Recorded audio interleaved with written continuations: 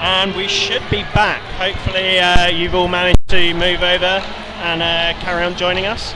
So yeah, as I was saying, this should be a very close fought battle.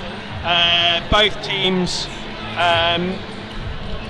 having a bit of a mixed bag, doing well against Portugal, not so well against Ireland and Spain.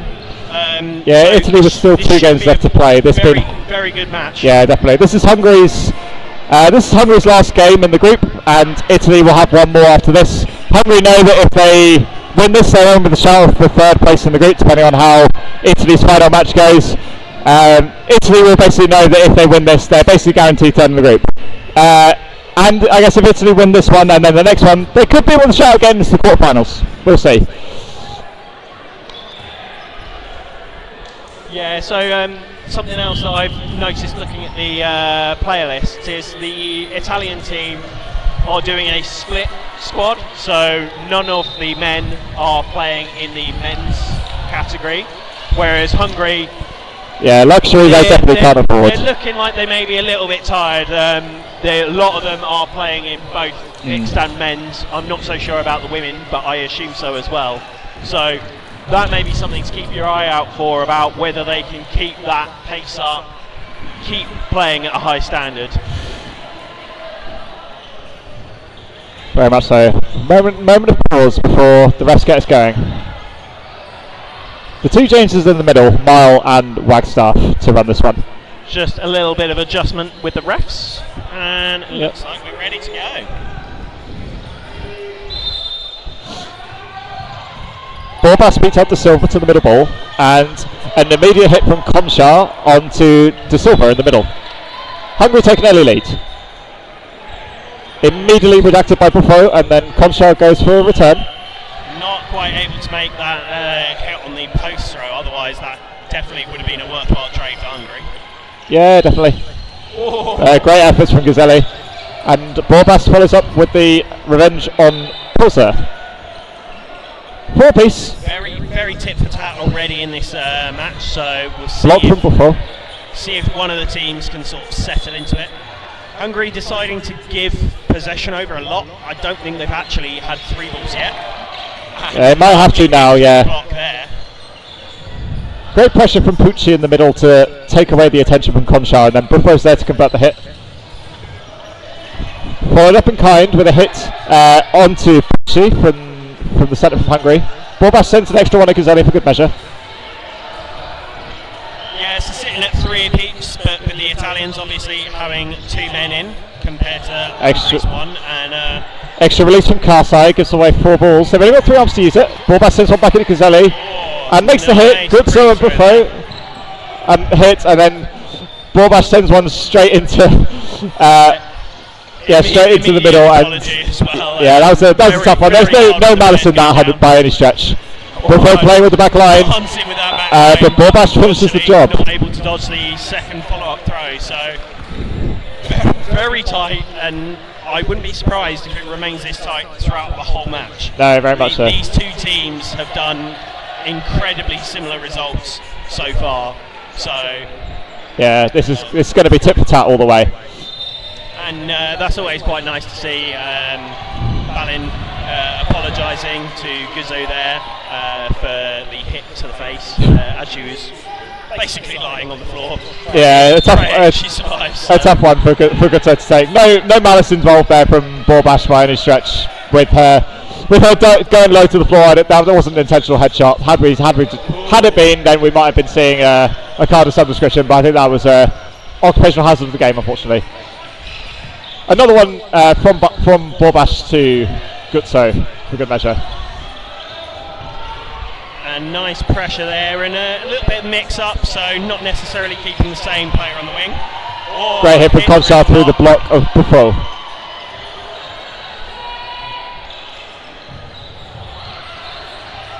Pucci and Pozza sent 2. And a hit from Conchar onto Ghiselli at the back of court. Bit interesting there. I think most teams would have probably reset with the 4. Given that it was a risky one. Definitely, they thought he could get the hit and proceeded to do so. Yeah, definitely. Passed up an opportunity to go for an attack with 4 balls, but the result of getting out the last remaining man from, the penultimate man for Italy. Potentially worthwhile trade.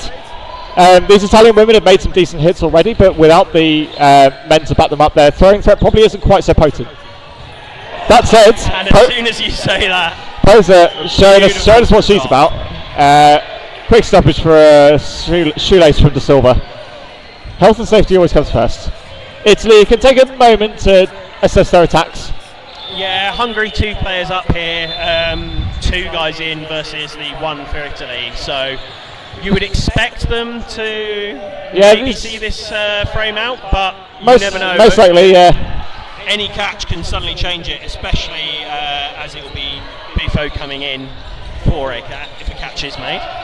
Couple of squirrely releases and 2 slightly wayward counters. Yeah, not necessarily on the same page, going for different targets, but that may be actually something that they've chosen to do tactically. Borbash does well to get the mark on De Silva. This task becomes even taller for Posa and Pucci. 4 balls here for Hungary. Well done in managing to get his feet out the way of the throw there as well. I think looks like number 7, Bolas from Hungary, was calling a bounce from that was my initial take as well, but refs called it, and we carry on. It was a close one regardless. But anyway, Hungary with a 4-0 advantage to kick things off.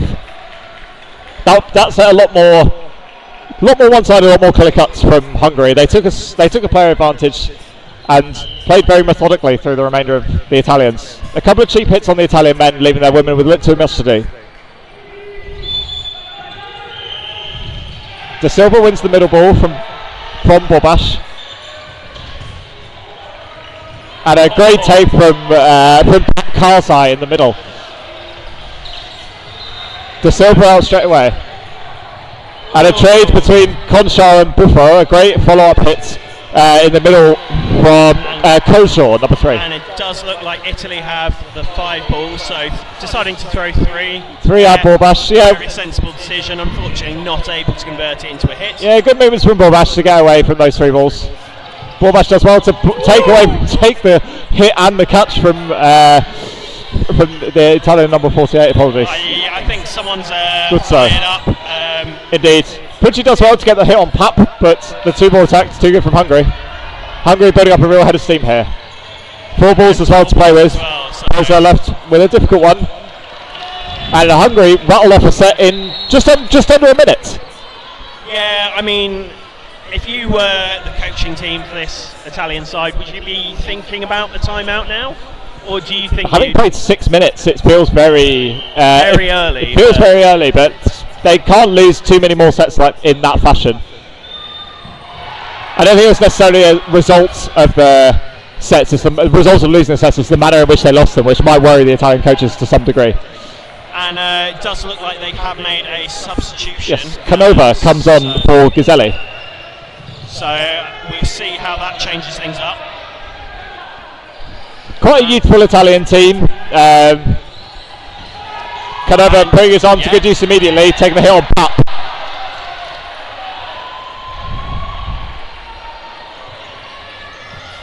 Plenty of face coming out. Buffo sends on towards Conchar. Rather than calling from the left, which is the normal, actually, the Italians, now that there has been that substitution, are calling from the right, and beautiful throw through the block there.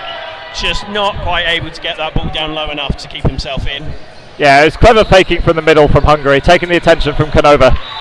And then Borbash is there with an opportunity to throw through the block, which he duly takes. Buffo and De Silva on the wings. Still a level game here. Conchar sends one towards Buffo. Great hit from Pucci onto Herman in the middle, the women's captain.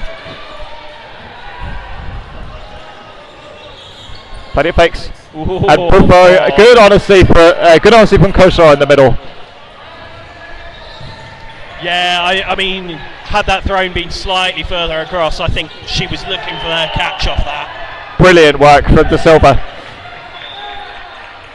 The cover up from Karsai had to be quite aggressive to protect Borbash, but De Silva takes his medicine by being pre-thrown out by Borbash immediately afterwards. I'm not going to lie, if I were Hungary and I had to choose 2 people to be last in to try and do something here, these are the 2 I would pick. And with two hits, suddenly they've turned that 4v2 to a 2v2. So Yeah, Hungary probably the preferred side here with 2 men on court and 2 balls in hand. They can play this how they like. Italy, well, a draw suits Hungary much better than it does for Italy. So even if this does remain a draw for the remaining 2 minutes, but and a 1-for-1 trade there, able to get through with the 2 throws released at Borbas. So that was a brave decision from Italy to throw both of those balls. I think it's a very sensible one. I think with both Hungary players having a ball in hand, you're very unlikely to be able to power through their blocks. So yeah, very much so. It was a statement of intent. They took a risk to try and win that set, and Conchar doing well to ensure that those 2 girls were punished for the hit on Borbash and taking it 1v1, which Conchar duly obliges for. Italy could have been forgiven for trying to play that a lot more passively and try and take a draw out of that set, but kudos to them for trusting their arms and trying to make these hits on Borbash. But regardless, outcome's the same. It's 8-0 to Hungary. Yeah, quite a very strong start from Hungary. It'll be interesting whether they can keep up that pace, and as I say that, they do get that hit on Borbas, who has been a real thorn in Italy's side. On that side of the court. Yeah, so that's a way to put it. 2 balls blocked up by Buffon. Yeah, it'd be interesting if Italy make a conscious effort to make this more of a 2-ball exchange kind of game, knowing that Hungary are probably doing a decent amount of damage with their single ball attacks, more so than Italy currently are. Maybe it's incentivised Italy to maybe throw in a couple of 2-ball attacks, especially on someone like Conchar or Borbash. And a hit called there. Yeah, it looked like it was block and then sort of up. Yeah, it's definitely a low ball, but it might have been some of the shirt as well. Anyway, Canova goes a little off script and takes a hit on Pap. But Hungary have 4 balls to play with. 4 balls, so yeah, we'll see if that get punished for this. Canova does well to stay alive. Good timing, good accuracy from the throws from Hungary, but Canova does well to survive. Surprising, I think personally, that they decided to go at the ball holder with the ball rather than the empty target. Whether that was the right call or not, I don't know. Obviously, far less likely that you're going to be caught, but it is harder to get the hit because they can block. So nice movement there from De Silva, just stepping to the side of it, getting out of the way. Ooh. Another 2-ball attack comes in from Italy. Bit of a delayed throw there from Pucci, and very nearly. It was a nice idea. Player. Yeah, Karsai was in no position to play that, but those very good cross court from Karsai does manage to make the mark on De Silva. Canova now takes up the position opposite Conchar. Time paused while we wait for that 3rd ball, but duly back into the hands of Italy. Level game here. Next hit's crucial. Italy are the one who make it, and they might get 5 balls off the back of this. No, only 4. No, only 4, but still. Still very much the preferred side here now, Italy. Pre-throw hit onto Guzzo, but the 2 balls from Canova and Pucci takes out Conchar. Definitely happy as an Italian to take 1-for-1 there. Very much so. Being 1 player up and trading the guy for a goal. Yeah, slightly unorthodox strategy, putting the ball in the hands of your women's players when you have a man that's vulnerable. Conchar doing the unselfish thing to give Karsai an effort. 6 balls on court, so I thought that, yeah. Just going to be paused here. Does look like they are looking for it over on the other court, so luckily they are getting a spare one out the box, so this shouldn't impact that match either. So yeah, ref's able to just quickly realise that, stop the game, sort it out. 2-ball attack takes out Herman, and Poser finishes the job. Italy on the board, 8-2. Yeah, a little bit surprising it's taken them this long. Not that it's that far in. Yeah. Actually get their first points. They've been in a lot of these frames, just not quite able to deal with the threat of the Hungary wings. Yeah, so it'll be interesting to see if this is something that they can keep up going forward, or if it was just maybe a mistake from the wingers to go out a little easier than they would hope. Well, Italy took out the wingers via two ball attacks in that set. So whether they're incentivized to do that a little bit more, like play for 4 balls like they have done there, Buffo sends an extra one back at Kojor, who's just joined the frame to join his namesake. And beautiful catch there. Beautiful catch, and then Buffo takes him out. Hungary with 6 players on, apologies, when they made that catch anyway. So there's very little. It essentially was also 1-for-1 trade. 2 balls at Borbash, which the risky take with not getting him out is Hungary now have 4 balls to play with.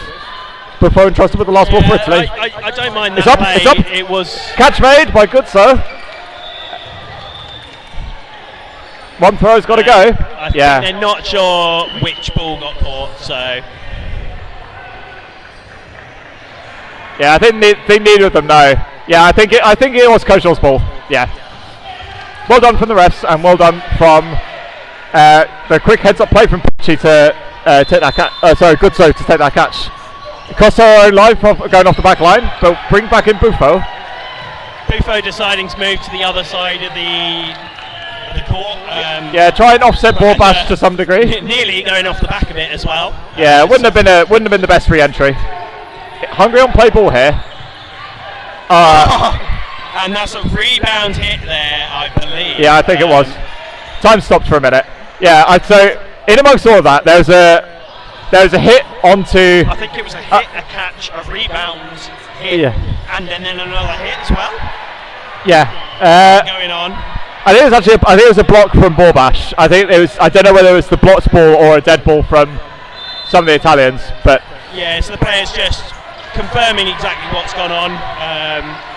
I think that rebound hit was called. It's up. The floor first. Yeah. 3-ball attack not converted onto Buffo. Conchar entrusted with the last ball for Hungary. Might take it. He does. He goes for it, but Buffo gets out the way. Great movements from Buffo. Conchar's gone. Buffo sends one towards Borbash. I was wondering if we'd see a second leap of faith there, but I think that may have been a little bit too much to go for. Slightly more orthodox double counter incoming. Buffo gets out the way. Got eventually hit onto Borbash, but he takes a great catch on the way back. Hungary mean business, 10-2. Very nice sliding back catch there. Buffo did everything right there, I feel. Did well to survive all of the attacks from Hungary, but I think you've also, even though that player is in a position to make that catch, sliding back, face up, ready to go, I still think you've got to go for that hit, because otherwise you're not going to have many better opportunities than that. Just going to keep going. They're just going to keep on top, and especially onto Borbass as well, with him being the most prominent throwing threat of the 3 remaining players. He'll have a much easier time of surviving had Borbash been off the court. As it stands, Borbass equal to the running counter from Buffo. Secures the catch and another 2 points for his team. Timeout taken by Italy. Just a little over 5 minutes left, so likely see 2 frames, but if there is a bit of a rush going on, it could be more than that. So, do you think this Italian team need to continue trying to find joy with their 2-ball attacks on the wing, or do you think actually they need to move away from those wingers a little bit and go, you know what, we're just going to hit out your other players and make you have to work for it? I think that's look for that tiring them out. I think that's probably the direction they should go. I think Hungary have been very adept at converting when they had 4 balls in hand. So it comes down to if you're playing the numbers game, Italy would be putting 2 balls onto a ball holder, versus Hungary then putting 2 balls on an empty target. You probably fancy Hungary to win that in a macro sense. But the downside of trying to taste out that middle is Herman takes the initial catch, and then Conchar realises Buffo's a little wayward. Just was able to break his eyesight by that player that was exiting the court.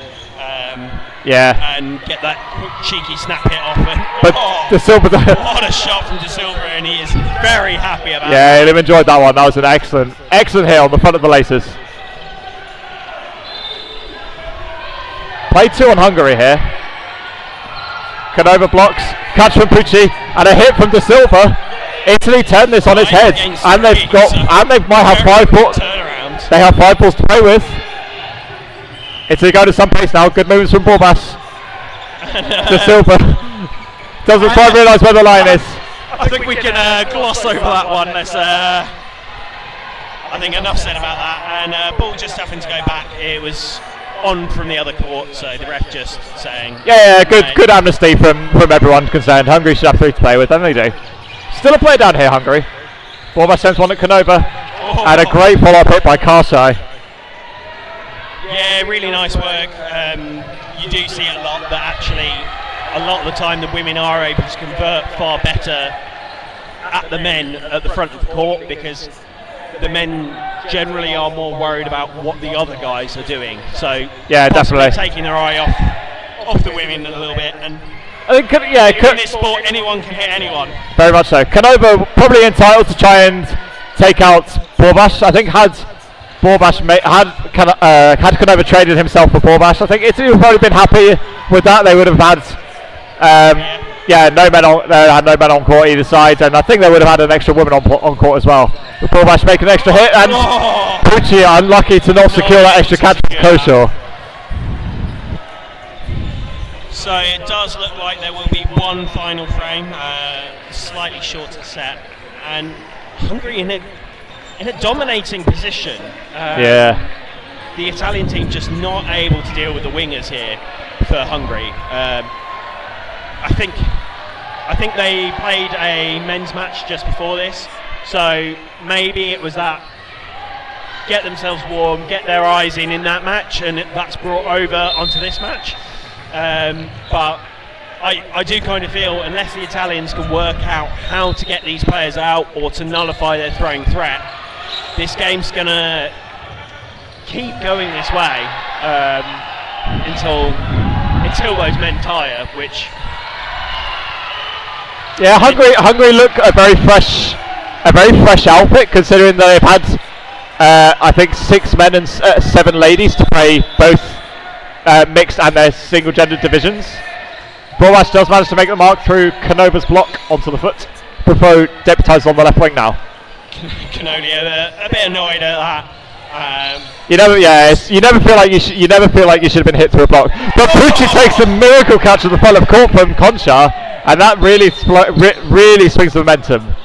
Yeah, I think that free throw just killed his momentum off for that running counter, and it just reduced that power just that little bit, enough for her to be able to sit and take that catch. Now I think looks like captains are coming in. Refs in, I think. So I think Buffo.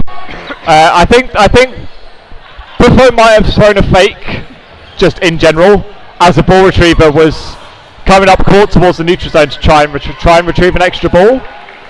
So I think they're trying to work out whether that was a kind of deliberate fake attempt to try and disturb the ball retriever, which you can't do in this sport. You can throw fakes all you like at players on court, but trying to disrupt a ball retriever, that's not really going to fly with the refs here today. So I think they're trying to work out whether that was some foul play from Buffo, or whether it was directed on court. I think it's a tricky one. I don't think it's. And it looks like that may be a card as well. So just blue, and just explaining it to the players. So I think it's an odd one. Like, I think that it can sometimes be just kind of like a force of habit when you see an opponent sort of coming nearby to, do all you can to try and disrupt their play. But when it's a ball retriever, then I'm afraid that's not allowed. So.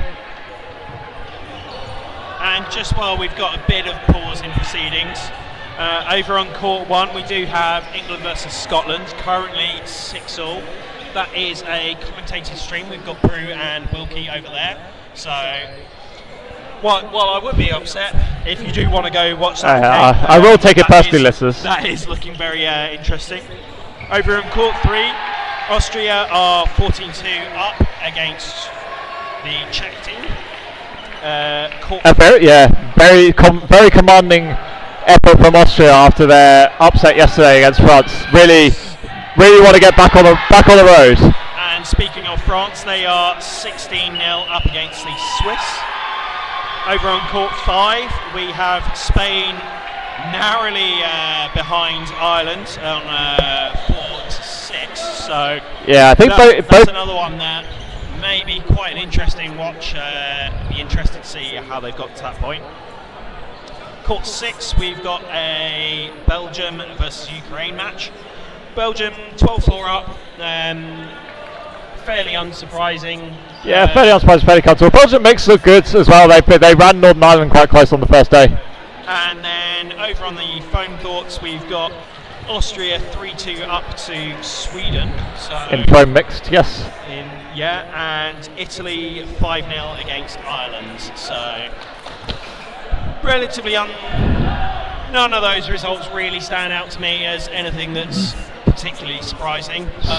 Yeah, it's now half time. Very interesting matches going on all around. It's now half time on Court 1, and Scotland go in at half time in the lead. It's 8-6 to Scotland against the defending world champions, England mixed.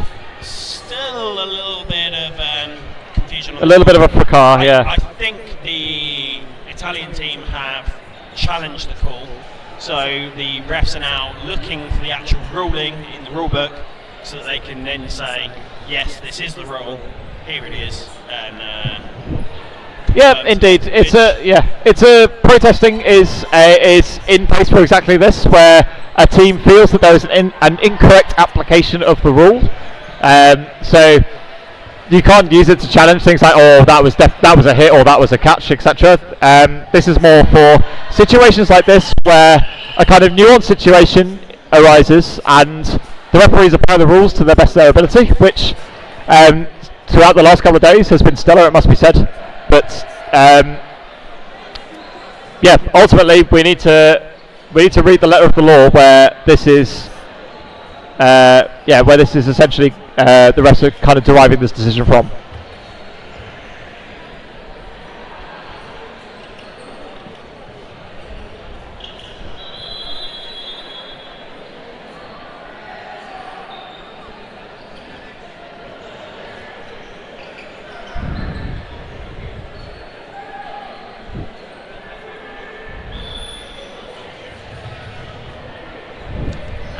Apologies if our mics are a little bit out of sync.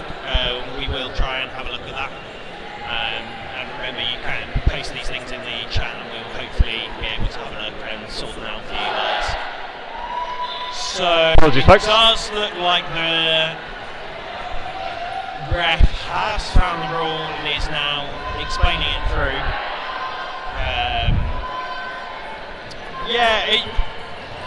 This is quite an interesting one because there's only a minute 41 left, and it's right before half time. So it'll be interesting to see if actually, as we see Ballbass there on court stretching, whether that kill of momentum, and especially these players who have been playing both disciplines, whether that break makes them that little bit more tired than they were feeling during this match.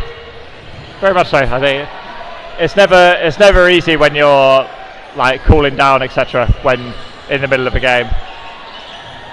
But that's exactly what's happening here. I think you can see from some of the Hungarians trying to just keep moving and keep the blood flowing, keep the heart rate up.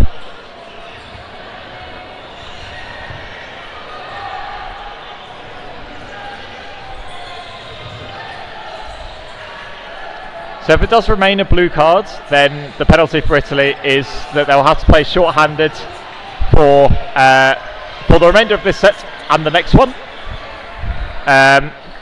in the mixed discipline, with it being a men's player who has been carded, it means that Italy will have to field a team of 2 men and 3 women, like it or not. So, and Buffo, as the carded player, cannot be one of the players on court. Yeah, I do quite like that. So what it does allow you to do is effectively make a substitution that can occur later. While that player can't be back on because they are carded, it doesn't necessarily mean that that player who is the card has to be the one stood there, not on. So a resolution eventually, and we are back on. Conchar out and Buffo carded, and we are about to get running once more. And the coach there made a very dynamic move to get back to his box as the ref was starting the match. Great work from Pucci. Borbash coming up and trying to claim a lot of territory, but I don't know necessarily whether that was because of the break, but I feel that may well have had an impact. And De Silva just being clipped there, and Canova takes the punish on Koshaw. Punish. So yeah, Italy did have 4 balls, so it's important that Canova made that hit. Pucci makes another hit onto Karsai. Italy now the preferred side here. Yeah, Canova also swapping wings to be opposite that guy. Yeah, opposite Kershaw, and Canova makes another hit. Now, if you were Italy, would you consider? The ref unfortunately wasn't able to start the game correctly. Yes, so whether we've mismatched time. So what you're seeing on screen is what the players can see on the sideline. The referees will probably have a stopwatch to keep the true match time, and then we'll match the stream time to that. Well, I don't believe they actually do. I think they're running it solely on the clock. The phone, which is tied into the screens along the court, as well as what you see on the stream. There might be some. So they're probably just going to make a decision, an approximation on how long was played. Yeah. Since that wasn't restarted, they may take some inspiration from the Italian coaches, who have probably been timekeeping for the rest of their team. So if they've got a true time, then maybe the refs can lean on that for a bit. So some slight technical mishap, but we will be back on the way, and it is 1:10 remaining, as decided. Yeah, it does look like they've just sort of gone, actually, because we don't have an official time, that they just decided to play on with the time that was remaining. And Italy able to finish off the final remaining player for Hungary there. So we are going into a final set of the half. Italy getting their second set points, so 12-4 to Hungary. And to be honest, if they win this 92nd set, they're back in this game. 12-6 is a very good score for how some of these frames have gone. I would agree, yeah, 100%. Yeah, there's been some sets where Italy haven't had a look in. Canova does want to protect Guzzo from a potential effort from Borbash. Play 2 calls. Protect her, but he was also the one who I think caused it. But 2 singles from the Italian team. Do make 2 hits. Find 2 hits, so really nice work. Yeah, but both still off for this set, so Italy will still be a player down. It's up in the air, and nobody fancies it. De Silva lives to breathe again.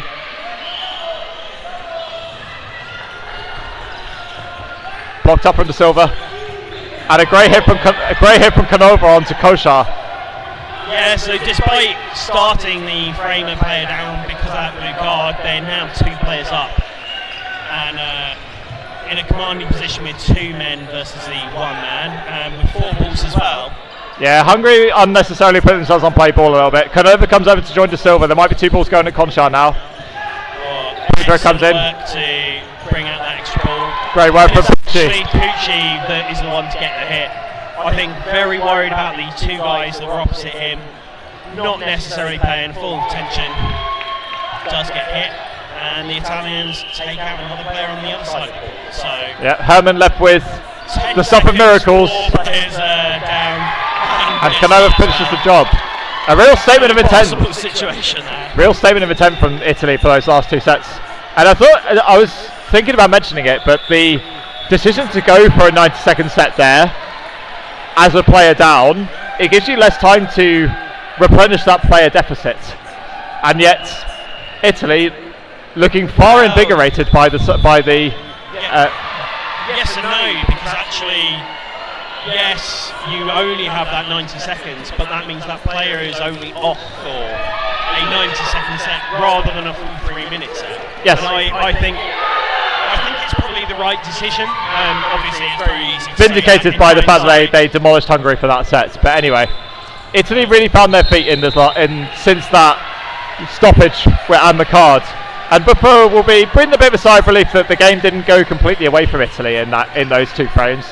Hungary will be feeling a little remiss that this game isn't out of sight already. With 12-2 up and a man on a card, you'd have probably hoped that they'd be looking at something more comfortable than 12-6. Hungary still with the advantage on the scoreline, but Italy with a bit of momentum. I think Hungary will be happy for this 5-minute half-time to come at this point. Yeah, hopefully they're able to utilise it well, get that fluid on, especially for these. I keep saying it, but you cannot overstate how much more tiring it is to be playing in multiple disciplines, especially because a lot of their games are then back to back. So rather than playing knowing that you've got two and a bit hours before your next match, instead they're having to play and then go straight into another match afterwards with only sort of 20 minutes gap a lot of the time. And again, just to keep everyone updated on the other results, Scotland still up 10-8 in England, and that is over on court 1. On court 3, still in the mixed decision, it's Austria vs Czech 18-2. France 17-3 against the Swiss. Ireland 10-4 up against Spain. Good showing from Ireland against last year's 4th place Spain mixed. Yes, yeah. I think that Ireland team, especially it being a home tournament, really have been able to bring a larger squad than I think they normally have. So able to rest players a bit more than I think they've otherwise been able to, and it is paying off for them. As I say that, I think Spain have just got a set on the board, 10-6. But anyway. Over on court 6, it is 18-4 for Belgium against Ukraine.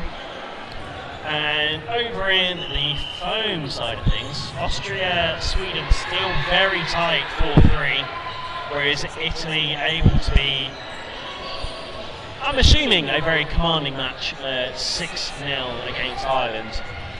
So lots going on. Hopefully they should all be being streamed, and if there are any issues, please do let us know.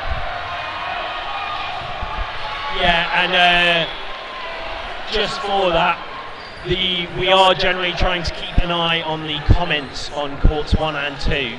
So if there are issues with any of the other streams, please do come over to these streams, put that comment, and we should then hopefully be able to sort it out.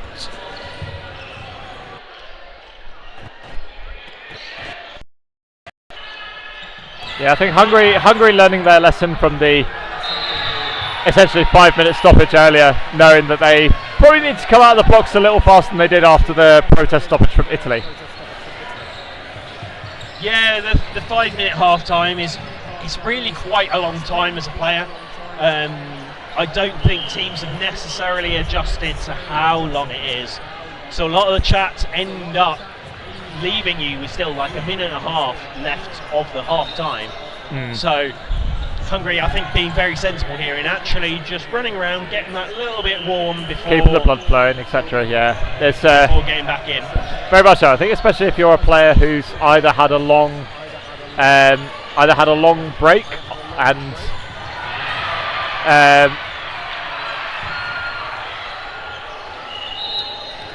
if teams have like players had a long break or just come on as a sub, it gives you like that extra time to kind of come on and attack the game.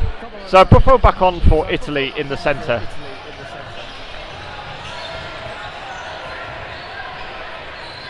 The two wingers from this Hungary team have remained on court the whole time as well. I do believe the middle men's player has changed a little bit. Yes. Oh. Yes, Kershaw, welcome to the second half with an immediate quick start from Italy. 2 balls onto Borbash, blocked away, and Hungary have 4 if they wish to use them. Konchar calls off Borbash for that attack. Canova entrusted with the last ball for Italy. I think very sensible to actually utilise the floor, and they're able to convert it to a hit on the Italian winger. Yeah, especially making the hit on the ball holder means that there is very little chance of retaliation, even if you invested those 3 balls on the hit. Well, even if you don't make the hit, because they're likely going to need to block and look for that, it's then they're not in a position to release. And a hit there on and an extra line fault as well for good measure.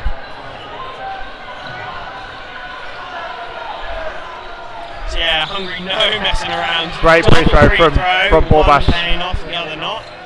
And a great hit though on Borbash, but Konchar finished his job from Feruli, who came on for the second half as well. And these 2 wingers, they're practically identical in what they want to do. Both of them doing that free throw, and then both of them looking for that catch on that one remaining player. So that's quite nice to see, and a lot of the time that helps, because if you know what you would want to do in that scenario, if your other wingers doing that, you know what they're going to do. So when you have that stylistic matchup with your opposing winger, and you kind of all on the same wavelength, it makes you play so much more cohesively as a team. Hungary have that in spades with Borbash and Konchar, despite playing in vastly different countries. Konchar played for the Budapest Pirates, I believe, and Borbash for Nottingham Sheriffs in the English leagues. Regardless, both attempted cross court, and again looked like there was a big call for 4 balls there from the Italian team. Yeah, Herman gets away with one there. But the 2-ball attack from Neri, who's just come on this set for De Silva, and Canova take out Borbash. And they enjoyed that one. You can really see that they're aware that that's what they need to do, cheering that hit, knowing how much it matters. That's only one player up, but they are so happy to have made that hit. Great work from Konchar, getting through the block, but then Canova responds in kind and gets through the block of Kolshaw. Karsai does want to recycle that ball in no man's land, but play 2 here. And a great double attack. Very nice shoulder shrug to get out of the way. And a hit, hit before the release. So not a hit on the Italian winger there for anyone that was confused. Yeah, very sharp play from Canova. Does well to make sure he hits Kolshaw, I believe I believe it was for Hungary before she released on him. Means that her ball was dead, and therefore the hit on Canova does not count. He survives and makes that follow-up hit on Karshai. Yeah, so long as you've released that ball. It's up! And Herman makes the catch on Poser. Yeah, so 3v3 and Borbash is back in. Before you go out, it doesn't matter that you're out at that point. Great hit from Canova onto Konchar. Borbash able to just sidestep twice across the court, and to be honest, it is 2 sidesteps gets him pretty much all the way across the court. So and a great follow-up hit on Canova. Investing 4 balls to make that hit, but probably worth it from a Hungary perspective. Borbash with 1 ball, applying a lot of pressure, and makes the hit onto Gutso. Feruli left on her own and blocks from Herman. Only 40 seconds left of this frame, but I feel this Hungary team are going to look to finish it. I can't see them deciding to throw defensively, and as soon as I say that, they throw 2 balls and get the hit. So it was a risky one, but Feruli nearly trapped the ball from Herman, but too much sauce on that one. Hungary doing well to quell the momentum that Italy were building before half-time and re-establish a slightly more dominant lead, 16-6.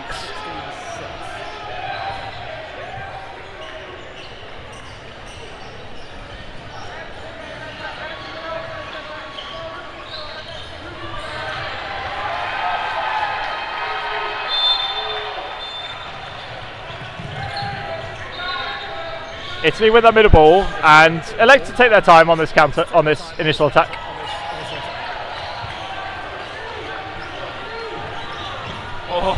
Two balls onto Borbash, dodged out the way. Post from Conchar takes out Neri, and an extra one from Buffo makes the mark on the middle. Hungary now have 5. First 5-ball attack we're seeing in this frame. And Canova does well to get out of the way. Yeah, very nice lateral movement there. Just able to get away from all of them. And nice high dodges from number 6 for Italy. Buffo. But he fakes. Buffo sends one towards Conchar and gets through the block onto the feet. It does seem quite tit for tat between these wingers. It's up. Borbash tries to go for that extra catch on the retaliation from Canova, but Canova makes the mark. Great catch from Buffo and out. Catch, and then there's either a double hit or a line fall from Pozzo. I couldn't quite see. But regardless, Herman's gone. Second and third balls coming in were able to secure the hit.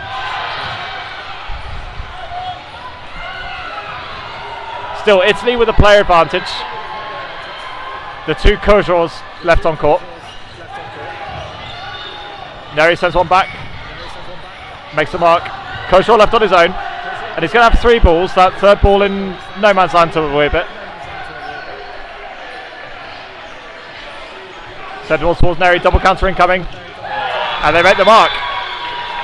Italy fired up once again. Still 16-8. A lot of work left to do for the Azzurri. Yeah, but we have definitely seen turnarounds from bigger deficits. Obviously, with the time that is remaining, probably they will get enough sets. I think. Yeah, most likelihood. Yeah, 4 sets in 13 minutes. There will be the full 4 sets. So, if the Italian team are able to win that.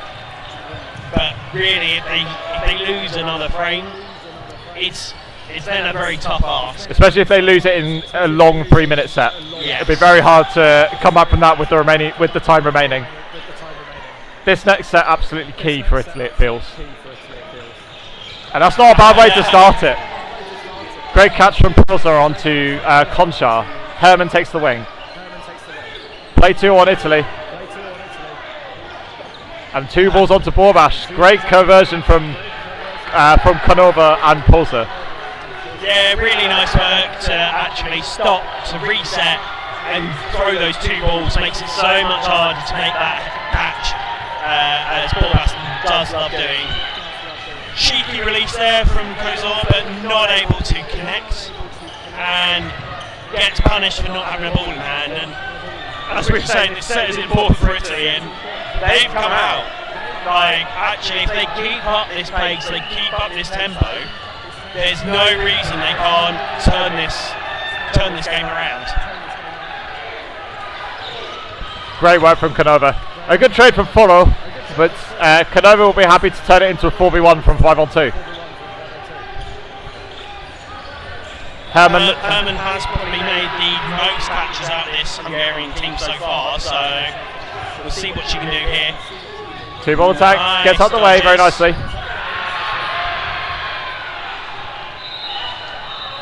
Yeah, so possibly the best tactical play here is to just look to slow the game down.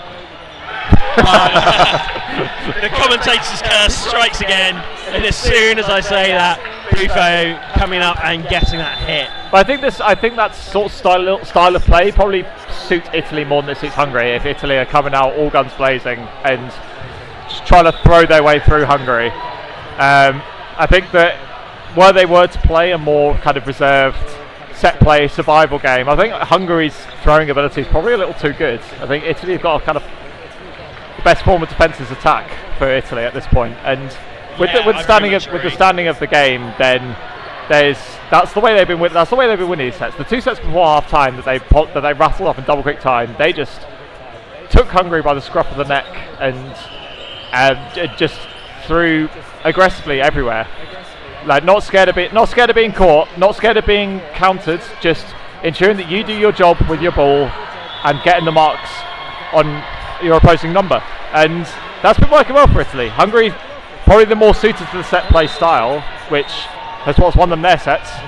Italy trying to be chaos merchants a little bit for this. Hungary may be getting a few nerves creeping in. They need another set to steady the ship a little bit. And Hungary just taking that time out, trying to have the same thing that happened to them, to Italy, where their momentum gets killed off. They're able to make those adjustments.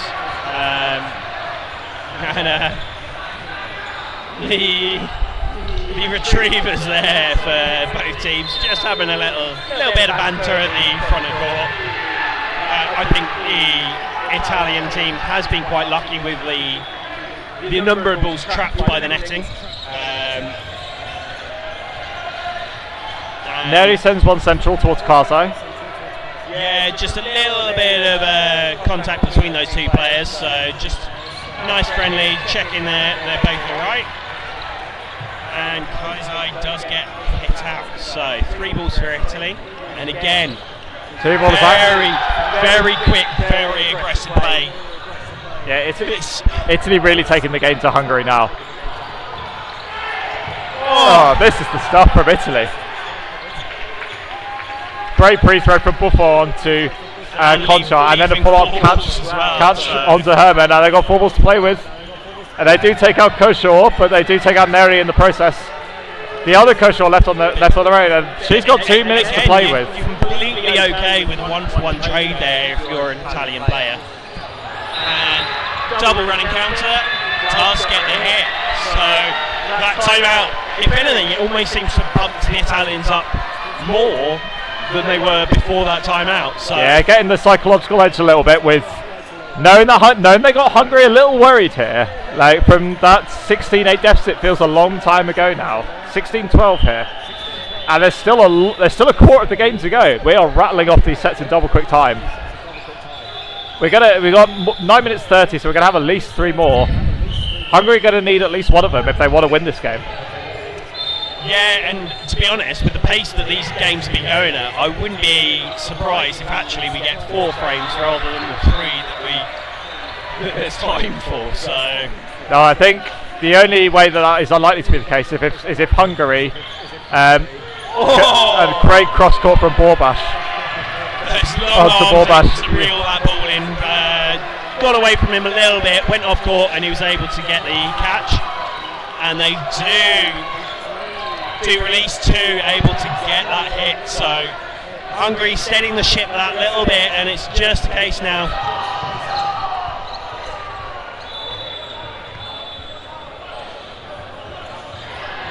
So I think Borbash raising a fair question here about whether the middle throw from Gutsa, I believe it was, onto him was from a player that was already hit or not. That was my gut feel as well, to be fair. So it's, but to be fair, it's going to be very difficult for the refs to track what was going on at that point. But Borbash takes his medicine and takes the hit. Regardless, Hungary in a fairly dominant position here. They've got all 5 balls to play with. I mean, to be honest, you'd very much hope if you're Hungarian that you're not going to be needing him here. With 5 balls, 5 against 2 players, like. They made the mark very. As I say that, do get the hit, throwing 4. You don't expect to have to need him. Now, if you're Hungary, do you try and take as much of this 2 minutes as you can, or do you just reassert dominance and take the 2 set points? I think you've got to assert dominance a little bit here. Actually, it takes more wind out of your sails if it's that just battered rather than anything else. That ball bouncing into her, and it does look like Hungary are deciding to play that a little bit safer, a little bit slower than otherwise. Conchar thinks otherwise and takes the catch from Ferruli, which, to be fair, there's an element of just don't play with your food a little bit for Hungary. Like knowing that if you make a catch, I think Buffo was the first player back in. If Ferruli makes a catch there, suddenly you might be faced with a 4-on-2 with Buffo coming back in. Like that's way less comfortable all of a sudden. So Conchar doing also trying to get out of the way of some of those throws when they are very central to you. it's always more effort to make a small mistake that then you go out, suddenly, actually, that's when it can turn around.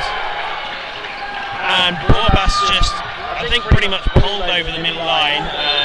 In a legal manner, I think it was the ball that So contact between the two middle runners is not allowed. I think Borbas had his hand behind the ball and then was dragged over by his opposing middle runner or crosser. The Italian coach putting his knee pads to good use.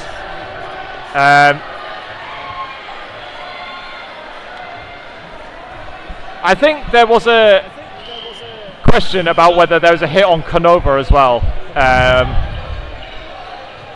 from the right wing of Hungary, but no, Italy still has 6 players on and 3 balls in hand. Yeah, so with 7 minutes left, Italy 6 points behind.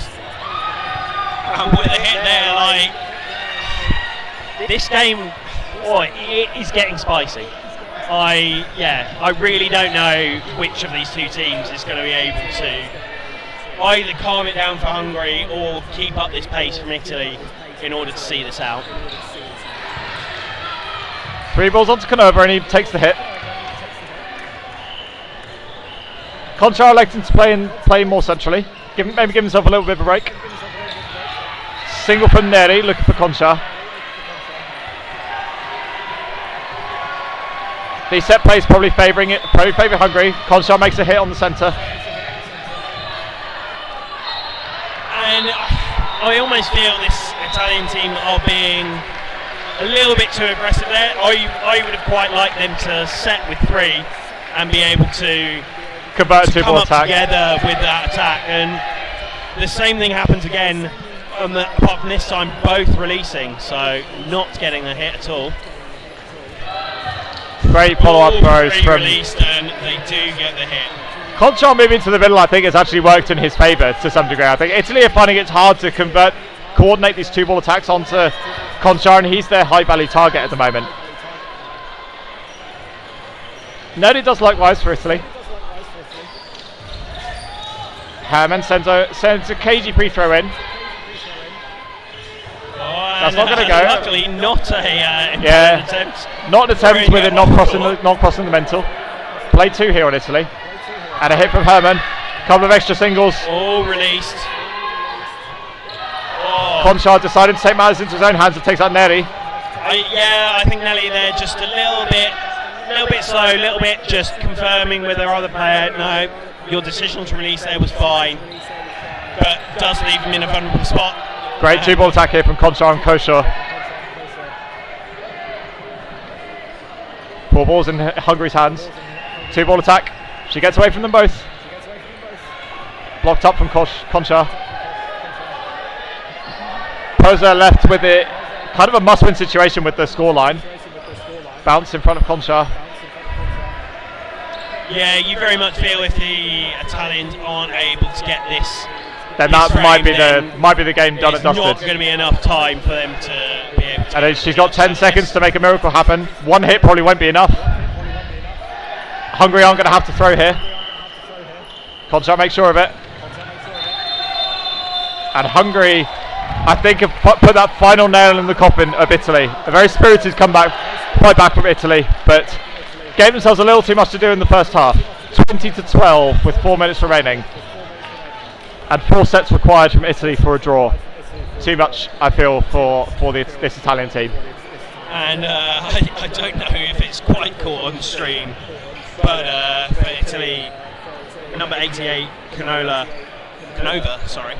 just has given it his all. He's there in the corner, just tired from everything he's had to put in trying to chase this game. So that is why we do have that substitution. Braccanoli coming on.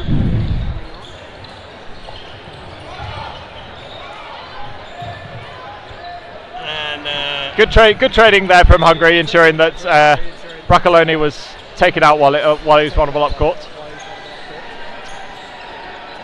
I know it's small time pause, just players get very sweaty, and when they do go to the floor, it does need cleaning up. Yeah, not quite as warm as the World Championships we experienced last year, but still, it's pretty toasty in here, it must be said. Yeah, I do kind of feel that it's some unseasonably warm weather, considering we are in Ireland. Indeed, not renowned for its, summer heat waves, etc. But anyway. So 5 apiece. Hungary do have 3 guys to Italy's 2. And just a throw down the middle, nothing really happening on either side.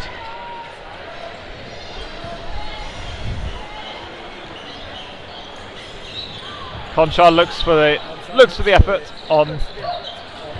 Does seem like both sides have sort of realised that the game is very much done, and just feels like the intensity kind of drained out of the game to some degree.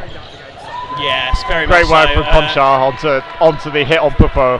Yeah, and able to get that block off, getting it down into the floor importantly, so not hitting out Herman, and then able to get the release, and poor pass on the other side of the court. Very brutal pre-throw. Great heads-up play from Herman, realising the Borbash has all the attention of Cameron, and yeah, it shows that Herman is then opened up to get the hit. 4 balls here for Hungary, and they convert the final hit onto Pucci. 22-12, and we'll have about 2 minutes left once we start this next set. I might try and bug you for an MVP. There's a few candidates around the court, I feel. I think I'm actually going to give it to Herman. Herman has been very solid. Some of the catches she's made has really changed the state of this game. Catching some of the guys back in who've then been able to make some of those hits, and just generally being all-round strong player. She hasn't made pretty much any mistakes. Able to very nice hit onto the ankles of Buffo. I think some notable mentions for the 2 wingers of Hungary in the first half for doing a lot of the damage of Borbash and Conchar. And to be honest, I think a notable mention for Canova on the Italian side. Yes, very much so. Yeah, was the real catalyst for their comeback in the second half. But just a little bit too much to do for Italy on this one. Single from Kosho looks pretty. Very deep throw there, and straight back. But Kosho tries to catch Neri napping, but he's equal to it before he returns. Block from Kosho.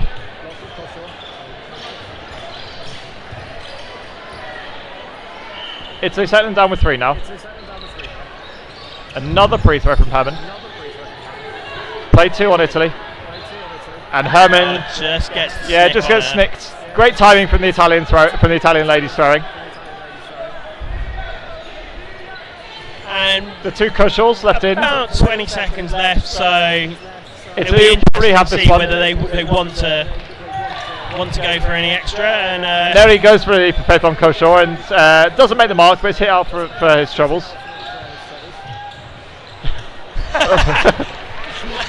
Play 2 here, play 2 on Hungary. Interesting. And a great catch comes in, and then Braccoloni comes back into the fray, but that's the end. That's all she wrote. Faith can go through. 22-14 to finish this off in favour of Hungary. Yeah, that was it looked like it was going to be a bit of a washout at a point, but Italy doing very well to bring a very spirited comeback, but Hungary showing their mettle and converting that win, which puts them in position for 3rd in Group A. Yeah, up next we do have Belgium versus Switzerland in the cloth women's. So stay tuned if you are interested in that. That should be going on in around 20 minutes time. We do also have, a lot of matches going on. Yeah. So have a look through all of the YouTube channels for the one you're most interested in. I believe over on Court 1 we also have England versus Northern Ireland. In the ladies category. Again in the ladies cloth category. So should be quite an interesting match. Rematch. Doing very well. Northern Ireland, doing very well last year and last Euros as well, I believe. I believe finalists last. I believe so. Last final. Oh, certainly finalists at the World Cup final, knocking out England in the semi-final in quite a rare turn of events. But yes, that's going to be a good one. Probably looking to right the wrongs from that. And so, thank you very much, and you'll be joined by your next commentators when the next match kicks off. In a bit. Thank you very much.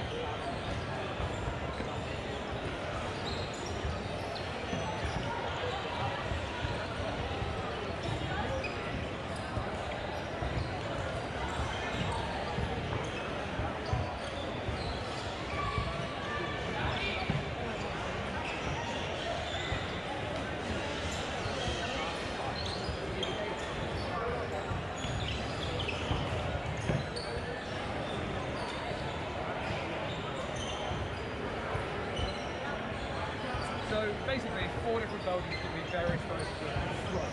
So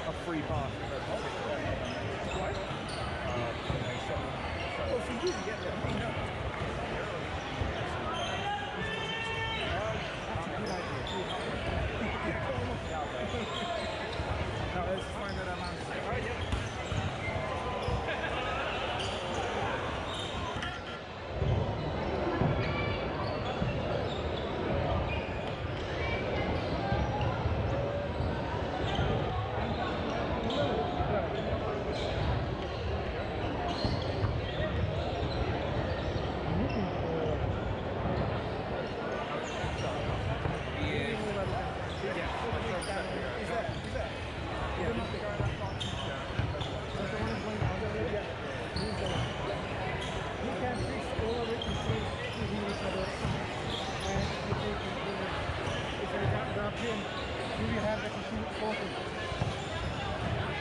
When is the next game start? 10 minutes? Yeah.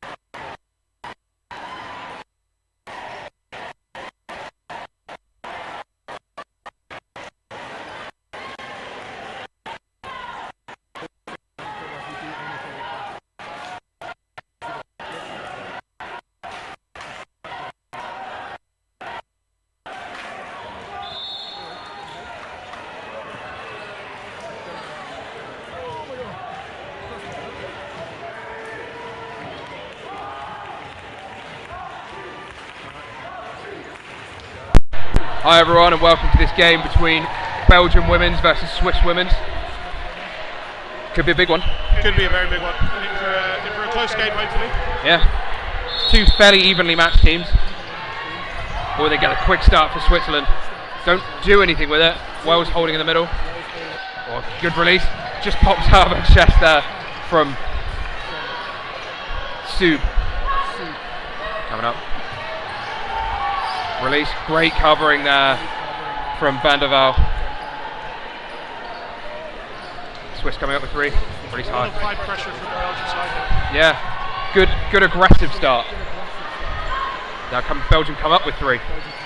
Releases a ball holder. Not able to make a hit. Oh! Hit on the left-hand side there. And there was a catch. It's a great catch. Just stands and sort of takes it. Lets the ball come to her.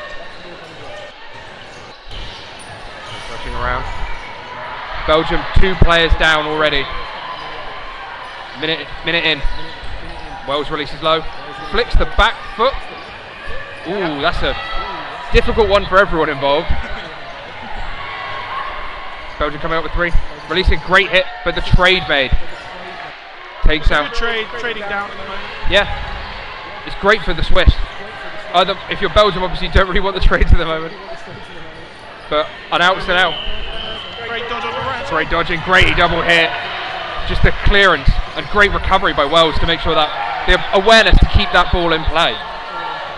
Belgium with 3. Coming very high up court. Not really able to cover when there's just 2 of you. That's a great catch. Yeah, catch cool. Doesn't manage to stick it in her hands, but just gets trapped in the knees. Catch the catch at the end of the day. Anyway. 3v3 now on court. Yeah, Belgium pulled themselves back into it. They release 2 at Wales. Dodges 1, blocks the other. Keeps control of the balls as well. Gives the Swiss the ball advantage now. Great dodging. Oh. Hit called. 2v3. Belgium with 4 balls. Can they do anything with them? High pressure on from Wales. High press from Wales. Baits the throws. Hit made. It's a great hit. She does bait the throw. She does exactly what you want from a winger there, but just isn't able to survive. Good long release. Oh, that second ball there. Almost taking them out. Great dodge. Oh, unlucky. That's great tracking from the Belgian players there. Yeah. Just great aggression, like waiting it out, waiting for the big dodge movement and just taking it out. Holding now. Staying like nice and slow from Kavai. Blocks it away. No ball in hand. Ooh. It's a great first set for Belgium. It's a great recovery from going down quite early in that set. To then bring it back. Something's been said there by the refs. I don't know what it is. Is it a jewellery perhaps? Perhaps. I don't know, it might just be a taunting warning or something. No, I believe it's tape. Yeah, it's jewellery. It is jewellery, you're right. It's very difficult from up here to see a small piece of jewellery. But, you know, so guesswork will see us through. Picks up the Belgian because of that. Yeah. A quick start from Swiss getting the 3 balls. Ooh, trying to get that cheeky early play on someone who's not paying attention. Doesn't pay off. No. Just now gives Belgium 3 balls. Great dodge. Oh, unlucky. So unlucky there from... Right, that shirt number doesn't have a name. Yeah, it does. Pash. Oh, great dodging on the floor there. Sprawling around, flinging her knees left and right. Belgium with 3 balls again. Player advantage. Ooh. A low safe throw. Looking to perhaps get Switzerland on the counters. Yeah. Belgium playing quite defensively. Great hit. The counter hit and then a bounce. Pulled. Puts Belgium another player ahead. But again, all it takes is 1 catch. Like that. Brings it to level pegging. Oh, and another catch made, but line called before, possibly? Line's definitely been called. I don't know if the catch has been called. Catch the catch is called. And once again, that's swung it. back in 2 catches. Oh, great catch from Belgium. It's just a game of catch at this point. Oh, I love it. But that puts Belgium a player ahead. They've thrown a ball without it being caught. It's rare. Very rare. A low safe one to avoid that, perhaps. I mean, if you're Belgium, you want to be slowing it down a little bit, trying to. Oh, what a catch! Can't park there. Belgium now, 6 players against the Swiss 3. The crowd getting behind them. Belgium have been loud all tournament. Just a big country. Counter. Come up with a 2 running counter. Great Jackson hides behind the ball from Hugenberger. But that's still 6v3. Swiss coming up again. Releases low. Takes the counter. Oh, almost sends herself off court for that. The trade's okay right now for Belgium. Oh yeah, for Belgium it's huge. 3 players up. Blocked down and away. Releases. Oh, no catch this time. Release 3. 3 called. Play 3 called. Catch made. Catch. Ooh, is that a catch? Well, Got a caught. that's not entirely sure what's happened there. I don't know if the catch was made before the hit. I think that would probably be what they're discussing here. The Swiss player has come on court over here, Massoun. Yeah, it looked very close in terms of. It did look very close. But it's one of those things where you never really know, because refs can call it either way. It's a difficult decision. There is also 1 second left on the clock. It shouldn't matter then, because realistically a catch will bring someone back in, but Belgium would still win the set. So player advantage of 3 players. So. Yeah, it just comes down to what the refs want to call here, and it's a pretty long discussion, but I think it's very difficult. I think they're also discussing the throws afterwards as well, I think and whether or not they're invalid because they threw the player that was out. I think it's very harsh to call them as invalid when the player hasn't called himself out and is still in motion. I think realistically what I would do here is very much go, Belgium takes the set, there's a second left, it shouldn't swing it that much. I think the balls have been given back. Yeah, it looks like they're going to play the rest of the set, which again is a second. So I believe they'll be adding some time back on, possibly. I think it's the only way you can really do it. You can't play a single second, because that's just a release. Yep. But Belgium seem a little annoyed by that decision, which kind of makes sense. But equally, you're still winning the set. Still not a big deal. You should be after this 2 sets up, which for you is huge. Like especially when you consider that Belgium, their last finish at Aussie Jack was 15th. The Swiss last finish was 10th. It's a 5-place difference, and it's only been 2 years. Like Belgium are a really developing team. They're developing to a really good nation. When you look at their results across the tournament so far, they've been really good, really challenging for the team. Yeah. Oh, they come up, dodge out of the way. Belgium need nothing here. There's 12 seconds. They will get called play ball, but so long as they are a little bit slow with it, they'll be fine. The catch has been made, and a hit's been made. No catch called. No catch called. It was a hit anyway. I think the thing is, the catch wouldn't have mattered. It would have changed that set a little bit, but wouldn't have made a huge difference. It would have made it 3-1. But a little bit chaotic, really. Switzerland not out of this. No, it's only 2 sets and very early in the game still. They could still win this half. A lot of catches in that previous set. Yeah. I think it's the thing with Switzerland where they could benefit by being a little bit safer. But that gives them 3 balls at the start. Will they go for a quick start this time? No, they've slowed it down a little bit. They're doing a little set play here. Releases. Great hit there. Ooh, is that? That is a single hit, but that's a trade. Both teams probably happy with that. Again, takes you down a player, but it's worth it. Low through there. Oh, but Belgium has lost 2 players. Must have popped up and hit her on the back. Must have been a double hit. Great catch there by Wells in the middle. Great dodging there by number 13. De Wild. They release again. Great dodging. Great dodging all round. Belgium with 2 balls, only 3 players versus the 5 of the Swiss. They release low. Oh, she makes the hit, but isn't hit in return. The Swiss not able to retaliate. Makes it just a 1-player deficit, and in a game with this many catches. Belgium once again clawing it back. Oh, great block. Oh, time is paused. I think there's an issue with the ball. Yeah. Belgium once again working their way back into it after that initial double hit from the Swiss team. It's a hard pill to swallow, but yeah, the big teams are gonna they're gonna get those plays, especially with some of the power of the throws. It's gonna pop up. You're gonna get pop-up catches from other teams. You're gonna get double hits on you. You just need to make it, not let it get to you. Yeah. Now Belgium coming up with 3. They release. That makes it even on players. Belgium now back in this set. Top of the shoulder. Best place to hit.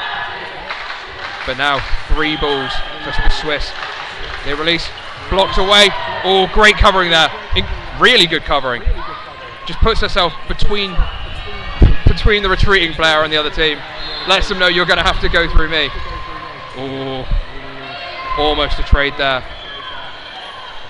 3 all in the set. On Belgium throw again. They release. Great dodging, great hit. Oh, not a great hit. Bounce call. It's one of those things where I was only half watching that one, so it's very difficult to keep track of. They release, great blocked away. Belgium slowing the game down a little bit, not doing the sort of aggressive counters. Don't need to. Great dodging. It'll be interesting to see if Belgium, if they do win this set, try and slow the game down a bit even more. Burn through time. Blocked away. All balls now on the Swiss side. They need to great ball retention. probably make a hit here. Yeah, they need something. There's only 30 seconds left. They've made the hit. Oh, they've retaliated. It's 2-all. When Switzerland have made those hits, Belgium have been right there to counter back straight away. The Belgian wings have just not hesitated. More than willing to just release.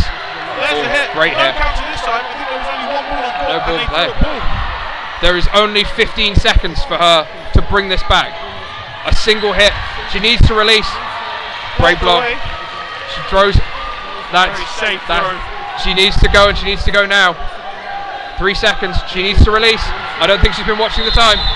Has gone into the ground. That makes it a set for the Swiss. Pulling themselves back. 4-2 in the game now.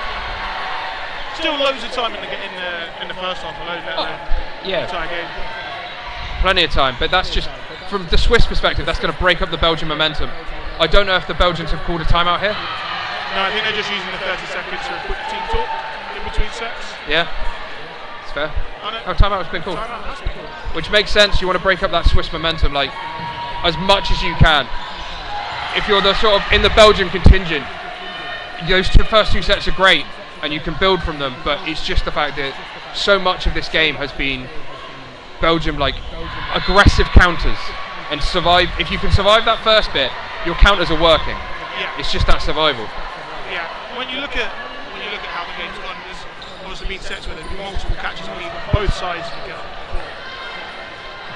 Changing up that plan, if you're going to counter, make sure you hit them in the shins and toes, and that's where they've been hitting. Well, yeah, especially with this Swiss team don't seem to be. You get a lot of teams where they will have players. Ellie Manns from Wales is a great example of this. If you aim at her shins and toes, she's been flicking them out of the way. She will just survive that. And that doesn't seem to be the case here. People do seem to be making those hits. So you don't need to risk the chest hits and the sort of catching ability of this Swiss team or the Belgian team. Yeah. Let's see what, if anything, this timeout has done. Any changes that they come up in plans. See if anyone gets a quick start this time. But they go for it now. The Swiss, the Belgians manage to get hold of it. A very slow start. They do release now. Ooh. Release, make the hit. A little bit outstretched there to try and make that catch. A little bit fishing, yeah. Oh, great dodge to the side there by Stube. Release. A great athletic dodge there. And the trade up front of court. Ball trickling to Belgium. Gives them 2 balls to defend themselves from this attack. Blocked away. 3 balls to Belgium. They're a player up. They release. Bounced into the counter. I think they're on the pre-throw, I think. Yeah. They're even on players. They come up now. Release. Made. She like half fishes for the catch there. That's really bad. Yeah. It's always rough. Come up again. Ooh. One player beats the block, the other takes him out. 4 balls on the Swiss side. Have to see if they can make a connection with any of them. Ooh. This is almost the mirror of just what just happened the other way. 3 balls down still with Switzerland. They try it again. No success this time. Blocked away. Hit made there. The sort of awareness to like realise that your teammate's throwing, you don't want to throw. They've missed. Now's the time. Ooh, another hit there. Those 2 balls on ball is working so well for both teams at the moment. Yeah, it seems to be way forward for both teams at the moment. Blocked away. Counter coming in, misses. Single ball again. Wide. Gives Belgium 3 balls. And it's going to be 2 balls on ball. They release 1. Single ball. Belgium more than happy to play this slow. Oh. Called out for invalid, I believe.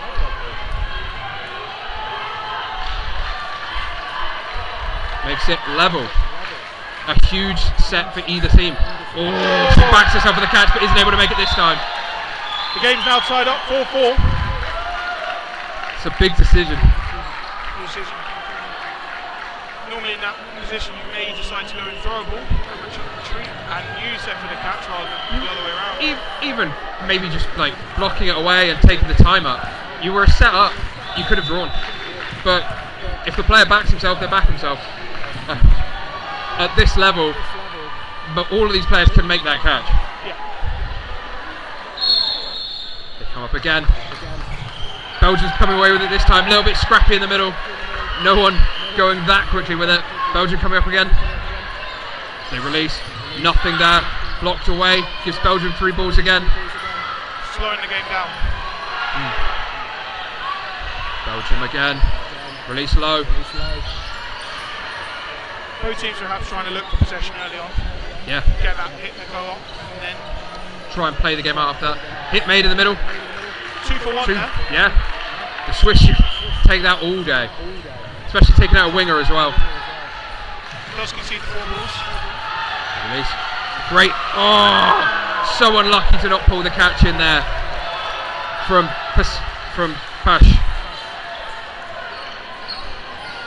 Swiss coming up with 4 balls now though. They release 2. No hit made. Gives Belgium 3 balls. Even on players, but Belgium with the balls. Release. Kind of a safe release, yeah. Gets the ball back. Can't be mad about that. She's used a little bit of time. They release. Sort of flicks her way out, legs out the way again. It's a great cover on that left hand side. Great move from Dodgeball in the centre. They come up again. Release. Oh! Tries to make the catch. Doesn't quite pay off this time. Timeout called, I believe, for some finger sort of tape. Just bin that off.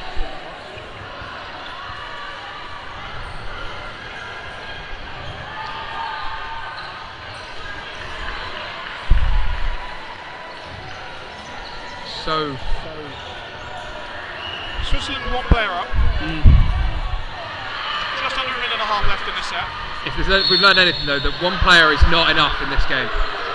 It's not enough in most games, but this game especially, with this many catches. Come up. A lot of pressure there. Belgium back with 3 balls. 1 hit to level it. Ooh, they don't make it this time. Great cover though. 4 balls. Van der Waal on that right wing, just providing so much cover. She survives that, gives them 3 balls, runs up, releases, blocked away, goes for the retaliation, not able to, she just dives out the side. It's always worth a shot. There's only 45 seconds left. Nothing made No hits either side there. But both teams looking dangerous. Playing very fast and loose. Release low, blocked away. The counter on, but no one takes it. 3 balls for Belgium. They release 2 at ball, nothing there. Side steps out of the way of it. Makes it look easy. 20 seconds. 1 catch would swing it. A hit made there though. 10 seconds, Belgium need this. Blocked away. 5 seconds. Nothing there. Nothing there. So long as the Swiss hold, they win the set. And there you go. Switzerland playing very controlled dodgeball there towards the end. Making sure they're staying alive, protecting themselves. Yeah. Just keeping control. And seeing out that set. They've now taken the lead in the game, 6-4. Yeah. They've really rallied from that 2-set deficit to bring themselves back into it. Belgium came out swinging. Yeah. Switzerland maybe not too sure how to cope with it at that time, but now they've grown Gone into up the to game. speed. Up again. The Swiss get the ball, middle ball easily this time, uncontested. 3 balls to them. Can they get an early lead in this set? They release low, not able to clip the fields. Hit round the retaliation by Usamag. Puts Belgium a player up. Belgium come up, release 2 balls down the centre, not able to make a connection there. 2 balls left for Belgium. That's great movement in the middle for Swiss. It is. And especially with that netting at the back, just keeping control of the balls. So huge. Blocked away. Pressure applied. Swiss with 3. Still a player down. Still looking for it. They release 1 down the middle. The retaliation doesn't pay off, but they survive it. Now Belgium with 3, with 2 and a bit minutes to go.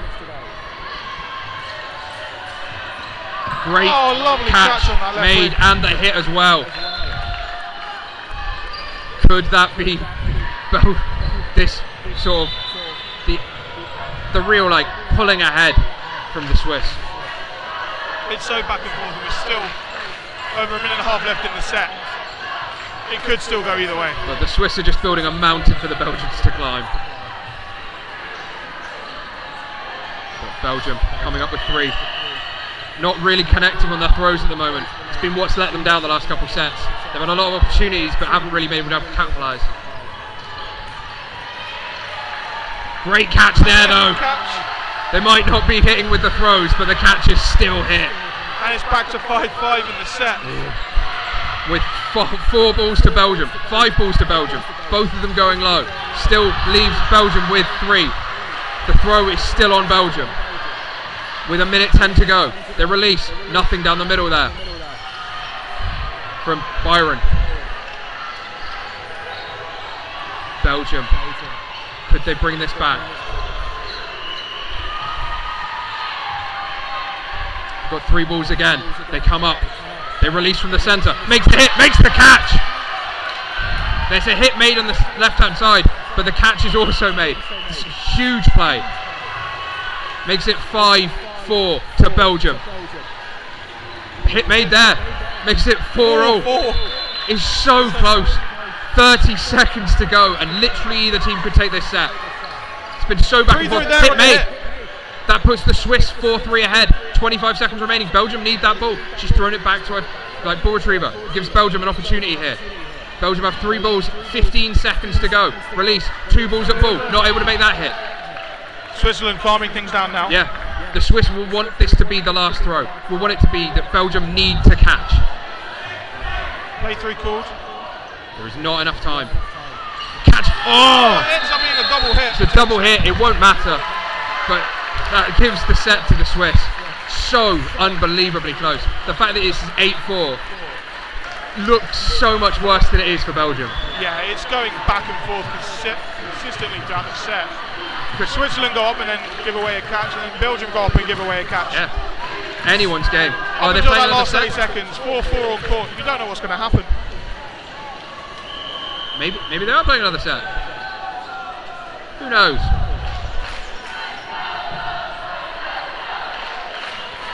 But crowd definitely behind Belgium. But so it's a minute 30 set. The score is 8-4 to Switzerland. Can Belgium get something out of this? Can they half the deficit? The Swiss get the ball early on, get 3 balls. Vital set him in the second half. Win it, Belgium win it, go 8-6, different story. Yeah. Oh, there's a hit made there. It's a trade. Both teams with 5. Belgium with 4 balls though. They make 2 hits. Belgium have 2 players up. Only a minute left. That's what you want from these short sets. You want those hits early. Good pressure. Hit made. Hit made. That 2 hits there from Switzerland. makes it level. Belgium's just not able to defend that lead, but they've got 4 balls. They release 2, not able to make the hit. Great lateral movement, keeps the Swiss alive. 3 balls to Belgium. They release down the middle, low at the wing. But now 30 seconds left in the they set. need this. It's a great hit, puts Belgium up. The pressure from the wing, releases down the middle, dodges out the way. Gives Belgium 3 balls, 22 seconds to go. It's all on Belgium. Can they hold on to this? Got 3 balls blocked out the way. They release a ball, release 2 balls, and a great cover from the wing to keep them alive. Releases, blocks out the way. 7 seconds to go. So the Swiss need to release. They need to release now. They release low. Not live on the left-hand side. Goes for the suicide. Doesn't matter if they make the hit. Is out for it. That's a Belgium set. That makes it 8-6. That keeps Belgium in this game. Wow. This game is so close. So close. And that's such a big set for both sides.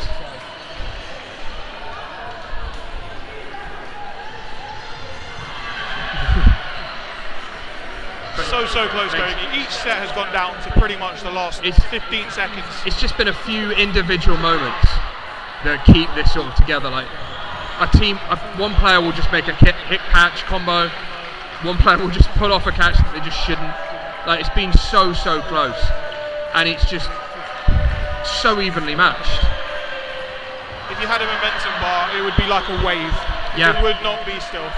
Especially when you came into this game and Belgium took those first 2 sets, and then the Swiss rally back for it, and it's just been seeing that sort of back and forth. So close. But it'll be interesting to see how the second half goes, if Belgium can keep that momentum up, or if the Swiss can sort of steady it a little bit, sort of get used to it. But it's also interesting with the way Belgium's improved the last few years. Like a couple of years ago, obviously coming 15th, this game would have been a different story, really. Like, the difference between 10th and 15th at Euros is huge. But Belgium's, like, their national league's become a lot more established. They've got a fair few more teams from what I've seen.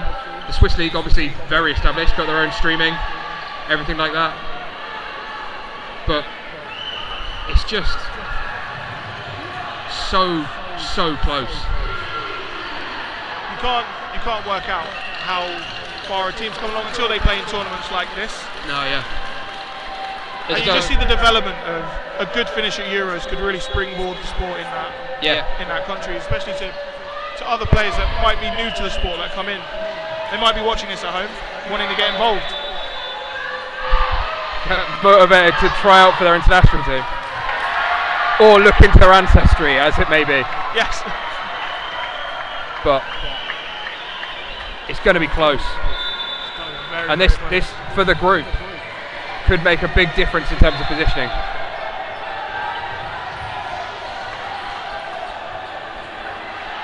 It's also interesting to see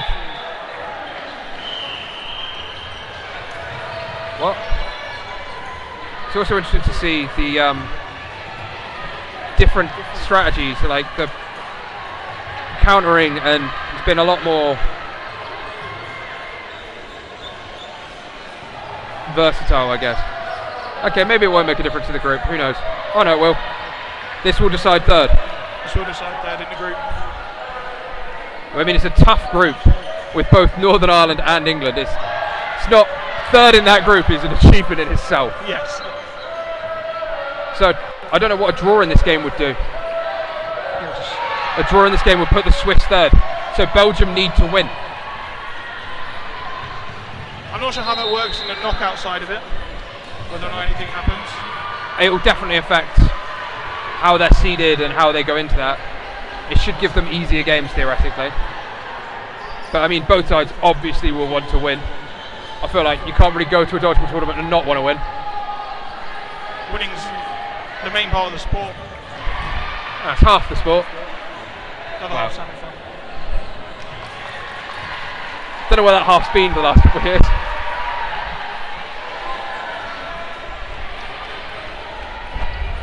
But now then. Still a minute left of the half time. Yeah. Switzerland already lined up. Yeah, Get on with it. it's one of those things where it is psychologically a whole thing of whether you line up early or if you wait until the last possible moment. You see it in a lot of sports where some teams will want to make it look like they're eager and other teams will make it want to look like they're not really fussed. Belgium going for the more not fussed. Here for the vibes.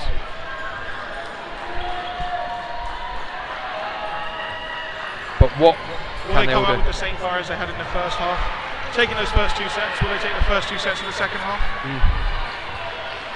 Will anyone do a quick start?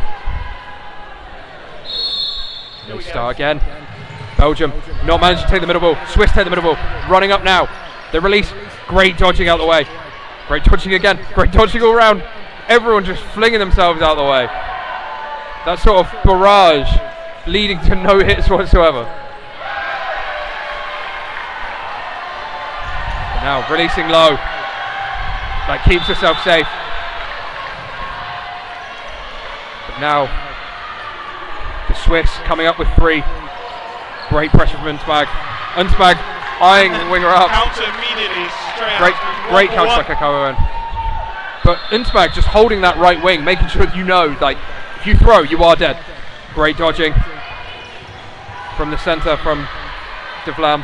Quick call. The release from the centre.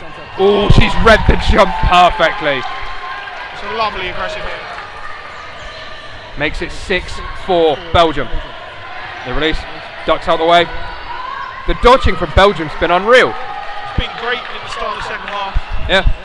They keep the pressure up, make sure that the Swiss can't get that second ball. The release down the middle, dodging out the way, makes the catch. That's Levels the game great again. catch. 4-4 on court. And makes us they can get that ball that's stuck in the middle. Great play. Oh, so unlucky. Really makes that catch there. Almost dribbles out. Great high throw. Blocked away. Keeps himself safe. Bonks Sam Mason.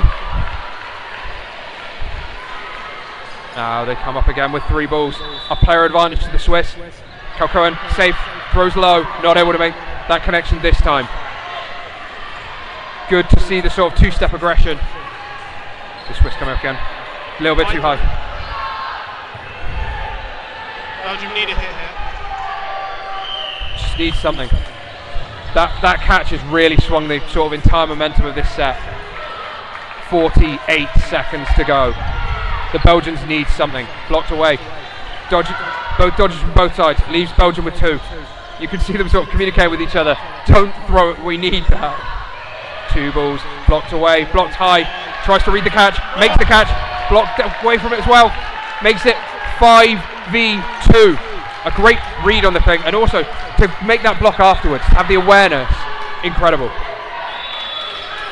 5 balls to the Swiss. They release, great dodging out the way. No hit there. That's 15 seconds, great dodging, but it might be too little too late unless they make some big hits now. Great hit there. There's not going to be time for the Swiss to throw. The Belgians are going to have to go again. Going to have to make some connections, blocked away. That should be it for the Swiss. Makes it 10-6. Some big catches that have brought the Swiss back in that set. Like the end of that being as lopsided as it was has not shown how well Belgium have been playing.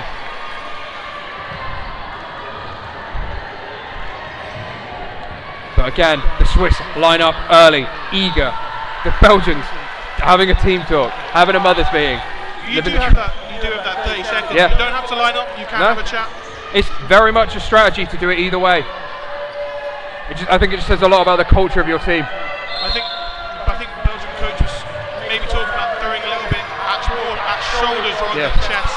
Oh, tries to go for the cross court, not able to make it this time. Inspag applying a lot of pressure. The Belgians coming up with 3 balls, releasing from the centre, releasing from the right, makes the hit, the trade made. Level on players, both 5. Great high ball, great dodging there. Belgium back with 5. Called from the right, Inspag makes the connection, not punished for it. Great cover from Stube in the centre. Great hit again. And then the counter straight away, makes that trade. Cal Cohen making some really, really good aggressive counters, making sure those connections are made. Inspag applying pressure, great slide out the way.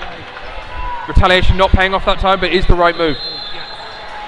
Belgium, a player up. Shoelace. Time pause for the shoelace. Breaks the game up a little bit. The Swiss do have 3 balls. Can they do anything with them this time? 2 minutes left in the set. This would be a real way back into the game for Belgium. The crowd willing them on. The Swiss come up again. They make the release at the centre. Oh, she fishes for it and manages to get a little clip on the fingers. Makes it level. Can Belgium pull ahead again? Or is it too little, too late? Inspag also releases. Leaves Belgium with 1 ball. Still over half the set left to go. It's just been so fast that first half. 4 balls to the Swiss. Obviously they can only really throw 3 with 3 people. The release 2 in the middle. The catch not made. Trade made. 1 for 1. But it does also give Belgium 2 balls. I think that's kind of worked out in Belgium's favour. Bounce on Unspag. No running counter. Don't need it. Belgium can slow this game down a little bit. Both sides probably be happy with a little bit of calm, control. They release 1 long at Cohen. Not able to make the hit. They come up again for Belgium. They release, sort of covered to the side. Double running counter, makes the hit. Makes the dodge out the way. Great play from Unspag. Brings the lead back to Belgium. Dodges out the way. Makes the hit. Incredible from Belgium. Belgium once again drawing their way back into this match. Just that composure. But can they keep it up? Again, Belgium need to win this for 3rd spot. A draw is good enough for the Swiss. They obviously won't want it because this would be either team's first win in this tournament. Because with a team playing against NI, Northern Ireland and England, it's a hard set. It's a hard group. Both teams will want to win, but a draw is good enough for Switzerland. Their set difference is better. We go again. The Swiss getting 3 balls from the start, not taking the option with a quick start. Like resetting, allowing themselves some time. Great dodging out the way. Belgium 3 balls again. Ooh. Almost trapped in her knees. Setting for that catch very early. Almost pays off though. If anything, if she'd gone a little bit earlier, it probably would have worked better. Yeah. It's just the risk you have to take. But that does put Belgium a player up. But with the way this game's been going, that doesn't really mean much. Inspag applying a lot of pressure. Oh, what a hit. Cal Cohen not taking any prisoners. The wings for Belgium have been doing so much work for them. So many counters have been paying off for them. Great dodging. There's another counter. Good dodge. Oh. It's the survival from the sort of retaliation. They're expecting it to come in, so they already know that they need to be aware to get out of the way. They release low. The Swiss with 3 balls, 2 players down. They need something here. 1:40 left in the set. Oh, a hit made on the wing there. Sneaks by the block into her knee. 1 player down. 3 balls to the Swiss.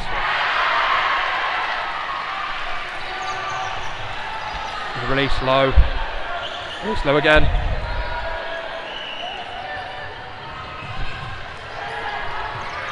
or goes high on a sort of middle player. Can Belgium capitalise? Their player up, they dodge out the way. Catch made by the Swiss. She tries to get that sort of post throw, but isn't quite able to. The Swiss player just too fast on the set.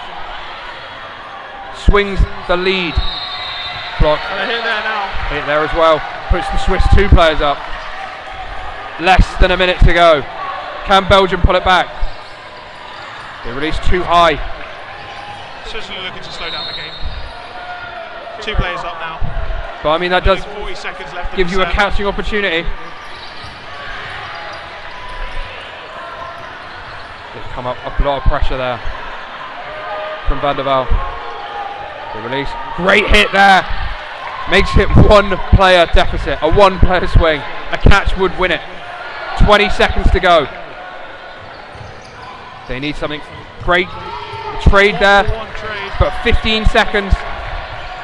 The Belgians need something here. 10 seconds to go. They don't get it this time. That's 5 seconds to go. Needs to release. Needs to just go. Makes the hit. That's a draw in the set. That's huge for Belgium. Keeps them in this game. Makes it just a 1 set deficit still. Because 2 sets at this point and the momentum that would give them. There's 10 minutes left in this half. So close. You really can't call it. No. It's just those little moments that are going either way, back and forth. Just little bits of individual brilliance.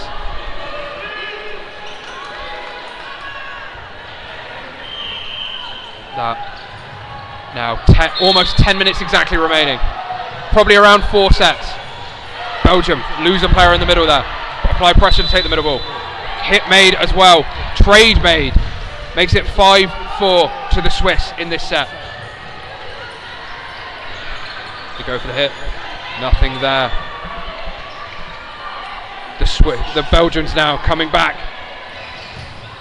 Releasing low. Dodging out the way. Catch made. Swings the brings the full complement of Switzerland back on court. Makes it 6-3. But Belgium have fought back from this before. Can they do it again?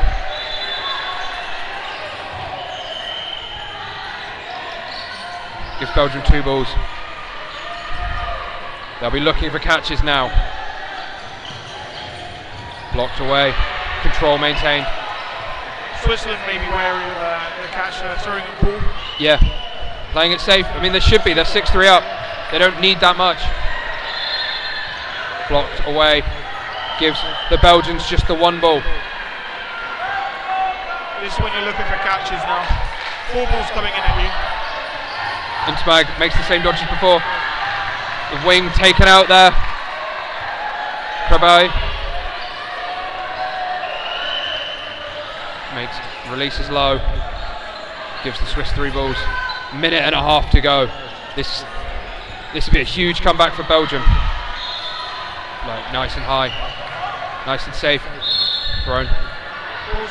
Pause time. Oh, I believe it's broken the net down here. It was a nice and high throw, but it also broke the beam.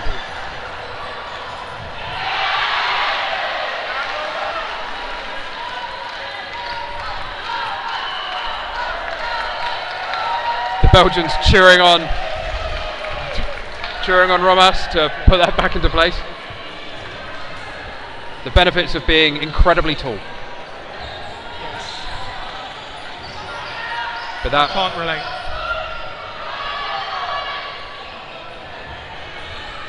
Just going to let that one sit for a bit.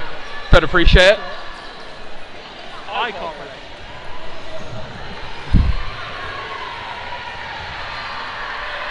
But now 6-3, a minute 17 to go in the set.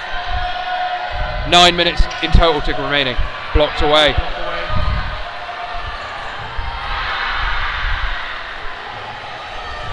Belgium coming up again. Releasing. Nice high dodge. Lovely surviving from the Swiss middle here. That's all they need. They can give their throwers the opportunities. Nice and high again. Again, breaks the net. Great catch there. Just starfishes it. The release again. Unspike makes the catch. Makes it 5 versus 2. It's not enough to swing it by itself, but it's a step in the right direction. Belgium come up again. Oh, can't make that catch. 5 versus 1. De Crick. Can she pull this back? She has 15 seconds. It's a huge ask. Hit double catch. It's not undoable, but it's a big ask. And surely the Swiss wait for this. Surely everyone involved knows that this is not. Yes, that's the game. That's the set, sorry. It makes it 13-9.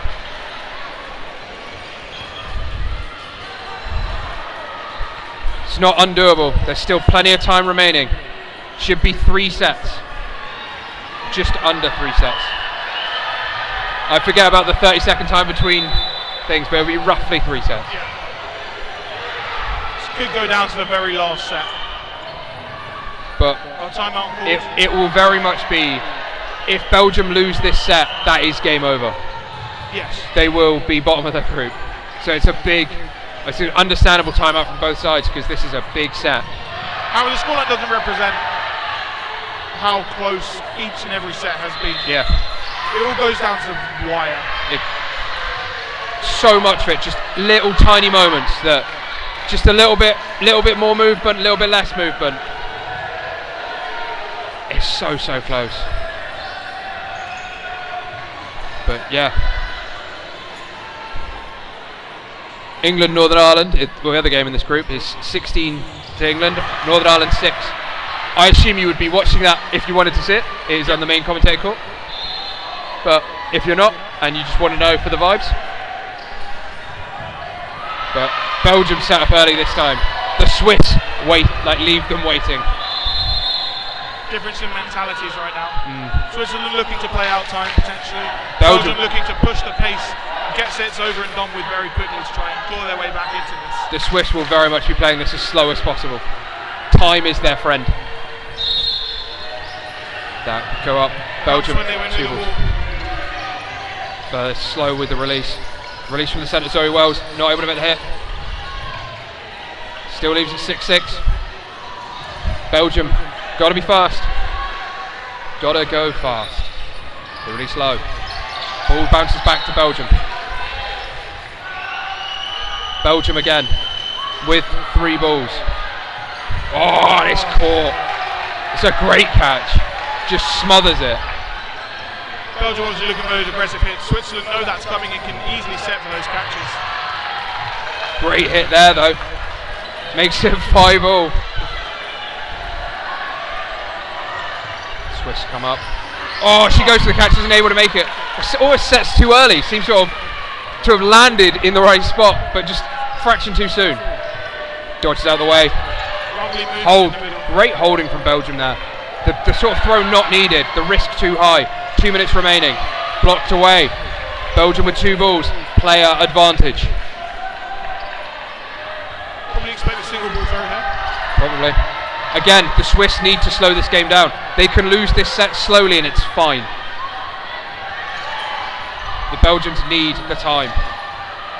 She has been called invalid. That makes it even with a single ball remaining. I assume she faked and just managed to lose grip on the ball. Dodges out the way. Still even. Even is good enough for the Swiss. Neutral is their aim.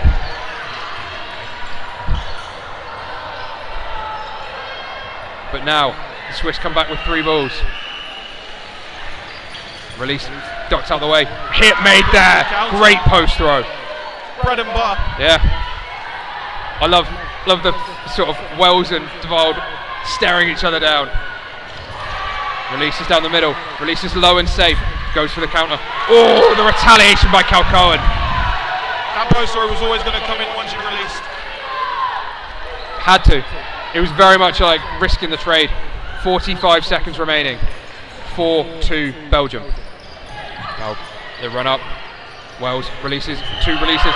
Makes the hit in the middle. Makes it 4-1. 30 seconds left in the set.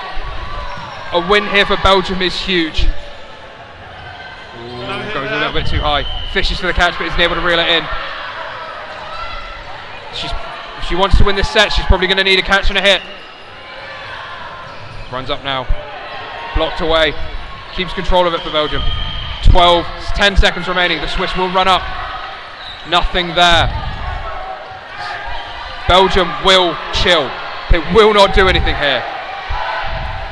And she goes for... Ooh, was that jump after the whistle? I think it was on the whistle. The hit wouldn't have really made a difference.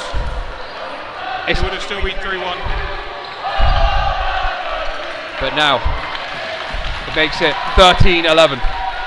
One set in it. 3 minutes remaining. So this might even be the last set. Belgium. 3 minutes on the clock as the set started. I think it would be the last set if it's taken to time. I don't know. It comes down to the refs, and sometimes they call it that, sometimes they don't. They go and they run up now. They release, blocked away. So potentially Belgium need to finish this set. I believe they'll be sorting the times out in order to sort of work out what is going on. Because I think it might be that it'll be interesting what they sort the timeout to be. Because it might be, like you said, it might be that this is the last set. It might also be that there is a set after this. Well, it looked like the clock had started as it hit 3 minutes and a half. So it would be the last set if the time was just played out. But the timer hasn't taken that into account, is I think the problem. I think they're bringing the coaches in to almost let them know that that will be the case. Because this is kind of a little unclear, and in this sort of high stress situation, you'd want as much clarity as you can. Yeah. It's always worth giving people a heads up, just so people don't complain. I think if it ends before the 30-second, of course, if it ends before that final 30 seconds, I think there will be another set. There will be a final 90-second set. But the Swiss need nothing here. Blocked out of the way. So Belgium come up again. 3 balls, releasing high. Nothing there. The Swiss slowing it down, taking their time. Picking a target. Oh, takes out Cohen. She tries to bring in the catch but isn't quite able to. Takes a shot to the face for her troubles. It happens. Releasing low. This could be it for Belgium. They need to pick up the pace a little bit potentially. They need something here. Hit made. Hit. Levels the game but concedes 4 balls. With not much time remaining. Blocked away, dodged out the way. Gives them 3 balls again. If Belgium want to try and win this game, they need to end this set. Need to make some big hits. Great hit there. 4, 5, 4. They come up again. Release, high and wide. Hit made. Players out. 4 balls for Belgium. 4 balls and 5v3. It is doable. Blocked away. They reset. They go for the throw. Hit made. Play 3 called, 3 thrown. They are safe from that. They have 1 ball remaining. 40 seconds potentially. 40 seconds to try and finish this set to get another one in. But there's 4 balls for the Swiss. Swiss come up. Release. Nothing there. 3 balls to Belgium now. The Swiss will sit back. Will try and play this out. Just survive. But the Swiss now, 4 balls again. Belgians, can they make anything of this? These will probably be quite safe throws. They're 2 throws at ball. The Swiss are going to be playing this very, very safe. They just need to survive. 30 seconds left now. I don't think they'll go to another set after this. They might do. But that ball's gone very, very long. That's ideal for Switzerland in this one, although they do have 3, so play 2 can be called. Play 2 has been called. They've got all 5 balls. Catch made. Catch made. And a hit. Not catch made. No catch. Bounce called. That is time. And that is the game. Ends in a draw. That's That full will be time. That's The full game time. ends in a draw. Switzerland. I believe it's the time being left on the clock that's confused people. So 14-all. 14-all. So close. A game that literally went down to the final set. Literally down to the final 1 minute. I think both teams can be pretty proud of that game. So close. So many great little moments. A lot of quality on show there in terms of catching, in terms of dodging. Some of the throws are brilliant as well. Just phenomenal resilience from both teams. I believe that's it. The problem is, it's really unclear. But yeah, that will be the game. 13-all. That does mean that the Swiss will finish in 3rd and the Belgians in 4th.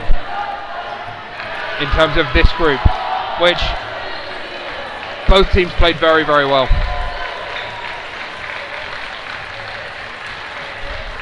So then, after this, it will be Sweden-Belgium in the cloth men's category.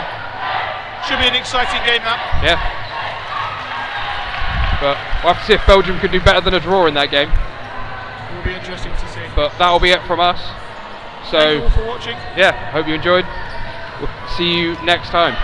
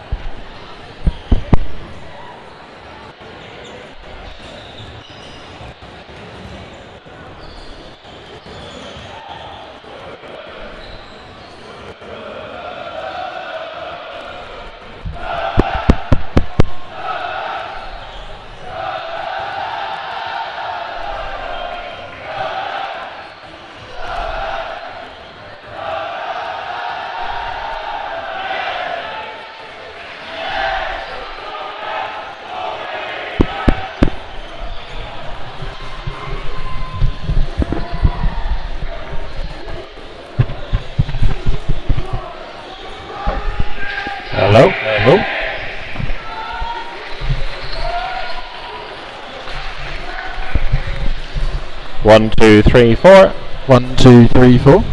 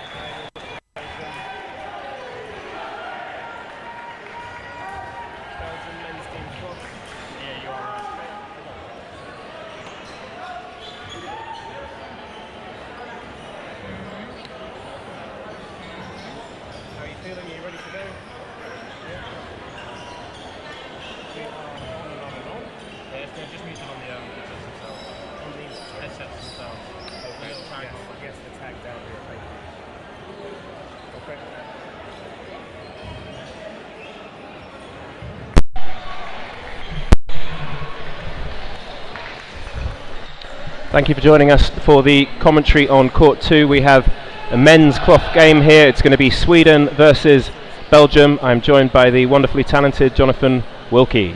Good afternoon all. I hope you're having a lovely day. It's been a lovely day here at the University of Limerick. It's been a lovely day here at the University of Limerick. We have been pleasured, maybe not pleasured is potentially not the right word to use there. It's been a pleasure. It's been a pleasure, but we've been blessed with some lovely dodgeball all day, some excellent games, as we were yesterday as well, and today going into what should be another stormer. We had Belgium beating Switzerland earlier on today, or yesterday, previously in their groups, which actually was quite a big upset in terms of them, because Switzerland having a great showing last Euros against Austria, and Sweden consistently coming kind of that 4, 5, 6 spot. So hopefully we're in for a cracker this afternoon. I certainly think we will be. Belgium definitely stepping up. One of the newer nations, but they have been improving with each international outing thus far. If we could get a bit of feedback from the chat on the volume for the mics, then that would be much appreciated before we get things underway in this group stage game. We will have Belgium in the red, near side of the camera, and on the fast side we have the Swedish Spectaculars in the yellow and blue.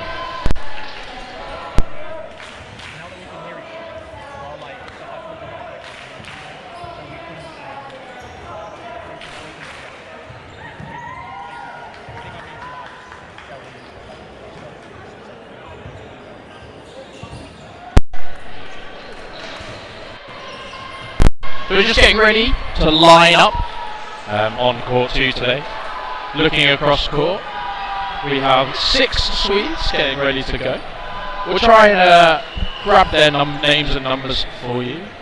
At least we don't have the names correlating to the numbers. We do have that of the Belgium men's squad though, so I'll go through that for you now. We've got Platonique, number 4, De Wilde, number 7, D. Bout, number 25, Worms, 69, Bukaert, number 3, Hovine, 30, De Kirk, 10, Lesage, 33, El Ahmadi, number 11, Di Cotere, number 97, Bonte, 21, Iris, 16, and Vidnia, number 12.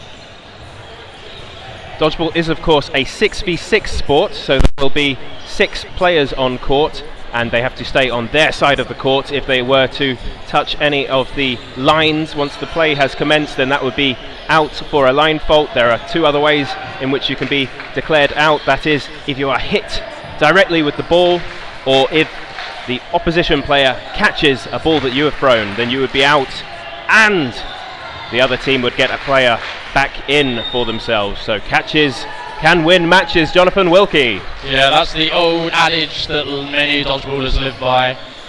We get to the level that we're playing at the moment, catches are more about the actual skill of the player. Some of the players on this court are throwing at immense speeds and with brilliant accuracy, so when you do see some of those catches, they just show how good those players are. So we're just getting ready to line up as they chat, just finalise everything before the starting whistle goes. Fantastic support for Belgium on the sidelines, and if you're supporting them in the chat, let it be known. Why do you love dodgeball? Where are you watching from? And who are you supporting? So just getting ready to go. There's 20 minutes on the clock. We'll be playing as many 3-minute sets as we can within that time. Sweden pressing up the court with 3 balls. They release one in the middle, but it's a fantastic jump over it by Bukaert. And then a release from the left-hand side goes into the ground, so no hit there. And then the after throw coming in from the number 10 winger for Swedes.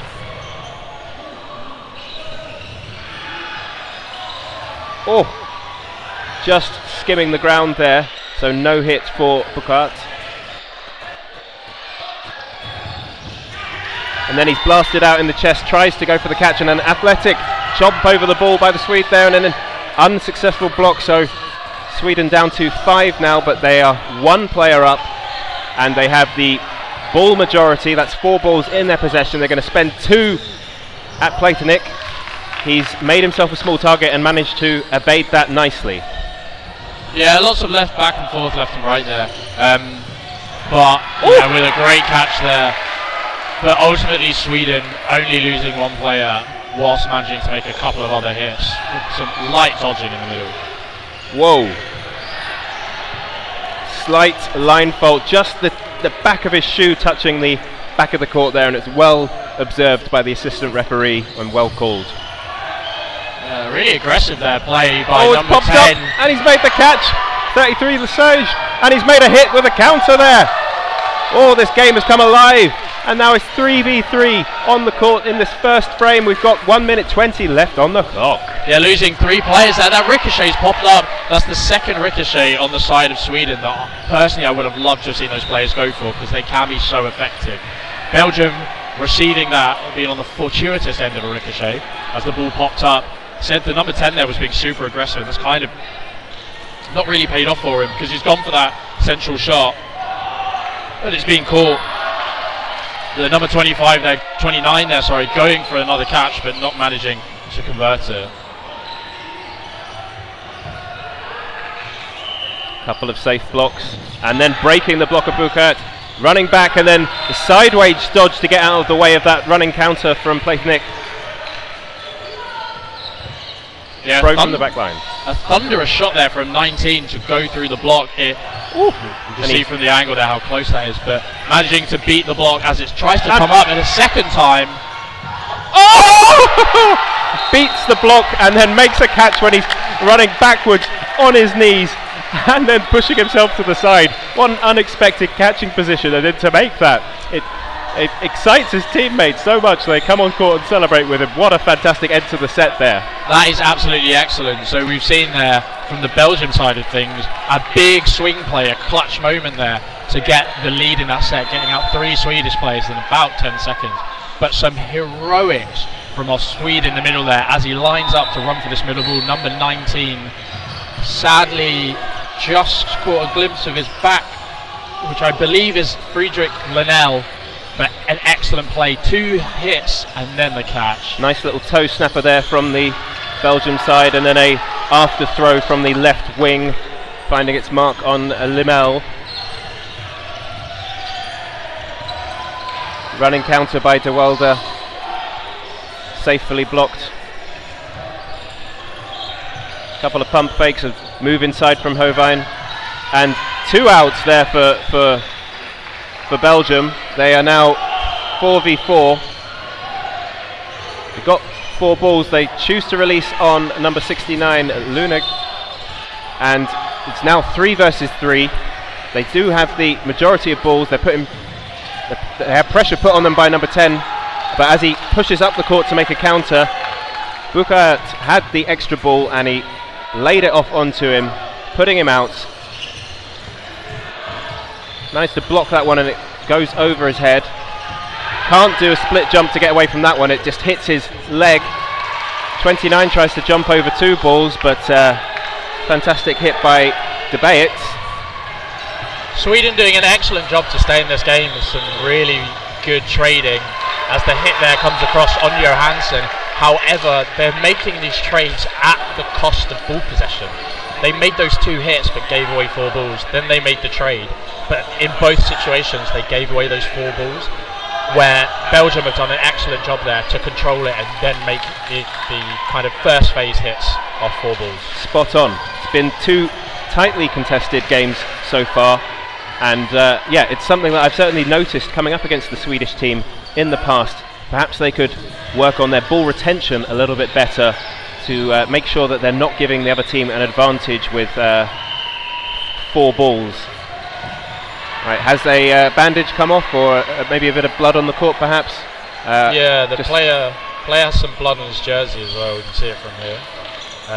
So he's alive. An open wound, I guess, because he is bleeding. Well, don't worry about that. They'll get that sorted out, and then we'll recommence play in a second.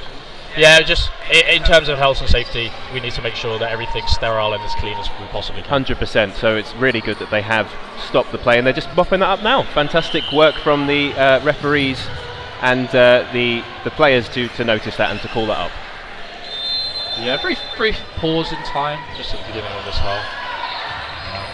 I'm not sure how Sweden have been doing so far in the tournament, but historically they've had some really good results.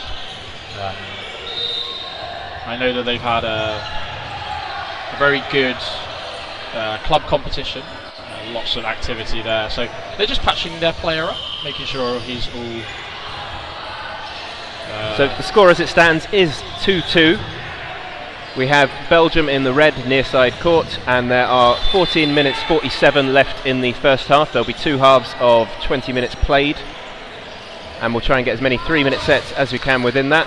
The objective of Dodgeball is of course to hit out the other team. If you eliminate them all, then you're going to take home the points for that set, or if you finish with more players left on court at the end of 3 minutes, then you will take the points. If at the end of 3 minutes you are tied up on the same number of players on both sides, then you'll take 1 point apiece. We're just lining up as the set begins. Now everybody's ready to get going.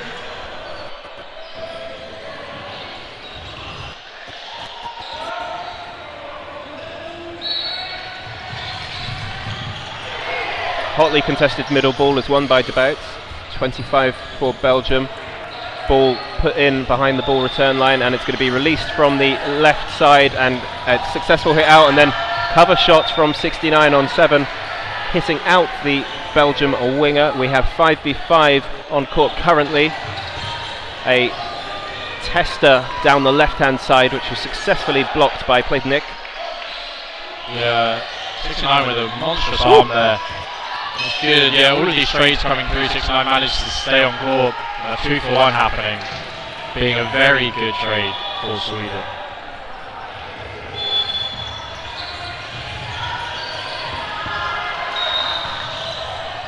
So there was a catch and then a hit, bringing back a player in for Belgium there. They have the 3 players on court versus the 3 Swedes. Oh, fantastic throw coming into court, tracking the dodge of the player as he moved in court, and then taking advantage of the open player there is De Wilde, managing to secure a hit as the ball was passed off to the winger. Fantastic sidestep there. Johansson there with his headband and incredibly high shorts. With that left arm though, managing to make those hits. He set himself very kind of aggressively. And a line fault at the front of court, unfortunately for Johansson. He's being called out, but he's not aware of it, so this won't count, whatever he does. Yeah, the refs need to I would like to see them use their whistle there. And just give it a couple of blows and just be like, player, line fault. Not stopping time. Because he was unaware that he'd done a line fault, so. Exactly. And that line fault was tiptoes on it. But yeah, coming down to that 1-for-1, potentially maybe slightly different had the player realised earlier and the set had gone another way. But yeah, really, really close game so far in the first 3 sets. Every single set has been super close. We're 12 minutes 34 left on the clock, and we'll be getting underway with the 4th set of the match in the next couple of seconds. Of course, you can collect the 2 balls to the left without contesting, and there will be a competition for the middle ball, which is won by Sweden. They come forward, release one at the jumping bucket, and secure the first hit of the match. Now they have majority possession, but 69 caught unawares by Nick. They knock out Dewalda with a 2-ball attack, and they have the advantage still by 1 player. Sweden coming up with 3 balls, single ball released, just manages to skip the shoulder of Lesage, so he is going to the out box. Howie with a throw down the middle, Hovey. Sweden coming forward now with 3 balls. They managed to make the hit off the single, the dive across court, doesn't manage to get it, but excellent determination. Johansson with that last ball. Hovan was desperate to make the catch after it pumped up off his chest. Fantastic block being broken on the right hand side there, and Sweden with a big player advantage now with barely any of the time in this frame elapsed. Yeah, 46 seconds gone so far. So that's a lot of quick eliminations, and this is the first frame where perhaps there will be a convincing win. But all the points count the same, don't they? It's just 2 points if you win at the end of those 3 minutes. Yeah, exactly. And it makes you wonder about the tactics here of the Swedish team. Sorry, if they're going to play at this kind of pace, will that fall off? Will they tire themselves out? It'd be nice to see them just regulate themselves slightly going into these latter stages of these sets. You don't always need to play at 100 miles an hour or 100 kilometers an hour. It'd be 120 or anyway. Getting European there. Love it.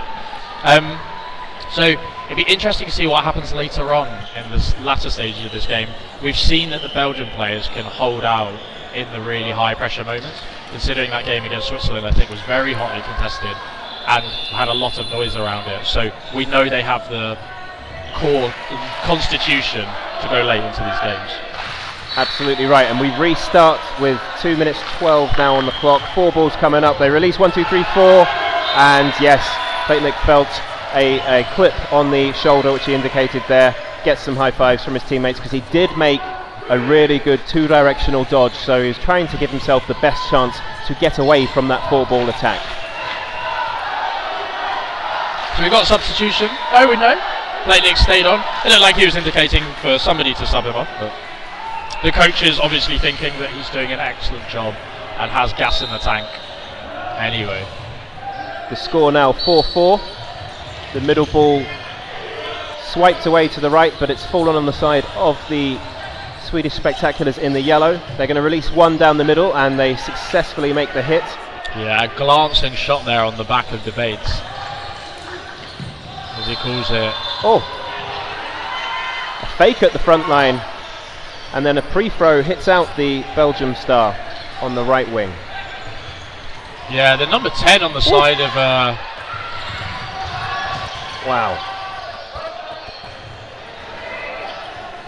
So the number Krichbaum on the side of Sweden, proving to be quite the handful for Belgium, but that leap of faith attempt doesn't manage to convert the hit, so is out.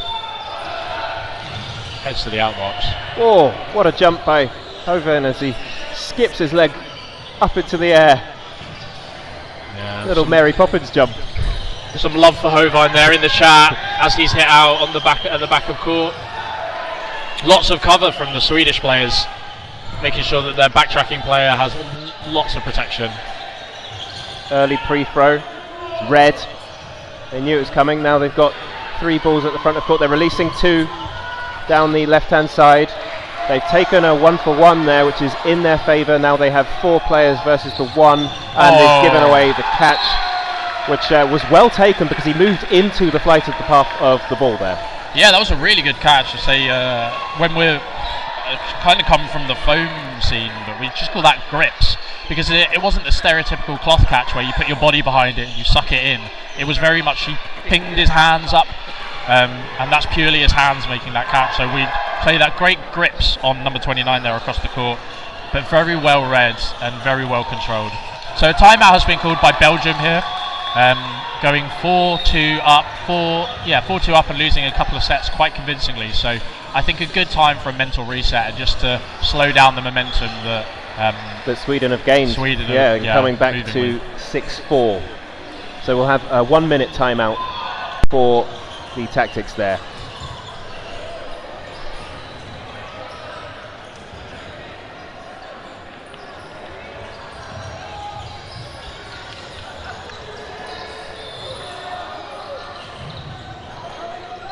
Belgium coming in for a team huddle, hands in the middle.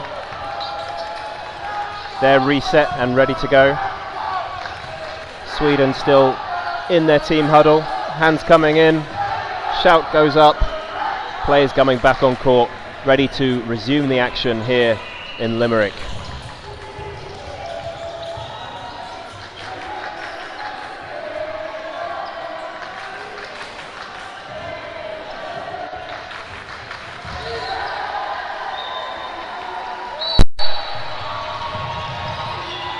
Wow, that middle ball is really hotly contested there with 19. Linnell dragging it away from Debates, who's running in the middle there. It's never a clean win, is it? That ball just hopped over by 23, came from Dirkic. Oh, he's hit out on the toes there though. Oh, and a nice hop over from 23. Platnik trying to do an after throw at the Swede. They have 4 balls. They're going to release 2 down the right hand side, but it's a jump catch. No, he didn't manage to secure the catch as he fell to the ground. So did the ball. So no catch. Time just paused. The fence or the scaffolding that's holding up our nets has just fallen down, and that's health and safety is our biggest priority in dodgeball. So they're just going to fix that before we resume play. Shouldn't take a moment.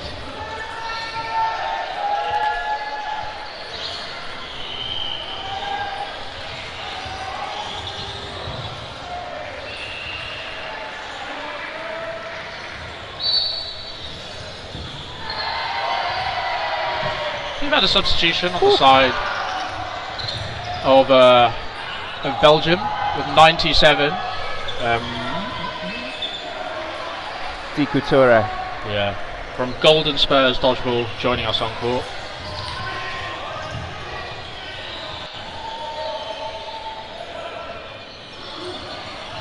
Oh, looked like 29 was going for another grips catch and then decided against it last second.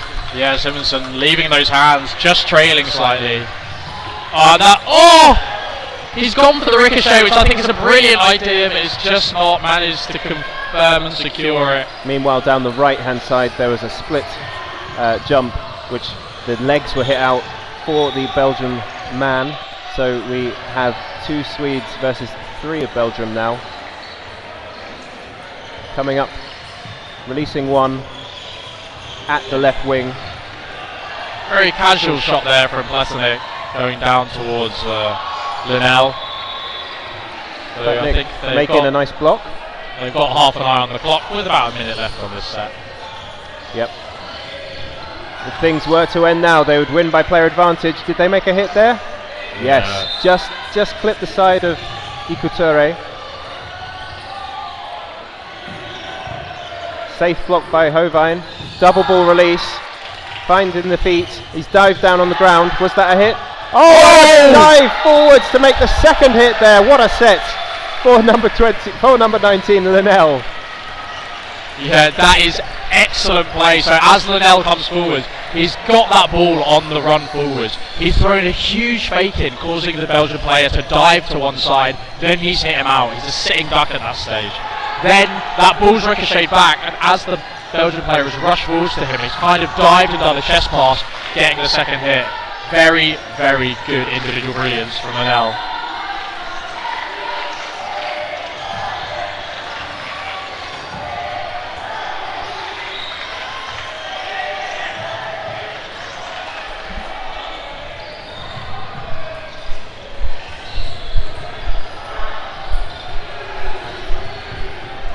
The score now 8-4 in Sweden's favour. 6 minutes left on the clock. We'll probably have another couple of frames at least. So Belgium could come back to a draw by half time, but that remains to be seen.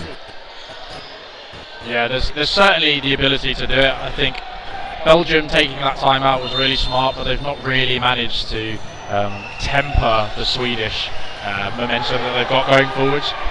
So it's going to be quite tough before the half to really slow this down for them. But I'd just like to see them just survive slightly. They're kind of falling short on some of those trades.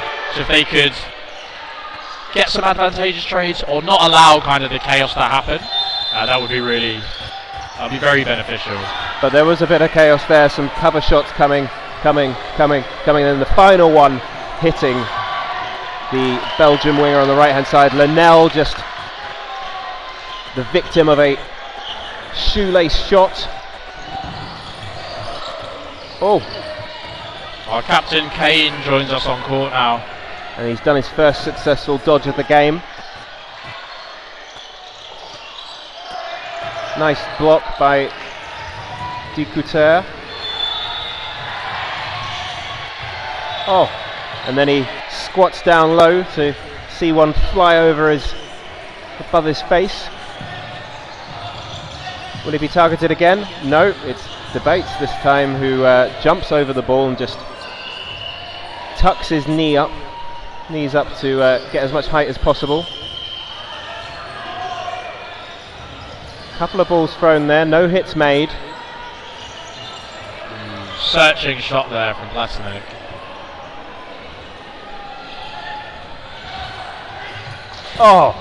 Debates just flew up in the air, and Platinic making a exchange with Lilling. A comment in the chat, please fix this cane. Lots of love there for the Belgian captain as he comes on. Belgium taking a one-player advantage as we reach the halfway point of the set, and that's now levelled up by Sweden.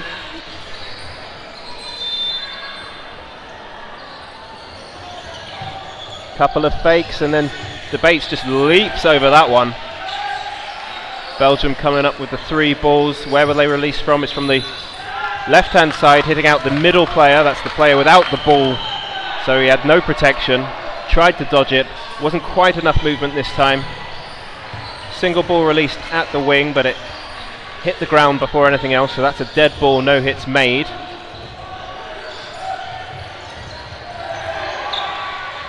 I'd really like to see Belgium switch to a two-ball game here.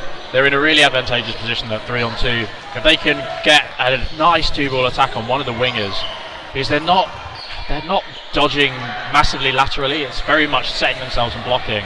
A nice aggressive two-ball attack and really see this set out. Well, they would win if it stayed like this, and they've actually extended their lead with 12 seconds left. Yeah, didn't have that look on the time, to be honest, so 5 seconds left. They've done a really good job, and he falls over. A cheeky little look to the number 97 to say, do you want to give me a catch as I'm just jumping over the line to do a line fault here? Oh my goodness me, that's cheeky from Johansson, but I love it. I love it. So the set there to Belgium, a very excellent idea and a very excellent kind of strategized set to finish that off. I like what Belgium are doing here. So we have 30 seconds between each set, and they're using it to its full potential. They're huddling up, they're having a quick chat, they're filling in what they need to do, and then they're lining up. As opposed to, say, Sweden, for example, who are just lining up and basically stood on the back line for 30 seconds. And that will be something that they have to kind of drill into the players. They need to automatically come together because there is a very limited amount of time in between sets, usually only 30 seconds, sometimes a bit longer if there's a referee stoppage like now, but having that practice of coming in together actually enables you to give some information or to just celebrate perhaps if you've got a good win as well. Even if it's something small, you can bring everyone in and go, boys, ladies, if you're playing mixed, we need to focus on this for the next set. And that's one thing that everyone hears at the same time from one of your voices of authority, like your coaches or your captains, and it's just a little moment to think and dwell on that, and then you go into the game. There's been a time out, a stoppage. The refs are coming in and just chatting to the Belgian players. It looks like they're talking, he's talking to his assistant referees. Yeah. Unsure what about. We've not noticed anything.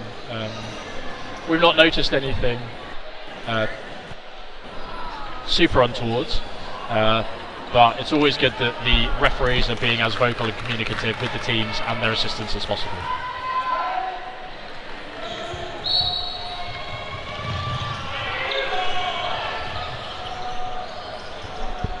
The ball won cleanly in the middle. Sweden with the first attack, managing to hit out number 97. Can they maintain this lead? They can with a fantastic dodge like that down into the inside of court by 23. Oh, and a nice little toe shot down the right hand side for Sweden. They have a 2-player advantage now. And another toe shot on El Ahmadi. Oh, love that leap. Tucking up the knees, keeping the feet high up in the air to stay away from any ball. Oh. Yeah, that's a really high risk play there from Debates. He's gone for the cross court whilst he has a player, number 10, opposite him in Kriechbaum, and whilst he's managed to get that hit, it's such a tough position to then get out of the way of the shot opposite him. So I'd like to see less risky plays than that. Especially if you're already down and it's really early on in the set. They've lost this set really quickly. Like there's still 1 minute 20 to go of the set. So we'll have a 90-second set to close out the first half. And Belgium could either close it to a 1-set difference, or Sweden could go ahead to have double the points of Belgium by the time we hit half-time. Yeah, a 6-point buffer would be really comfortable for Sweden, and it allows them to basically not worry, but it just gives them that breathing room that a lot of teams prefer to have going into the second half. If Belgium can claw this setback, it means that a lot of the mistakes and frustrations of the first half aren't necessarily nullified, but they're at least mitigated with only a 1-set advantage. Bruce said it perfectly earlier. It doesn't matter how quickly you win these sets. So while Sweden are rolling through some of these sets and getting the victories bang, bang, bang, they're still only worth those 2 points. Well said, Jonathan Wilkie, as Dickerts, number 10, celebrates a catch. Yeah, I'm creeped now. That ball by El Ahmadi just finds the space in between the Sweden players. Belgium still the 1-player advantage. Single ball released at Kane, who flies up in the air, and then a hit on the toes there. Johansson should be out. He doesn't realise it yet. Yeah, Johansson has been called by something by the middle ref. Yeah, it's a hit on the toes. As Leno goes high. Great cover there by the Belgian number. Not allowing him to pick up that loose ball until time was almost out, so they threw down the left-hand side instead. Belgium running up court. Pre-throw came in, spotted that fast run. Single ball released down the left-hand side, no hit. Single ball down the right-hand side, no hit. Single ball. Oh. Hit on the Swede on the right wing, and then El Hamadi hit on the right hand side. There's 7 seconds left. They've made a hit on Kane. They have 2 players to catch up, but punished for trying to go for that ball in the centre zone. So it would finish with 3 Belgian players on court to the 1 Swedish man. So the Belgium team take that final 2 points and will go into the second half with a 2-point deficit. That's 1 set in it. Sweden 10, Belgium 8. Yeah, I think Belgium are going to be really happy with only being down by 1 set. Some of these sets have been very strong showings from Sweden, and it's good to see that even with that, Belgium have kept themselves in it. There's been quite a bit of heavy rotation on that side, which has potentially come into some of the quick sets that have happened, but as the Belgian players are warming into it, they are doing a good job. So 10-8.5, I think, is a really strong scoreline for them.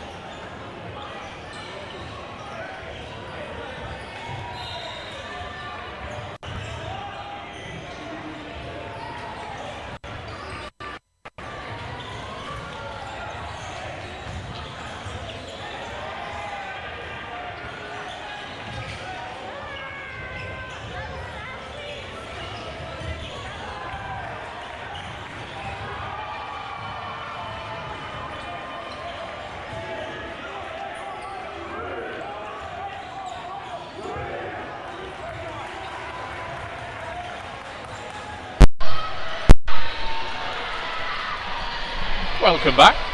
We're just concluding the half-time timer in our game between Sweden Spectaculars and Belgium.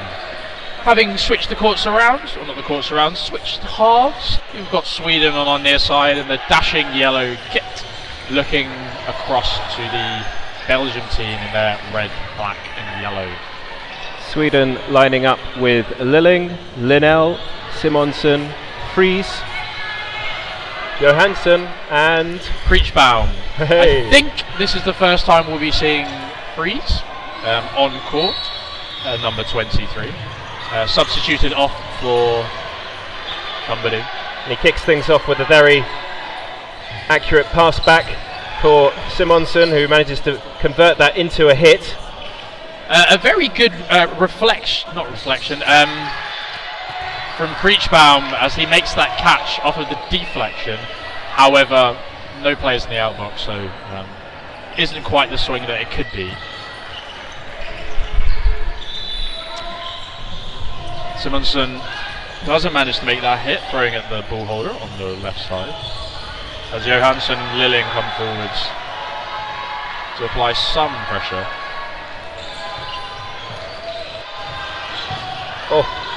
Johansson hitting out his opposite man in Bukard on the left hand side. De Wilde also hit out going to the outbox, so Sweden have 5 players versus Belgium's 3. They're going to release 1-2 at El Hamadi on the left hand side and managing to hit him out with the second ball, striking his knee as he sunk down to the ground, probably looking to make a catch. Yeah, he set himself low there early, so lots of exchanges and some brilliant secondary dodging by the Belgium captain there. Making a movement after the initial movement to get away from the covering shot coming in after the initial first phase of play. Yeah, Johansson making the call now with the 3 balls. A 2-ball attack with a slight delay, a bit of potentially mistiming or miscommunication there, and 2 solid blocks coming across from Decuter. Was there a catch by 97 there? Looked like a very, the least clean catch I've ever seen really, but seems to have made it. And 69 also tried to make the catch but was unsuccessful, so we have 2 Belgian players in red versus 4 for Sweden, and fantastic hit there by 97 on Simonsen, who takes a walk to the outbox. Sweden now with the 4 balls in their hands. They're going to press forward with 3 because they've only got 3 players. A couple of balls hit at number 10.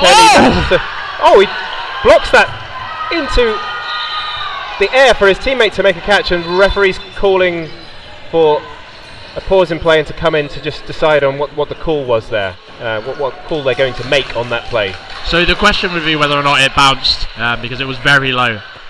It's a tough one for me. From the angle we're at, I think it was a catch, but I think the best angle are those 2 side refs who would have been able to really see whether or not they did. Well, they're actually low on the ground, aren't they? We're a bit higher up here in the commentary box. Yeah, but then the failed leap of faith attempt, but Dicateri beginning that phase by looking at his coach in the outbox and giving him the twisted fingers of going, "I'd like a sub, please." But he's certainly earning this substitution as catch is called with 40 seconds left in this set. So what can Fries and Johansson do with 37 seconds left on the clock? Release 1 down the left hand side.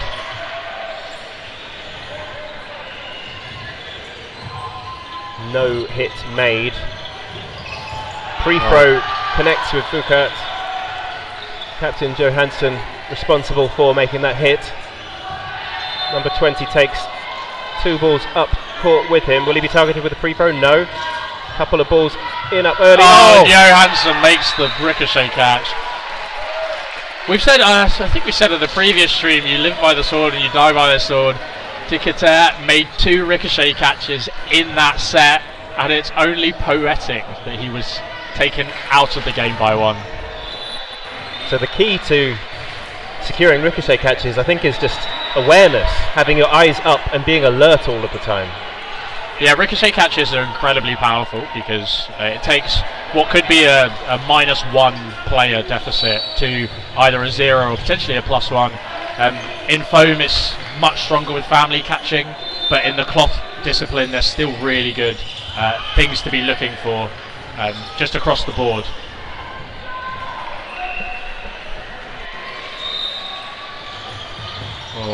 Block there into his feet there, I believe, as he blocks it down.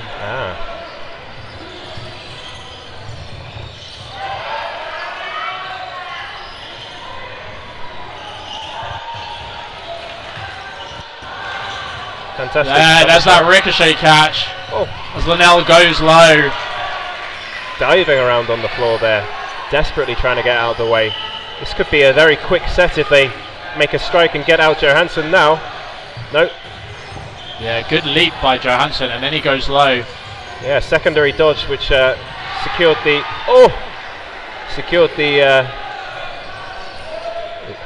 gone high over one. Yeah, gone high over one and gone low over the other two. They've switched the point of play as well. Casual throw there. Left-handed. He's been left-handed all game. Okay. And it's the line followed the back there. All over that back line as well. So Belgium coming back into it now. This game is really tight, really hotly contested. It looks like a timeout called by Sweden, or they're just having a quick chat. See a very animated coach trying to pump up his team.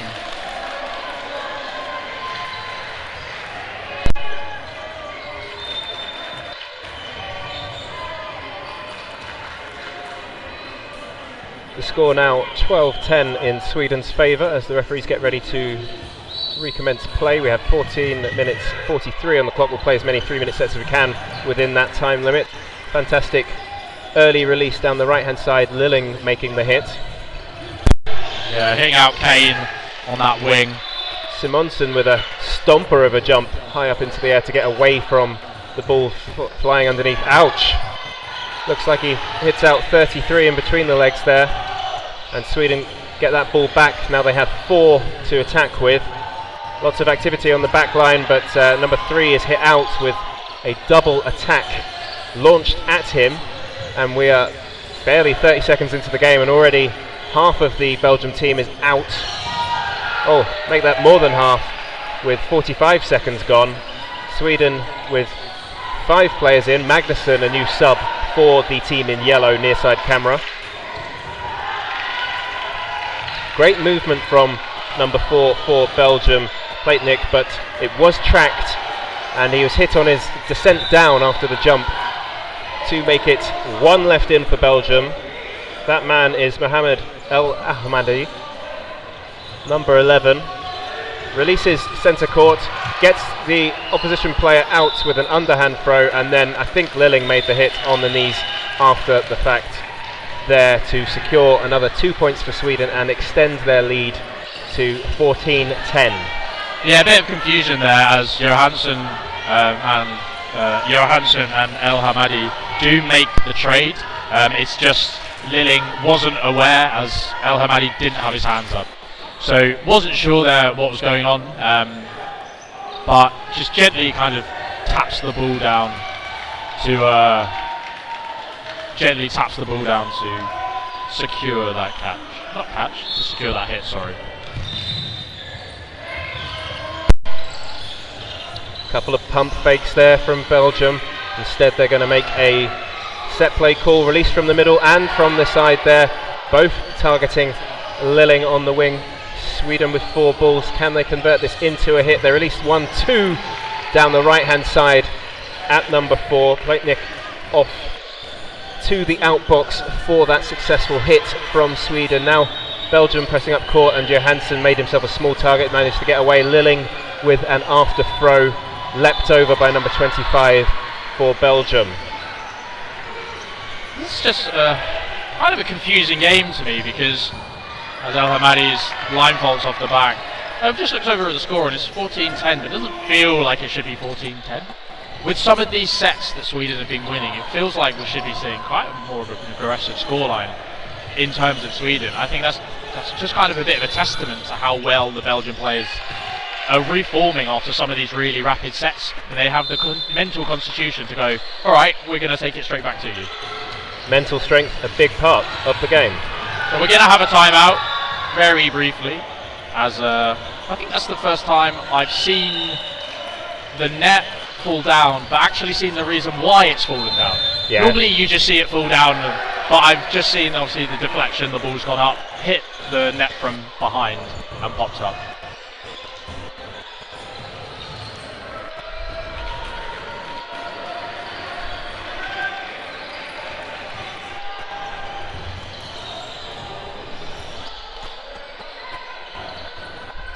Sweden doing well to rattle down the numbers of Belgium so quickly. And if they can win this set, which I mean they've got a commanding lead with 1:45 left on the clock, then they will extend their lead and leave Belgium with it all to chase in the last quarter of the game. And that can be when it gets even further away from you because you're chasing the game. Yeah, what you do see a lot happen to a lot of teams is when they need to push for sets, they start making kind of errors and unforced errors. Errors that really aren't needed.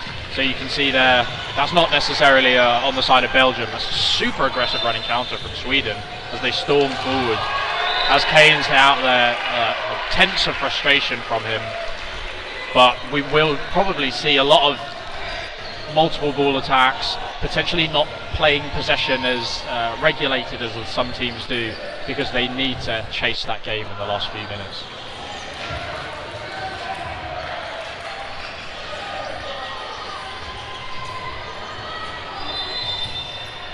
Just over 10 minutes on the clock with a 3-set deficit. What can Belgium do to turn things around? Lilling gets the quick ball back, goes for an early release on 33, but he manages to secure a catch. So Belgium taking the first hit. Oh, and 2 hits there. One hit Magnussen and one bounced up and hit Simonsen. So, wow. Half the team are gone for Sweden already. My goodness, could this be the start of a comeback, Jonathan? It absolutely could be. Kane launched himself.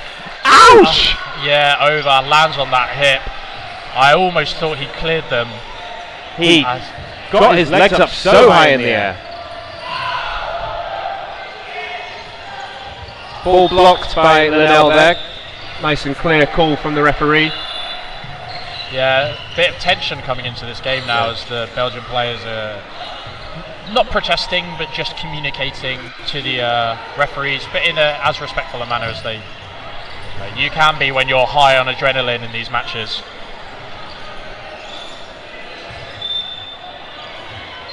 A player has been called out for a line fault.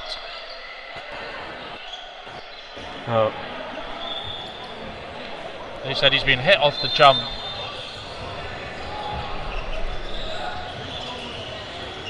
So a bit of miscommunication there. So one of the line refs saw a hit on the toes, but one of the head refs saw that it bounced first. If a ball hits the ground first, what does that mean? Well, it's dead. So if a ball hits any surface that isn't a player or another ball, it is then a dead ball. A great catch there by Kriechbaum as he gets chest passed into and just sucks the catch up. And he's turned the game around, but that could be another game-turning catch there by number 33, Lesage for Belgium. And it's turning and it's turning and it's turning this frame, and we're only halfway through it already. Yeah, fantastic dive down to the ground by number 25. Second catch that Lesage has made on that backtrack. These Swedish throws late into this game are going really centrally. They need to kind of make sure that they're still remembering to put them kind of toes or shoulders off the extremities so that they're not as easily catchable. That was fun. Johansson forcing the jump from the Bates. High pressure on the wing from Bouckaert for Belgium. He wants the surface to be dried up a little bit. And with 45 seconds left on the clock, it is actually Belgium with the one-player advantage. They have 4 to the 3 men of Sweden.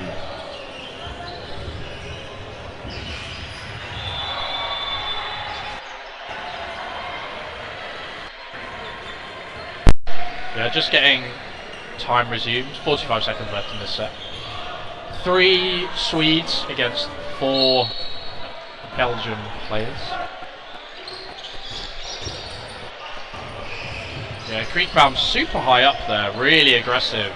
On the left-hand side for Sweden there. Yeah, your Swedish number 10. Oh!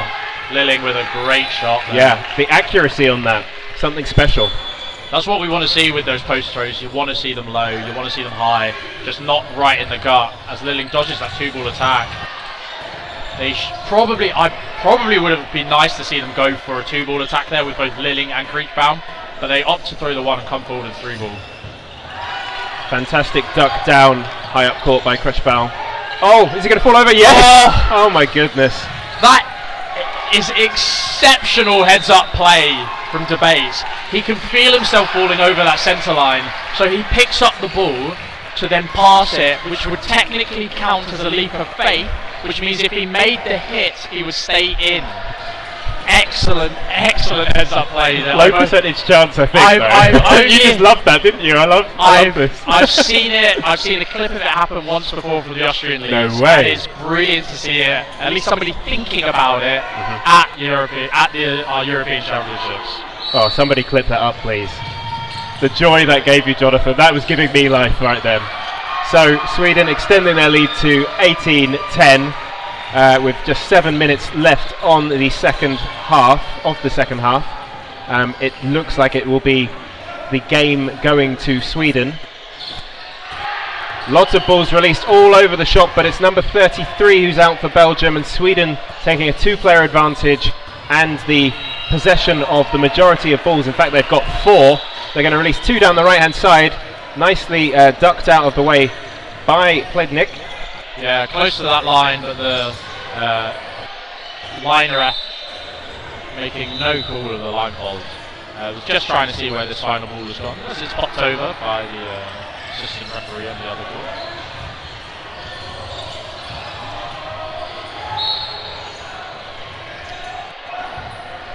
Belgium pressing forwards, releasing 2 at Lilling, who's ducked down out of the way and then presses up the court. And they elect to come back and make a 4-ball call. They're going to release 1 on the right hand side and then another bit loose and a bit wide of number 7 for Belgium, De Wilde. Belgium releasing 1 at Simonsen, but he's able to get away from it, and then a nice gazelle hop by Plating on the right hand side. Johnson smashed out down the left hand side there. Oh! Plating just being a nuisance, not letting Sweden catch their breath, but actually giving away the 4th ball. Will it be punished? Yes, it will, and he is the man to take the hit there. High pressure from the left-hand side, and we see an exchange. De Wilde for number 10 of Sweden. They extend their advantage. They are 4 players versus the 2 of Belgium as we pause time to just wipe up some sweat from court. So a good play from Kriechbaum to make that trade. Yeah, Kriechbaum making that trade, but just being unfortunate for the Belgian side of things. We've missed a couple of substitutions on the side of Switzerland. We now have Magnussen on our left side, whilst Belgium have kept largely the same squad after Dicatel was brought off. As Magnussen is hit out there. As Lilling rushes forwards and it's sucked up by Debates. Yeah, just put centre mass, so he's able to make that catch with 1 minute left on the clock. Linnell pushing forwards. Does he make a block? No, he's out. Yeah, block broken. Comes off his elbow there. Simonsen in by himself. Is he going to do an invalid there? Almost. Yeah, and the trade comes across. So we have 5 minutes left. Sadly, with the stream setup we have on this call, we won't be able to do an MVP poll for you today. But we will start thinking and kind of talking about those players that have had excellent games. So I believe Sweden have called a timeout, just tempering that Belgian momentum after that last set. As soon as they get 1 game, Sweden slow it down with a timeout.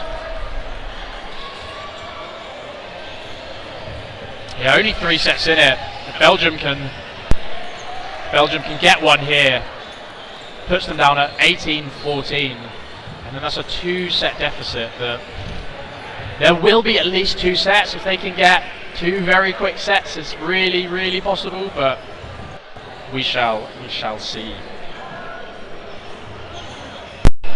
Yeah, stay tuned to find out what happens here on court 2, your commentary court at the Limerick Dodgeball Euros 2025 over in Ireland.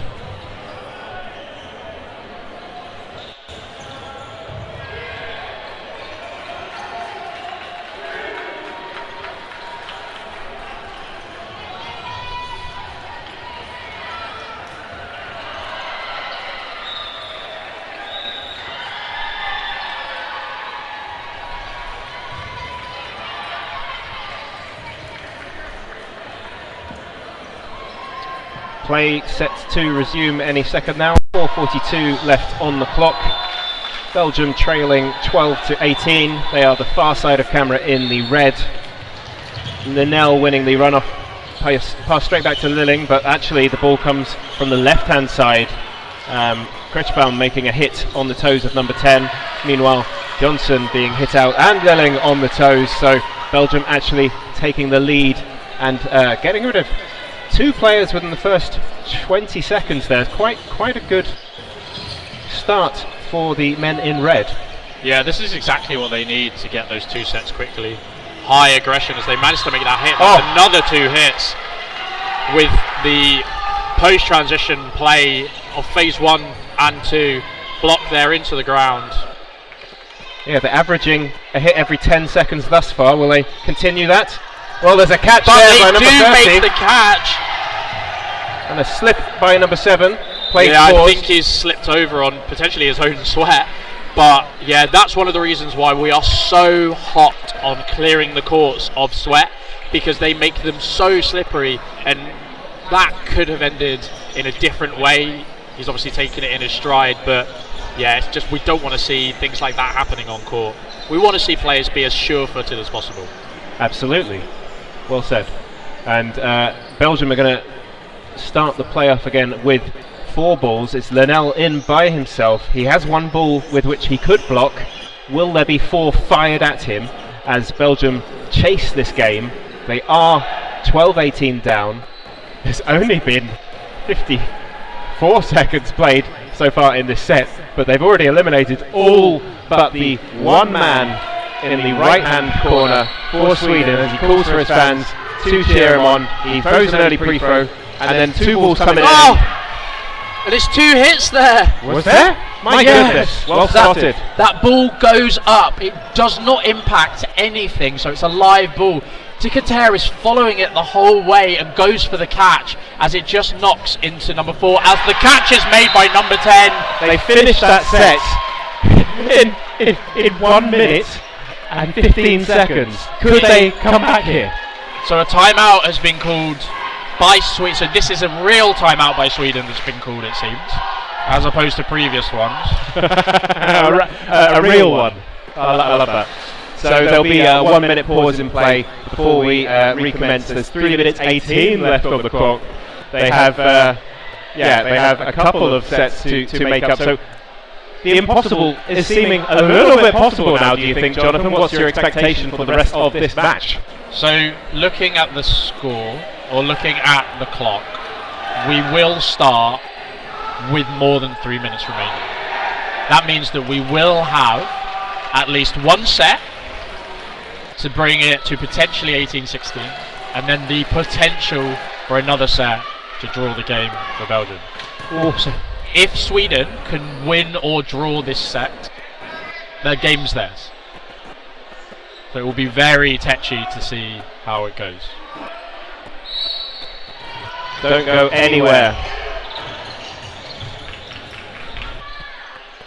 The action is about to unfold here on court 2 at the Dodgeball Euros. A fantastic leap in the air by number 10 for Belgium as they collect 4 balls.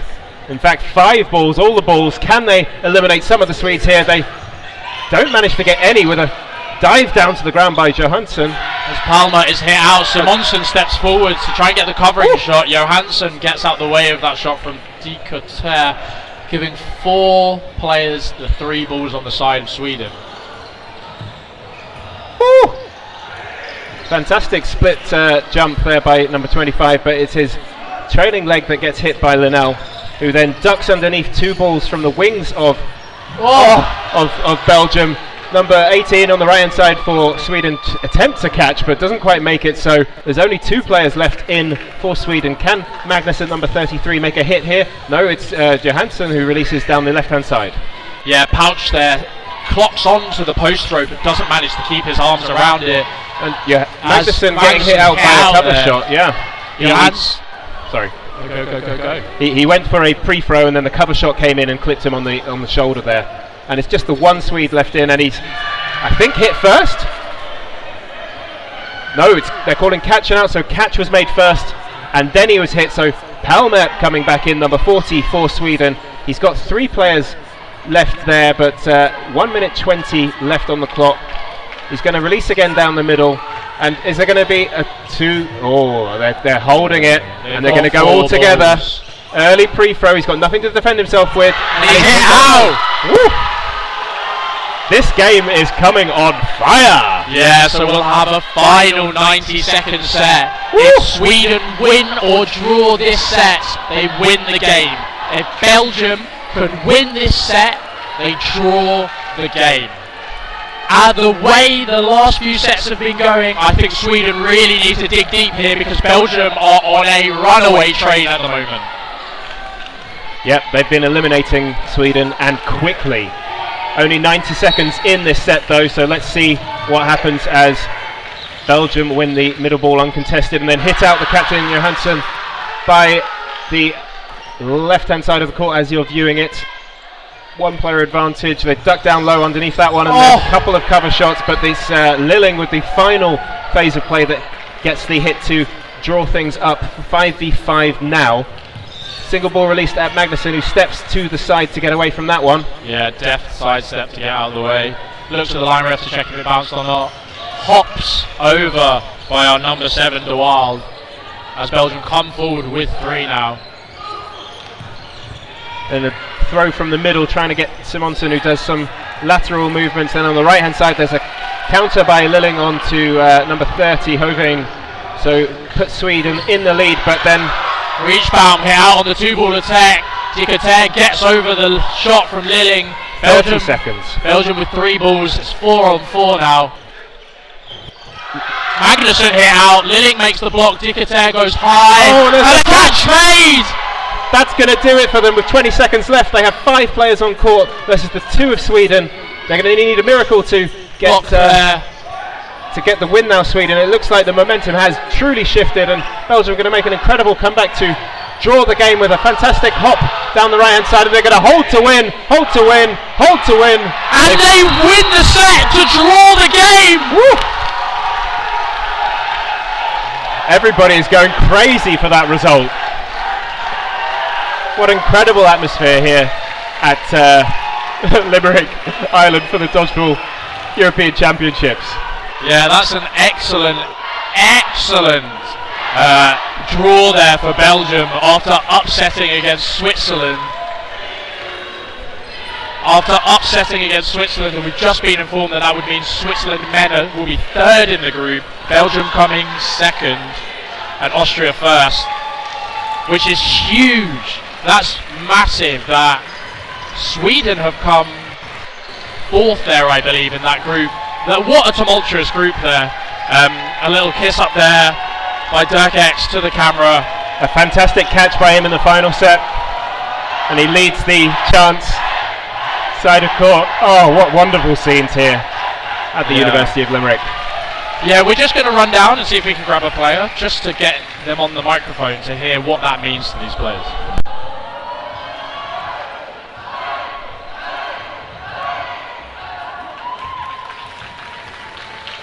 So stay tuned, we'll try and get you a player interview in the next couple of minutes.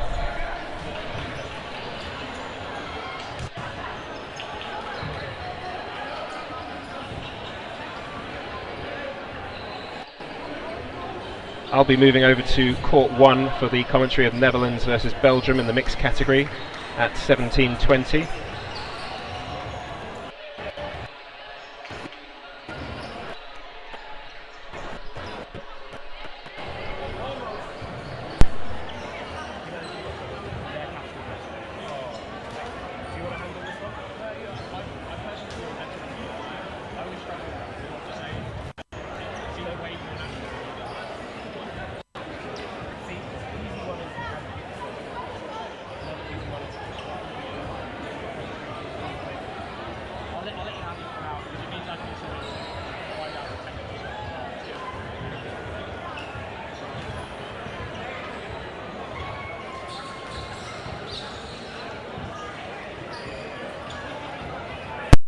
Fantastic stuff here on court 1. We've just seen an incredible match between Sweden and Belgium ending in an 18-18 draw.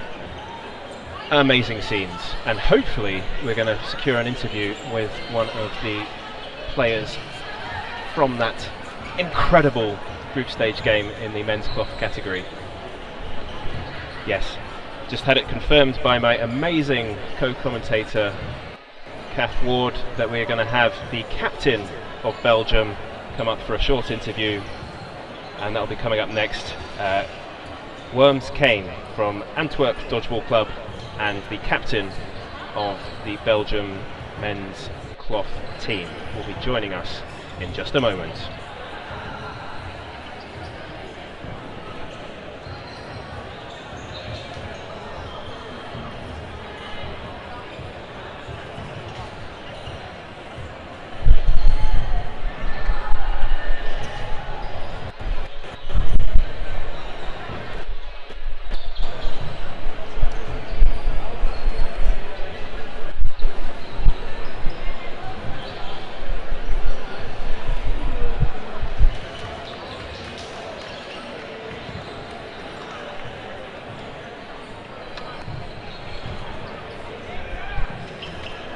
Hi.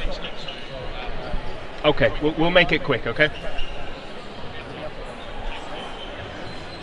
Okay, we are live with Worms Kane, the captain of the Belgium men's cloth team. Is that correct? Yes, that's totally correct. Oh, fantastic. What was it like to play in that nail-biting game just now? Amazing. It was so exciting to play this one. We've really fought for each other. It was so fun to really see the team growing together during the game. So fun to play.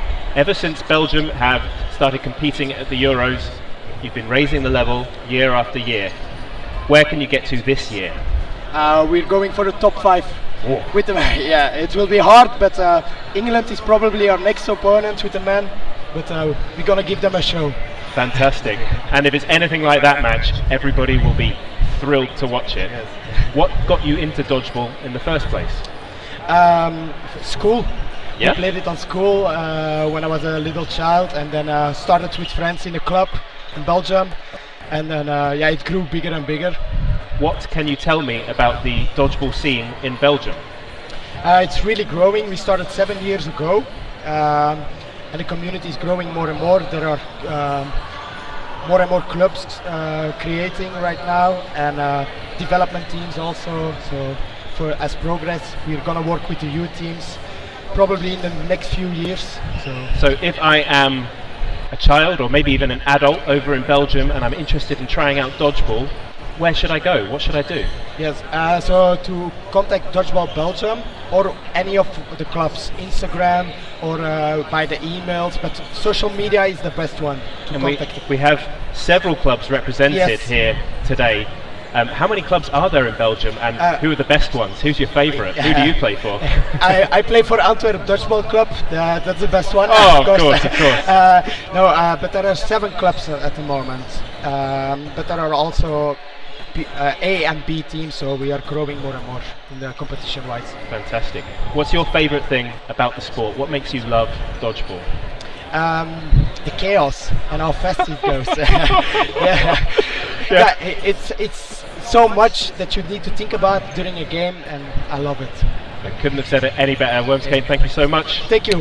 Brilliant interview, brilliant game, and best of luck for the rest of the tournament. Yeah, thank you. Have a nice day. Thank you so much.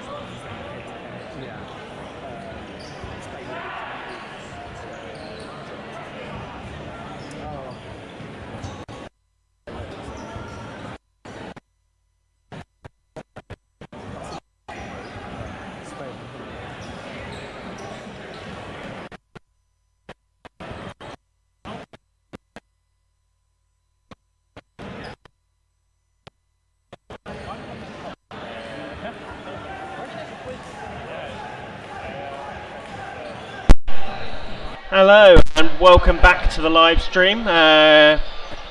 It's Tim Day back again, and I am joined by the wonderful, illustrious Sam Wolf. Hello, welcome. This is my second game on yesterday, Wednesday, so it should be fun. We're looking at mixed category here. Group A again. Yep, Spain versus Portugal. Spain currently sitting second in the group with Portugal in fifth place, which is last in this group. But yeah, we're hoping for a good game. Obviously Portugal are quite a new team. This is their first European Championships, so very, very much using this as a learning experience and hope to improve in the future. So anything we can take from this game will be a bonus, really. Yeah, I think also because of the way the groups work and how you end up seeded and positional anyway, I think even if Portugal were to win, because that would then make Spain equal on points with the next group, Hungary. I think because Spain won the head-to-head, they would end up being ahead of Hungary anyway. Yeah. So actually, it does mean that this match doesn't actually matter, but hopefully that means it ends up being a little more exciting with Spain allowed to be a little bit looser than they may otherwise play. Yeah, definitely. But we'll have to wait and see. Yeah, I just hope to see some good dodgeball, honestly. It's always nice to see, especially from these newer nations. And well, Spain is a relatively newer nation to the tournament anyway. With their last couple of results, 16th in Newcastle, which I believe was their first one. I want to agree with you there. 11th in Dragden, and then magically, amazingly, 4th place at the last Euros in Osijek, which was amazing. Had a great 3rd place match that I think everyone definitely tuned into because it was such great. So this Spain team has some real promise to make a real deep run. Yeah. Obviously, being second in the group does mean that they are going to have to face someone who did top their group. Yeah. But there's nothing saying that means you won't be able to beat them and make it through and keep going. Definitely, yeah. Just. And actually, this Portugal team, while a lot of the players individually are new, that's not necessarily the case through all of them. I believe it's David, I want to say Cardoso, but handily Portugal actually have 2 Davids on their team. Has been playing for quite a long time. So, David Cardoso there, number 23, just moved his back to us. Luckily David C on his back, which is quite nice. Yeah, so he's been playing for quite a long time, hence why he was getting quite so many hugs and stuff like that. A lot of the players know him. This isn't his first Euros, even if it is Portugal's. Well, it's actually a bit of a, I guess, rivalry between Spain and Portugal anyway, just in general. Yeah. I believe the Portugal team has been training with the Spanish team as well. Oh, okay. From what I remember, I think sometime last year. So that's always good, showing the sort of camaraderie between the two nations. And Spain showing, some niceties towards these new countries. I believe Portugal do only have 2 women, so they are starting with 5. Yes, that is correct. Which is a bit unfortunate, playing them at a little bit of disadvantage. But yeah, I'm not sure if that was an injury that occurred or they're only able to find and field two women's players. But hopefully that shouldn't impact this team too much. And off the start, some nice safe plays and beautiful hit there. Pedro getting a hit, so cross there for Spain on 15. A lovely toe tap. Little loss of the ball there from Prilla, but luckily went to a retriever rather than over the centre line, and gets cross-courted there. Beautiful shot from Duarte. Yeah, David C managing to avoid them. And go for a catch and doesn't manage to secure it on the Spanish side. So, 2-player advantage to Portugal, looking very nice in this first round. Yeah, I think Spain possibly coming into it a little bit relaxed, knowing that actually the result doesn't matter and in all likelihood they're going to come out on top. So, possibly why we saw that player looking for that catch. And nice cross-court from Alex, hitting out the middle player there for Portugal. Vita. I believe the captain of the Portuguese side in the middle. Pop up! Oh, no catch there unfortunately. Able to be hit before the catch was secured. So Portugal 2 players up. Nice block from David, running counter. Hit there and a back line as well for Campoy.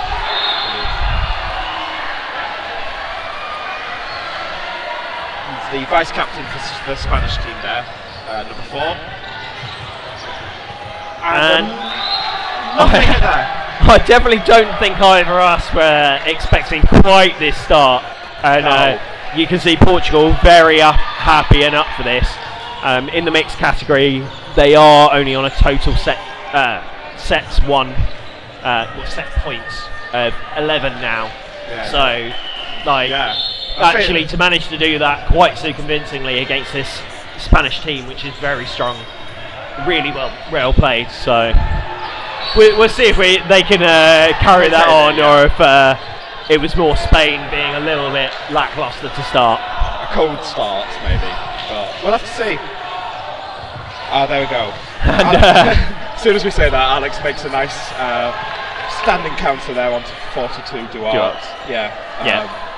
So 2-player advantage now to Spain. Also, I will apologise now for any butcherings of any names. We're very... I have to apologise every time I commentate, even in the English leagues sometimes. But yeah, David C there getting hit out, not managing to block it up court in Cardoso. So 3-player advantage, just trading of balls there.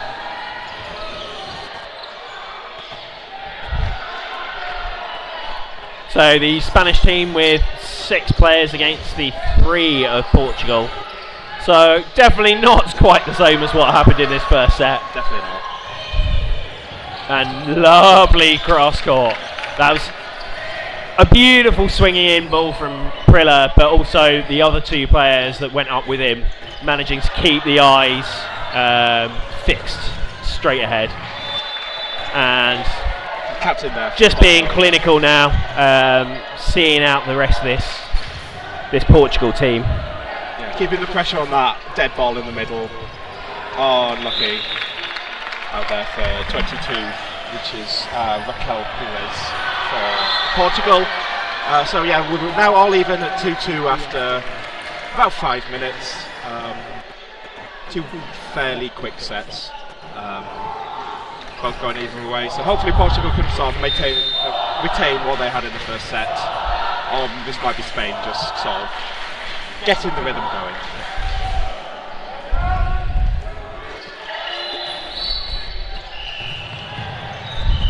There's no, doesn't seem to be Iceman for the Spanish team this year, who's been a key figure.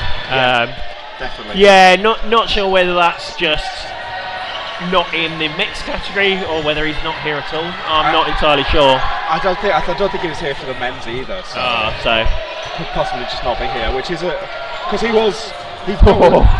an unlucky attempt at the snipe from the back of court there. Carmen just about getting out of the way of that.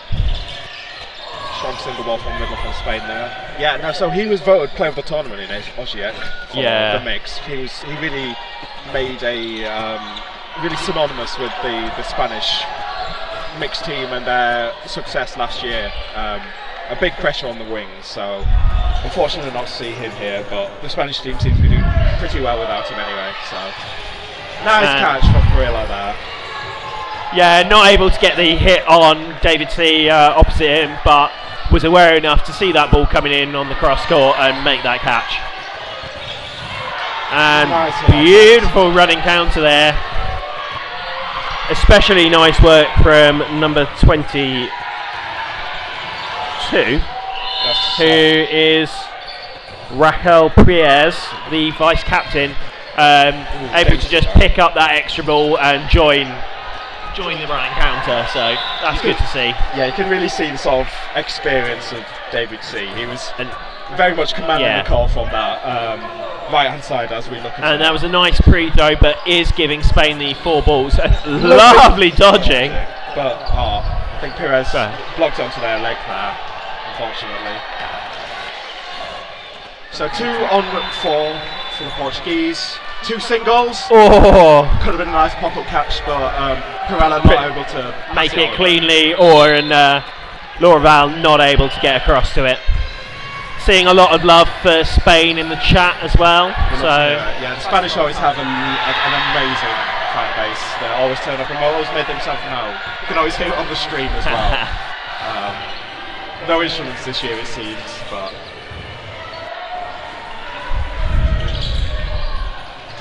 Lovely take from Lorval there.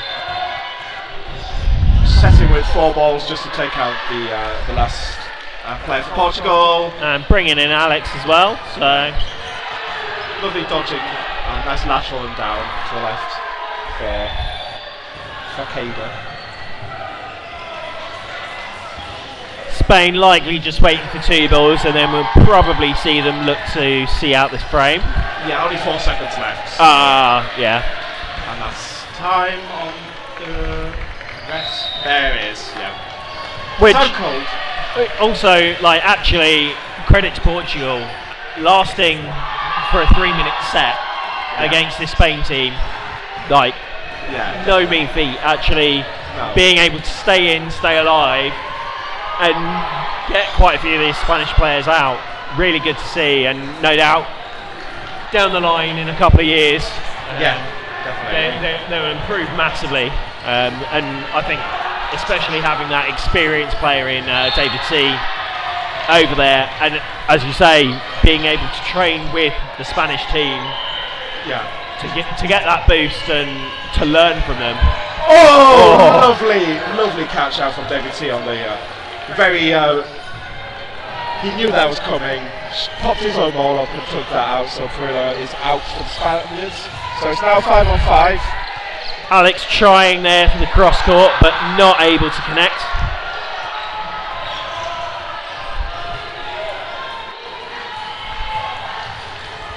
Laraval taking a ball, nice catch, bringing Perillo back in. 6-on-4 now for the Spanish. Yeah, possibly a little bit disjointed by the Portuguese team, made it a little bit easier. Slightly easier to see who was releasing there, but still able to make that catch. So really nice play. You do tend to see with these sort of newer teams that they know what they're doing, but they tend to get a little disjointed on the run-up, and fakes tend to have a lot more impact on them, just because.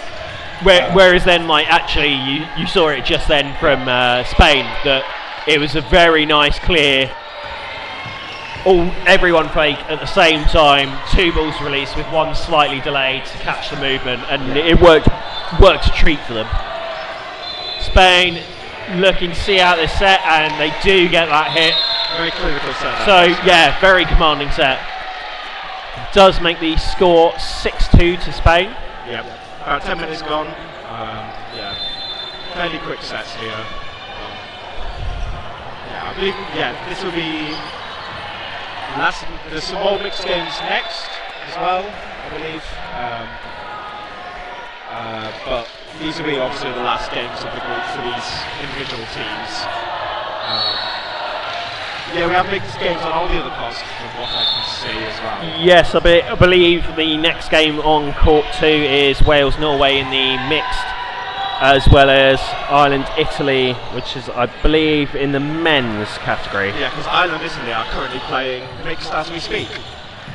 Yeah, and it is interesting to see. Perillo there with a lovely cross call onto. Was trying to call that actually the ball did bounce, but the refs decided that no, it was a hit. Nice block of call.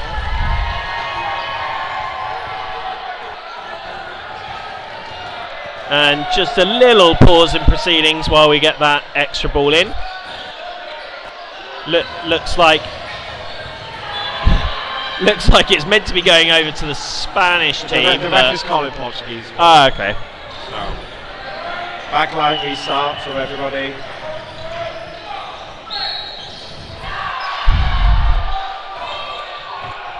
And do remember there are lots of other matches going on, and hopefully all of the other matches should be being live streamed. So over on court 1 we currently have Belgium, Netherlands in the mix. Yeah, which is lovely work to take that catch off that block there.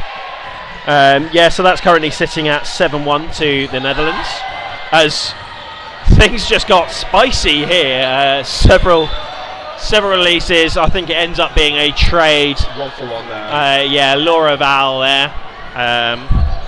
Hit out, and nice multi-ball attack there, hitting out the winger for Portugal. Yeah, Spain definitely don't mind giving up ball possession there, because if they make the hit, they're down to 3 players, and they can only throw, but put them all back.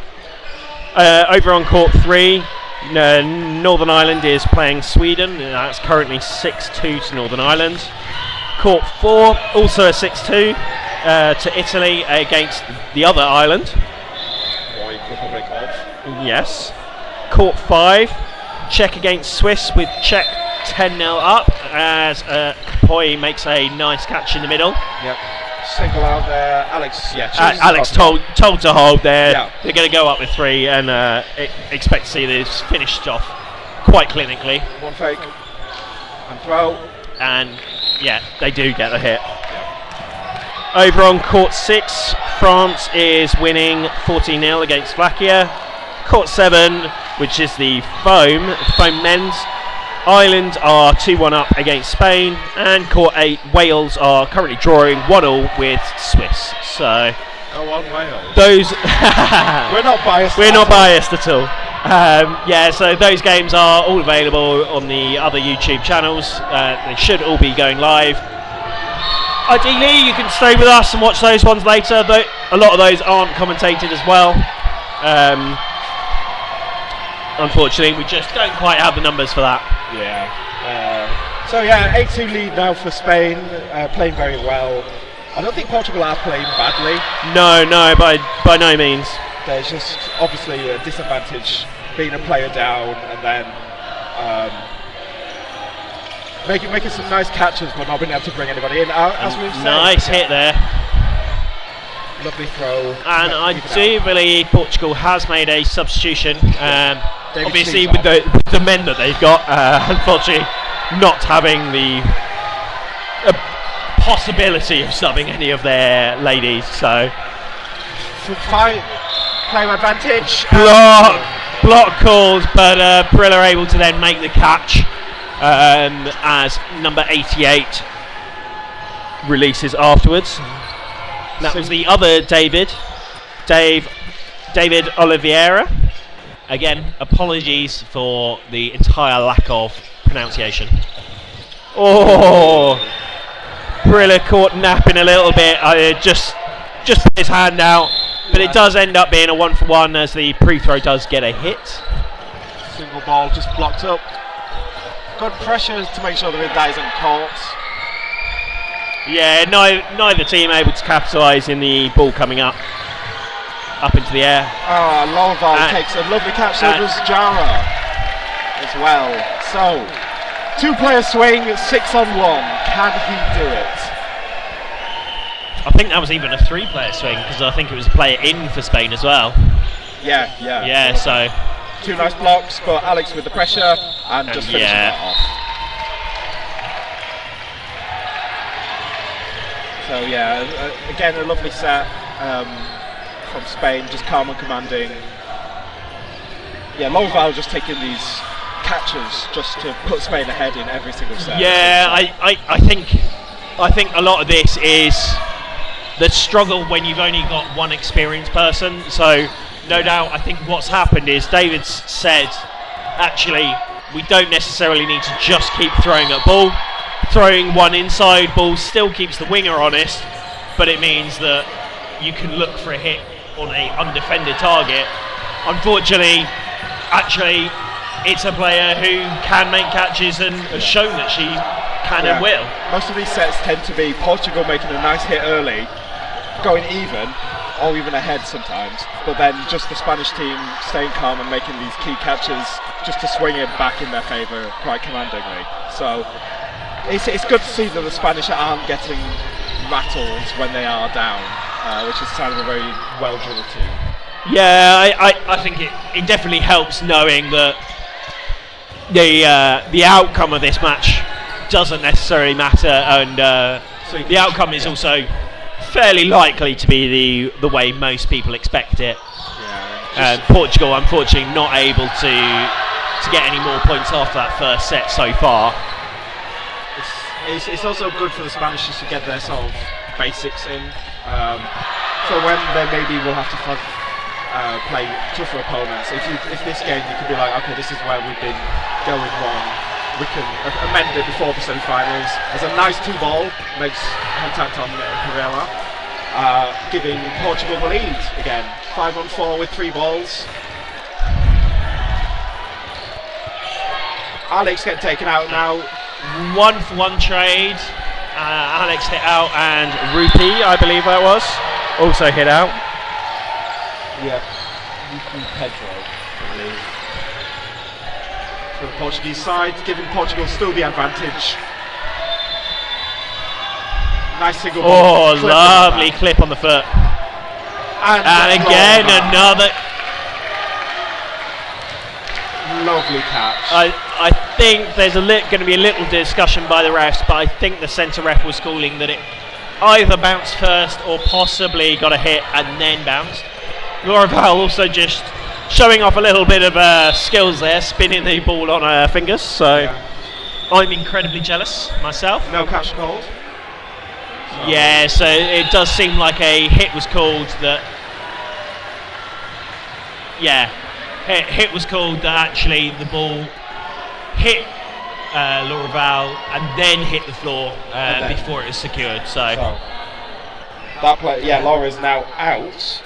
Perella's still out, so just 2 left for the Spanish side against the 3 of the Portuguese. Yeah, that would have swung it heavily in the Spanish favour. Yes, yeah, for sure.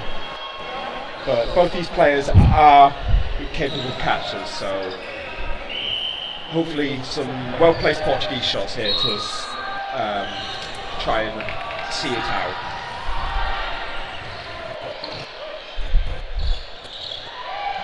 And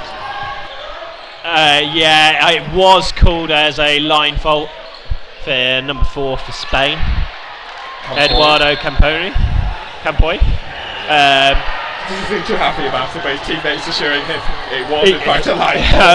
From up here, it definitely looked that way. That's a lovely hit from the Portuguese side. So Bigros, unfortunately, not able to make a catch there with that 2-ball attack coming in. So Portugal get another frame in this match. Yeah, I do think they were definitely helped out by the drop catch and the line fault there, but they still had to see it out, and they did, so all credit to them. 10-4 now, still to Spain. This should be a 1 minute, 90-second set here for the final of the half.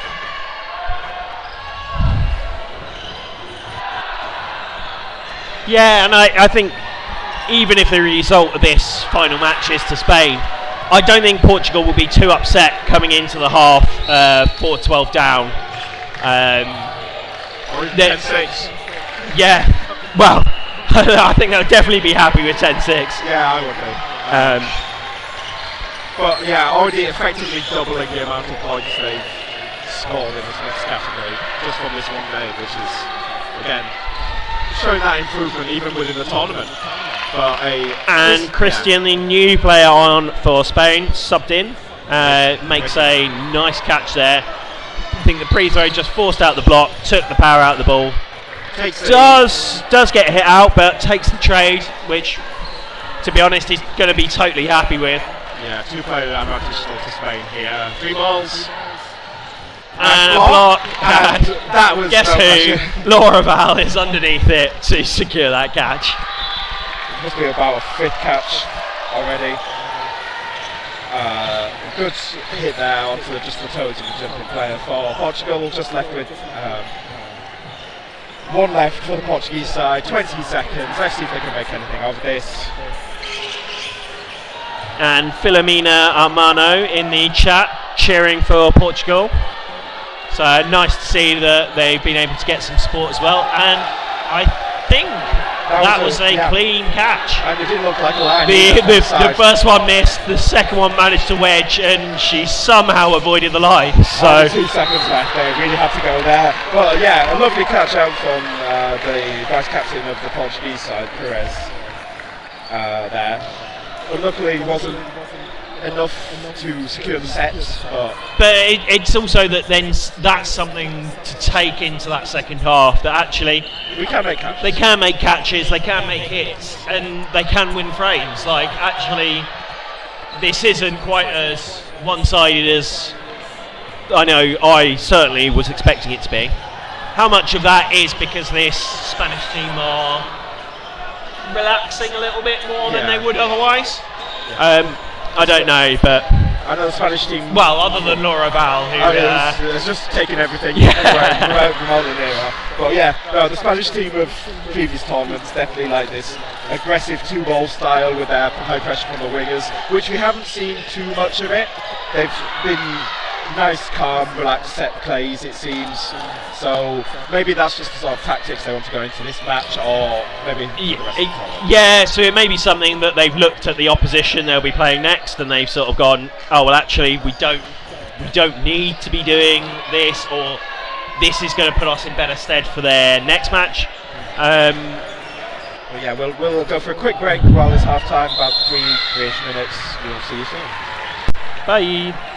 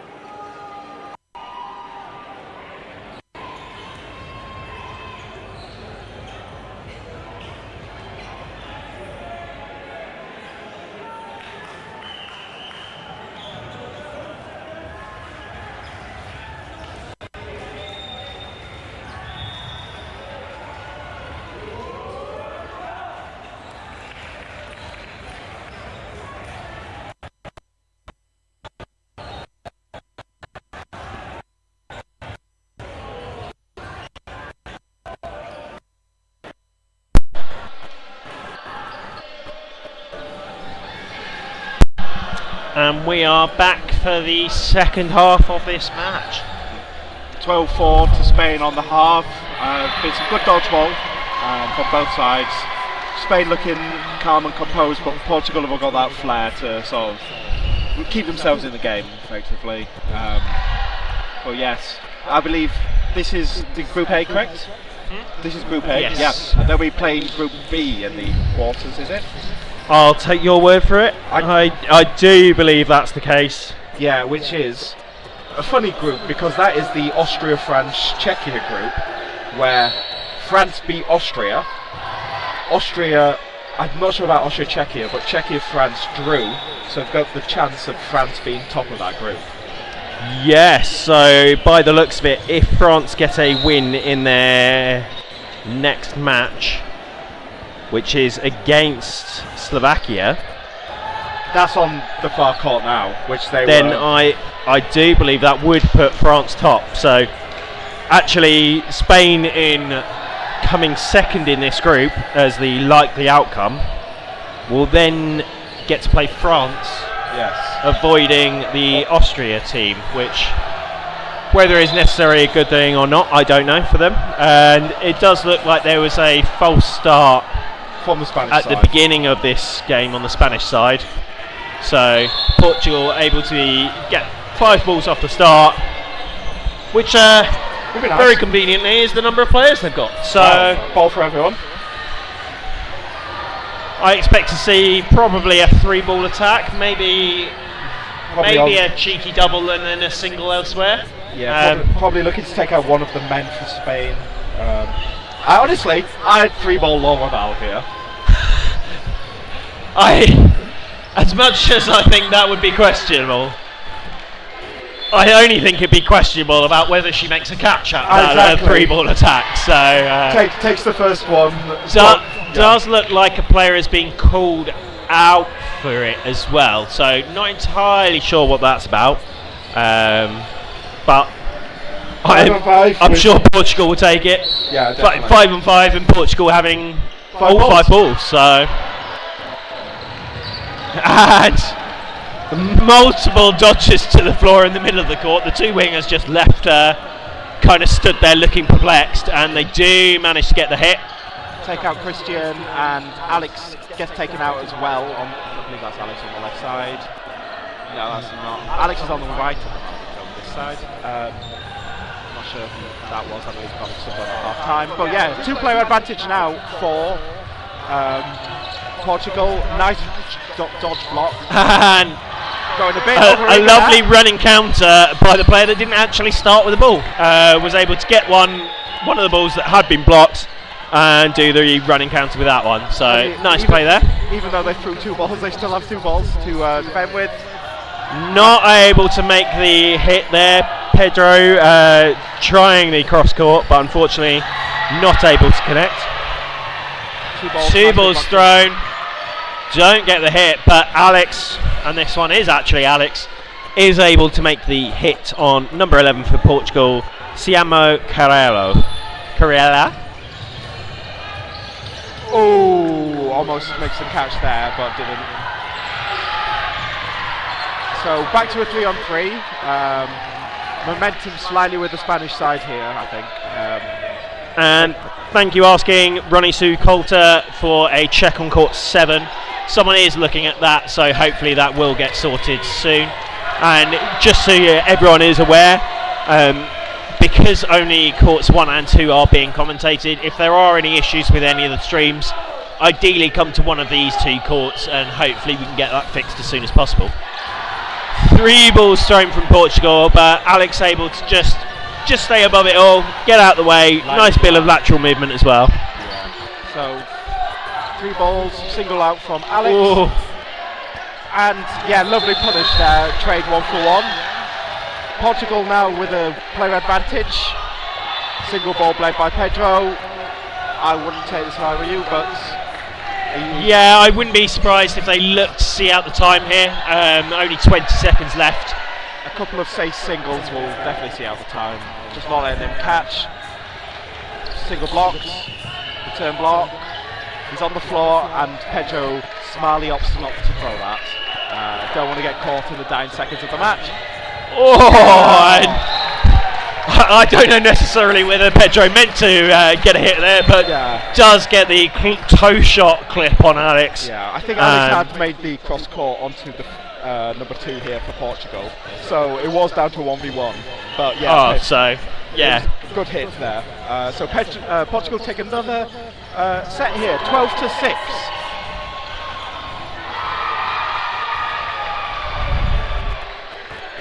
Which again, for their first Euros, to be 12-6 against Spain in this mixed category, especially only having 2 women. Yes, it's a phenomenal effort. Yeah, 100%. Credit to them. Alex attempting the pre-throw on the middle there for Portugal, number 22, Raquel, maybe that's how you say it. not able to make the hit, so it's still this 5-on-6. Obviously, Portugal starting with a player down as they don't have enough women available for their team. But it's good sport of them still to come and still to perform. Oh, and not able to make the catch there. Yeah, still even with players down, still coming and putting up a good show for us, definitely. And taking it to the Spanish side. 3 balls now for the Portuguese.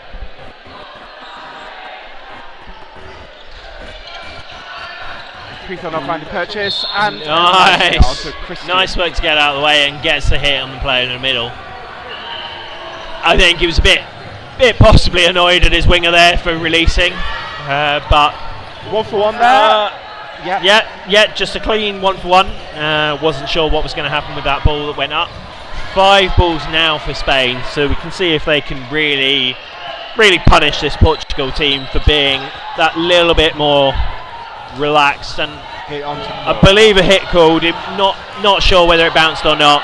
It looked like a hit from here. Refs agreeing with us. Yeah, it's hard to tell from this angle, but the refs all making the decision.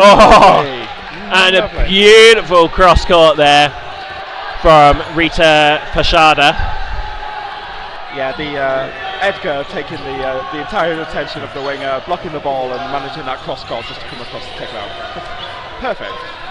Now, I think I am correct in saying that Portugal actually only has 1 club team.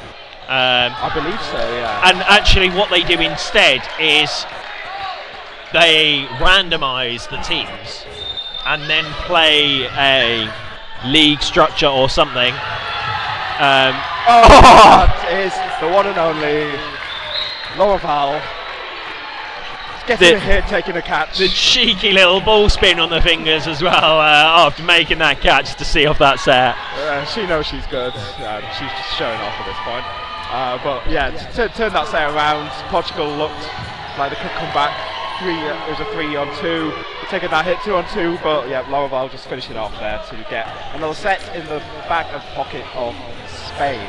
So yeah, so like a league structure between like an in-house league structure. Yes, so rather than playing for a set team, they basically get assigned a team each time they go.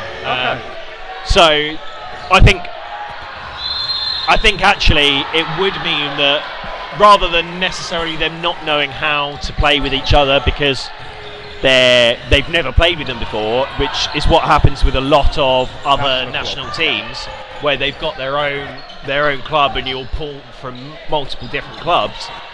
Instead, there's a reasonable chance they've all played together, and that's a nice cross court there, able to hit out Raquel Pierres. I wonder who that was for the Spanish side. I can't tell. I think she's just doing it for fun at this point. Yeah. Did get pre-thrown, but able to just about get out of the way of it. Surviving there. Yeah, 3-player advantage now for Spain. Oh, nice hit from Alex onto the fingertips of Corella. Yeah, and David C getting hit on the other side as well. Blocking it into himself, it looks like. Or maybe just catching his arm. And a 1-for-1 there, but considering it's the last player. Not amazing. 16-6 now for Spain. And just to keep you posted on the scores on the other courts, Netherlands are 13-7 against Belgium on court 1. On court 3, Northern Ireland are comfortably beating Sweden 16-6. Court 4, Italy are very close against Ireland. Scores currently 11-9 to Italy over there. Court 5 has the Czech playing the Swiss at 16-8 to Czech. France are dominating Slovakia 34-0 at the moment. And then onto the foam in the men's category. Ireland are playing Spain and they are 4-3 up, and Wales are playing the Swiss, which is 3-all. So come on, Wales. Very tight over in the foam category, and I think generally less so on the cloth side of things. So the foam is obviously played at a slower pace and ends up lovely catch out from there. There was a catch on the Spanish side. Little bit of confusion, I think, about who they were meant to be throwing at. So yeah, you may be wondering how the foam scores are so low. So unlike the cloth category, there is no set timer. So actually they will play as many sets as they fit in a 20-minute half. So actually the final score could end up being a 1-0 or a 2-0 result if that frame goes for the whole 20 minutes. Yeah, I remember one game in the English Foam League it was 5-1 at half time, and the final score was 5-2 because the entire set just lasted that second half. Yeah. But yeah, lovely catch out from Alex there on the right wing for the Spanish side. 3 balls for them against 2. Free throw, making a hit. Managed to dodge the ball there. Yep. Back to 4-on-2 Spanish lead. 2 balls. Probably another free throw from Portuguese. There it is. Nice block. And David lovely catch, unable to stay out the way of the second ball. Oh no, she almost did it again. David C gets the hit just before the catch there. Edgar would have been taken out, but as the player was hit first, the catch does not count. So really nice work from David. That was not only a catch, which is a 2-player swing, but also preventing a catch on the Spanish side. Does now go out, but hopefully we can see this this Portuguese team see out this 2-on-1. There is about 30 seconds left, so lovely low throw, which I think that was a bounce. Okay. Yeah, again, very hard to tell from our angle and the angle the camera's at. But ref seemed to call it that actually it was fingers out into the floor and then sort of trapped onto the floor. So a hit called, and Portugal managed to take their 4th set of this match, which credit to them, playing very well. But yeah, they've taken their time out now for this half. Just under 9 minutes left of game. Do you think it's a Portuguese comeback here? 3 sets? Oh yeah. I mean, I would be rather surprised. I would too. It'd be very great dodgeball to watch. Yes, yeah, I definitely wouldn't be opposed if that were to happen. But it might be a bit out of rounds here, I think. Yes. Just they would need 4 very quick sets, and most of the time, especially in the second half, they've been going quite the distance, going down to the last 30 seconds or so. But yeah, Portuguese showing that they are good and they are meant to be here. Really making a name for themselves. Very happy for them that actually they are getting this game out, and I think it is in part down to this Spanish team taking their foot off the gas, just knowing that actually nothing's needed. But still, actually, it means that this Portuguese team, they're going into their positional playoffs having got more points than before and being able to be in a better position. Definitely getting that momentum, getting that feel-good feeling of like, we're in this now, we're playing well. Lovely free throw out from, I believe that's probably Alex on the right. Yes, number 25 for Spain, which is the Alex. David C making a nice low block there. But 5v4, favour of the Spanish. Not able to convert there on the post throw.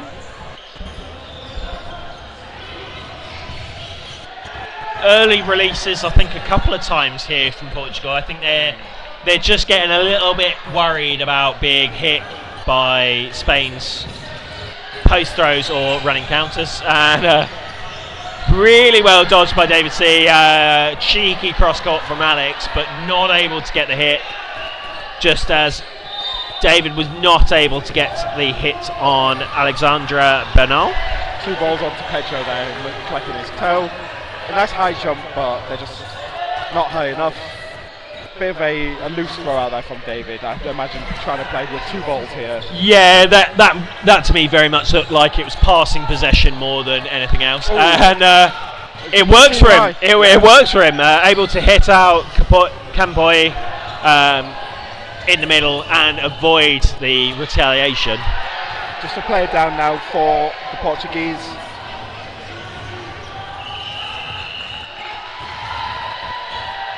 Oop. 2 separate targets there from Portuguese. Maybe not. And neither able to convert as well. That's I think a little bit unlucky from them.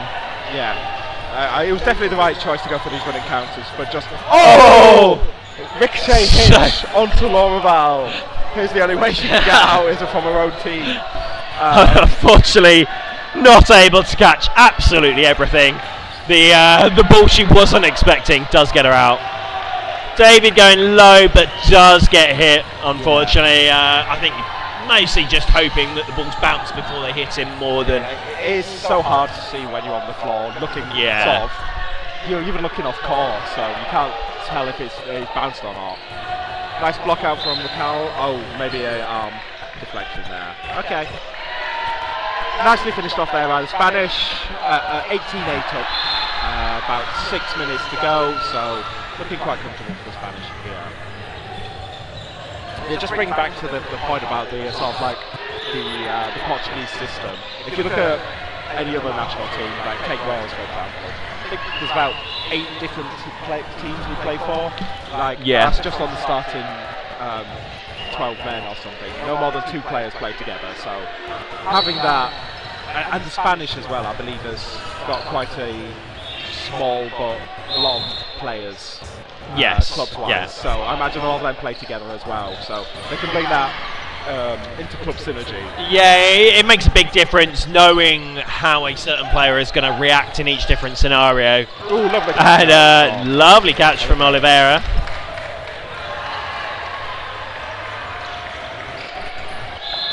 And the power there from David C.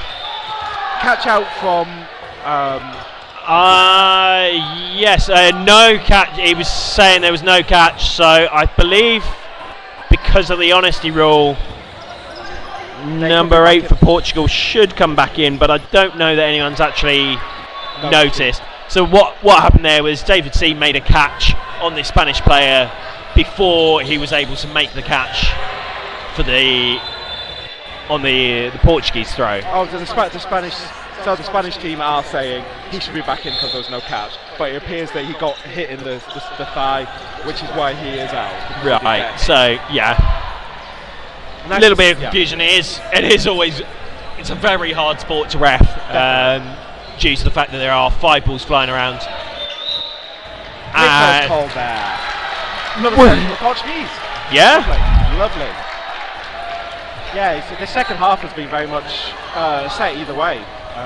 They get set, the Spanish get set, so very, very nice to see. The Spanish getting a lot of rotation through their squad though. We've seen a lot of new faces each set, which is good to itself. Give everyone game time. Obviously everyone's travelled a long way to get here, so... Yeah, and also really nice to see from Spain that they were trying to make sure that the correct decision was made. Oh, yeah. Letting the refs know that actually that player has gone out, but the catch wasn't secured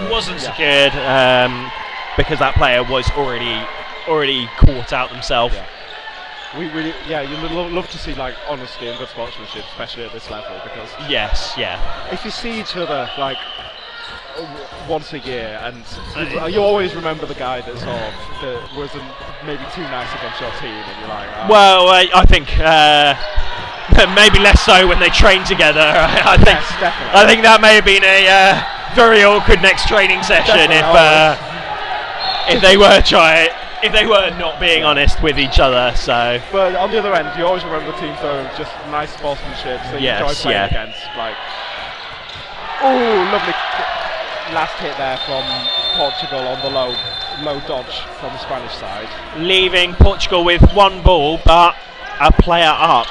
Spain not able to capitalise on the fact that they've got 4 balls because they've only got 3 players. Nice low dodge. Nice, very just low dodge, getting onto the floor from Rui Pedro. Yeah, I believe so. There's 2 Ruiz as well. That's why the dash name. Which I also feel you're not meant to pronounce the I think. So you think I think it's Ru, Okay, but not entirely sure. no, neither was Al. Yeah. I'm not even Welsh. Okay, so that's nice call from the middle of the court there, just letting everyone know that they've got 4 balls. Means that there's only 1 ball on the Portuguese side, and they do get the hit because of it. Yeah, two nice blocks out initially, but then the sort of straightforward one catching him on his sticking out leg. Very well played by the Spanish. Oh, low ball, the slower ball there. Manages to clip him as he comes down to give Portugal regain the advantage. And with just under a minute left, Portugal are a player up. Yeah, Koala getting called back from his subs box there. Cardoso, I believe. That's a nice low catch from Lorval. I think she must be double figures by now. Unfortunately, Corella not able to replicate. Does get the hit on the pre-throw, but not enough. Nice block out from Lorval.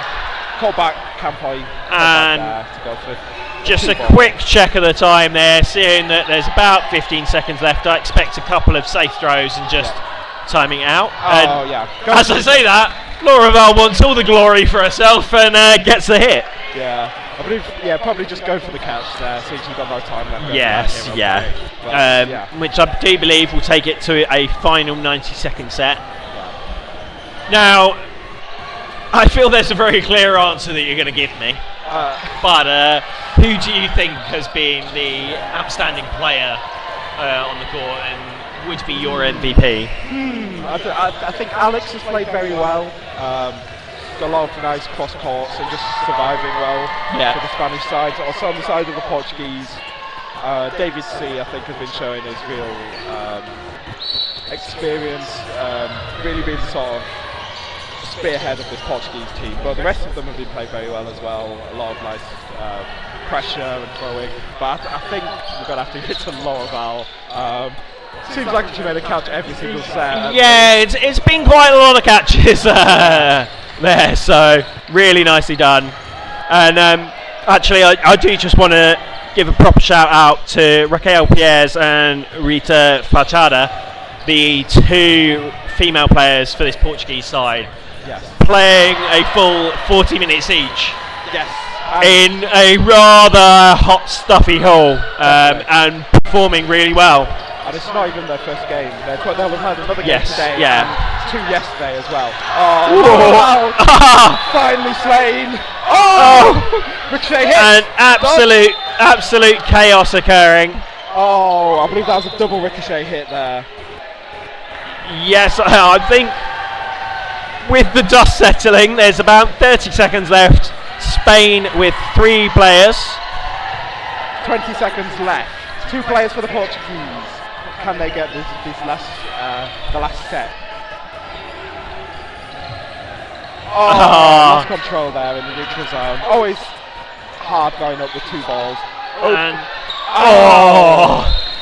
And number 66 there for Spain finishes it. Not on our spreadsheet, unfortunately, but definitely just finishing off the game there. Yeah, so final score 22-10. And a really good showing from Portugal. They can definitely go home with their heads held high after this game. As you said, going into the positionals with this momentum that they managed to show in this game. Like, I definitely have heard of teams where in their first Euros ending up with pretty much no actual sets won. Yeah. At least in the group games until they get down to the positionals. So really nice to see them actually able to take frames off the teams in this group, and best of luck for them in their positionals after this. Definitely, yes. If they can play like this against the second seed in their group, they could definitely do some damage in their positionals. We'll be getting those games out hopefully tonight of who's playing who. I imagine with all the group games finishing up now, those will soon be decided. I believe Spain will be playing France in their quarters tomorrow, because if they are A is playing B, which I believe is true, it should be a good game. I don't think anyone would have predicted France to have been top seed in that group. No, quite surprising that. Yeah, and it depends. I believe it's probably Austria coming out second, but that comes down to the Austria-Czech game. Yes. If Czech win, they'll be through. If Austria wins, they'll be through, I believe. And again, this is something that I always love to see. Teams just mixing up, having a photo together. Yeah. It just, especially with these two teams, training together and, well, being neighbours. Nice to see. There's loads of smiles on all the faces. Everyone's chatting to each other. So, really nice to see. Yeah. I do believe we've got another mixed game next. Wales versus Norway. Yes, this will be for third and fourth in the group. I believe both teams have already lost to England and Scotland, who are both very strong teams, both looking to medal. So the group is settled, but it will just be for the last position in this group. Norway is still a relatively new team, starting at the last Euros. Wales, a very historic team, but having a slightly weakened mixed team. Yes. To try and strengthen both their gender teams, which appears to have worked for them. Both male and female getting into the quarterfinals, but still expect them to show up in this game. So I reckon this will probably be quite a good game here from both sides. Yeah, I believe it is Catherine Ward and Jonathan Wilkie who will be taking over the commentary of that match. So we will sign off, and hopefully you'll stick around for that game, or if not, the matches that will be occurring tomorrow. So see you later.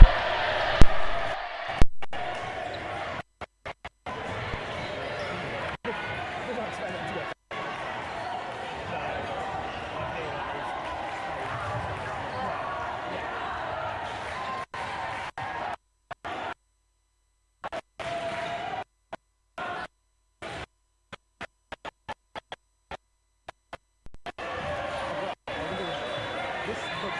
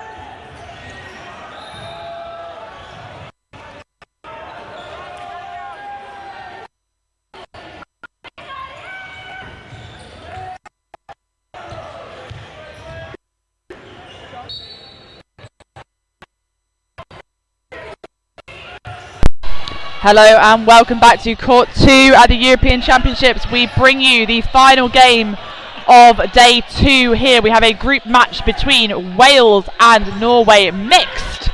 After a, sort of, it was really slow but quite sort of measured start. We had 3 balls in the hands of the Welsh. No outs as yet, so we are 6 on 6 here on Court 2. I will be joined shortly by John Wilkie. However, Nordgaard takes the first out for the Norwegians. And which gives the Wales the 1-player advantage. Blocks from Ingo for Wales on the left wing. 4 balls in Welsh hands as they come forward. Blocked through and a hit catch from Sander. Sees 5 Norwegians on court and 4 of the Welsh. 4 balls in hand to the Norwegians as they press forward. Wings call on Ingo. Finds target with the late delay ball from Sander. 3 balls in Norwegian hands. 5 Norwegians on court and 3 of the Welsh team. We have the Welsh number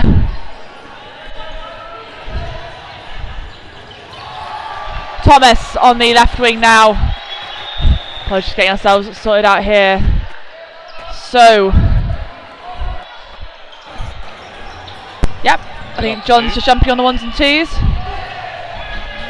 Yeah, apologies for the delay. As we're just stepping into the latter stages of this set.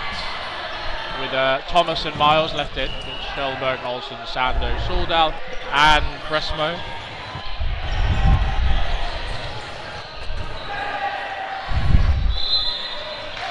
Big fakes and high pressure from the Norwegian wingers there. Good 2-ball attack there. Good out. Good out from the Welsh pairing. Thomas left in by herself. Oh! Dina Thomas doesn't manage to confirm that catch. But well followed up by Sando. Yeah, really well read. Slightly put her off that. We can just hear the loud hailer, I think, of one of the Irish fans who are currently playing Italy on court 1. No, I think that's one of the Norwegian players. Is it one of the Norwegian players? They have a soundbox. Megaphone? Yeah. Speakerphone. We will line up 2-0 in favour of Norway on court 2 at the moment. Ingo wins the 3rd ball, meaning that we have 3 balls in hand for the Welsh, who will press forward for the first play of the game, of the set rather. Really quick release, Massive shot at the middle target. We're seeing that middle male player so crucial to the survivability of some of these sets. Yeah. Because, as we saw in especially the England-Scotland mixed game, if you can hit that middle player out, a lot of teams are really confident with it going for those 2 balls or one of your other male targets. Good dodge there by Schellberg. Davies and Hannah there with a bit of a delayed throw. I think a few little communication niggles to sort out for the Welsh. Lovely jump from Davies. He's drawing a lot of fire on that left wing for the Welsh. Yeah, doing a great job to survive there. So they now come forward with 4 balls. Ingo hit out there as Sando manages to get out of the way. And the ricochet by Soldal, bringing back in Olsen off of James Ingo. 2 balls, do not find Bennett. 4 balls again to the Welsh. They've had 4 balls, that must be the 2nd or 3rd time this set. The 3rd 2-ball volley that Norway have sent and not managed to get it. Gone for the free throw there opposite him and Davis, but Davis just ducks below it as they make the hit. Excellent movement from him. The Welsh 1 player up now. Release from Bennett, does not find Prestmo. Good dodge there from Norwegian. 3 balls coming forward. A single there towards Bone. She doesn't really even see it. There's no movement as she gets it out. Ball is on court. I'll have to collect it. So there's a question about one of the balls. Wet potentially? Wet or potentially the nipple. Popped valves. Yeah. Has gone. Something I noticed in the Norway-Scotland women's game yesterday was our coach here. Yes, with his board. Was holding up a ball. Yes, we'd love to know if you know in the chat what that is signalling. We'd love to know for a bit of insight. But certainly some tactical information going on there. 3 balls once again to the Norwegians. Amazing touch by Nordgaard there, just popping that ball up with her back foot. The mixed captain here. Yeah, near the ankles of Bennett, but they will restart for 3 balls on the Welsh side. Only 1 player down. We've got 40 seconds to play here on court. Good honesty from Thomas. Big leap there by Olsen to go over as time is paused.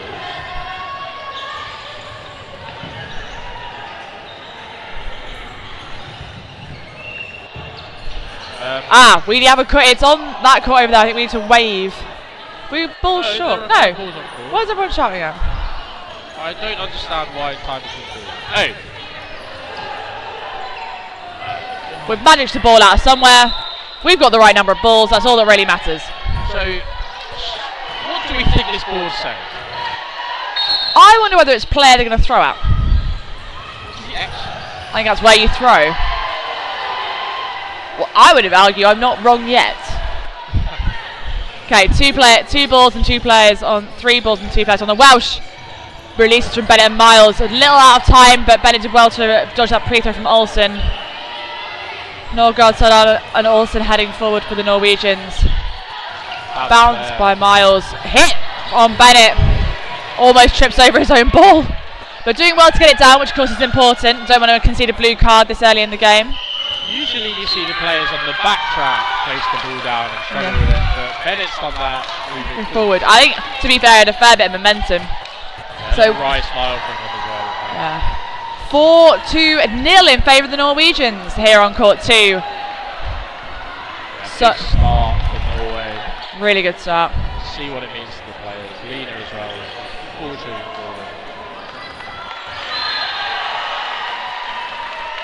Some words of wisdom from the Welsh bench.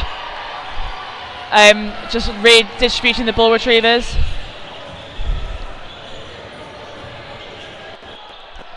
So, no changes as yet on either team. We'll go into this 3rd set.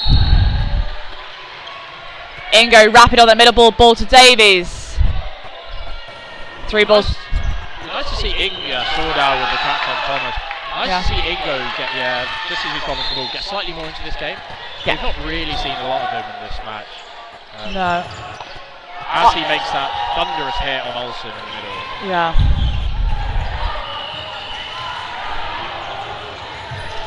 It's 100% who they're aiming at, John. 1 is underlined on the Norwegian coaching board, and they are spending a lot of balls trying to get number 12 for Wales, Ingo, out. 3 balls in Welsh hands. Not a big fan of the board because it draws the attention away from the court. Yeah.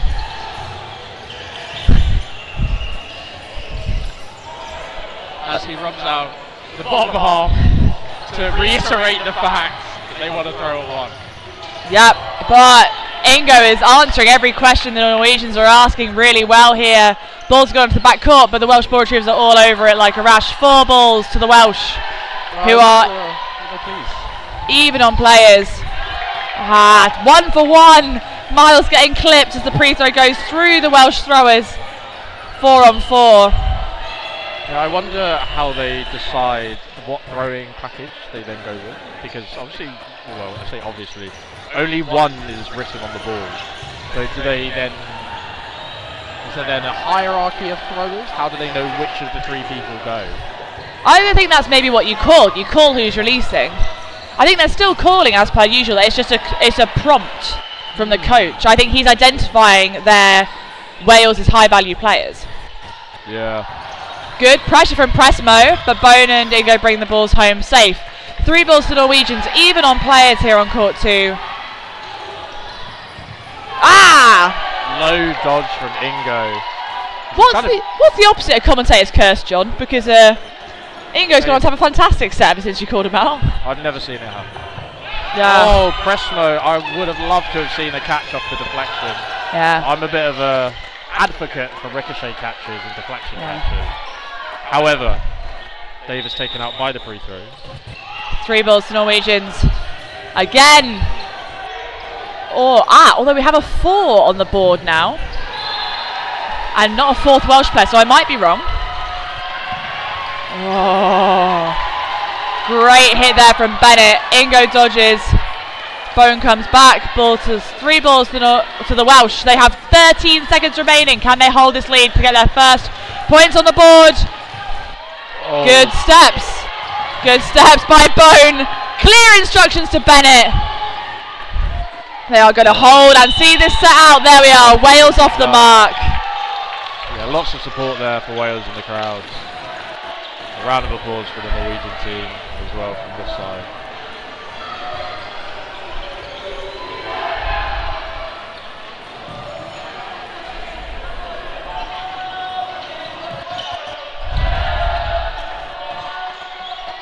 Lots of cheers coming through.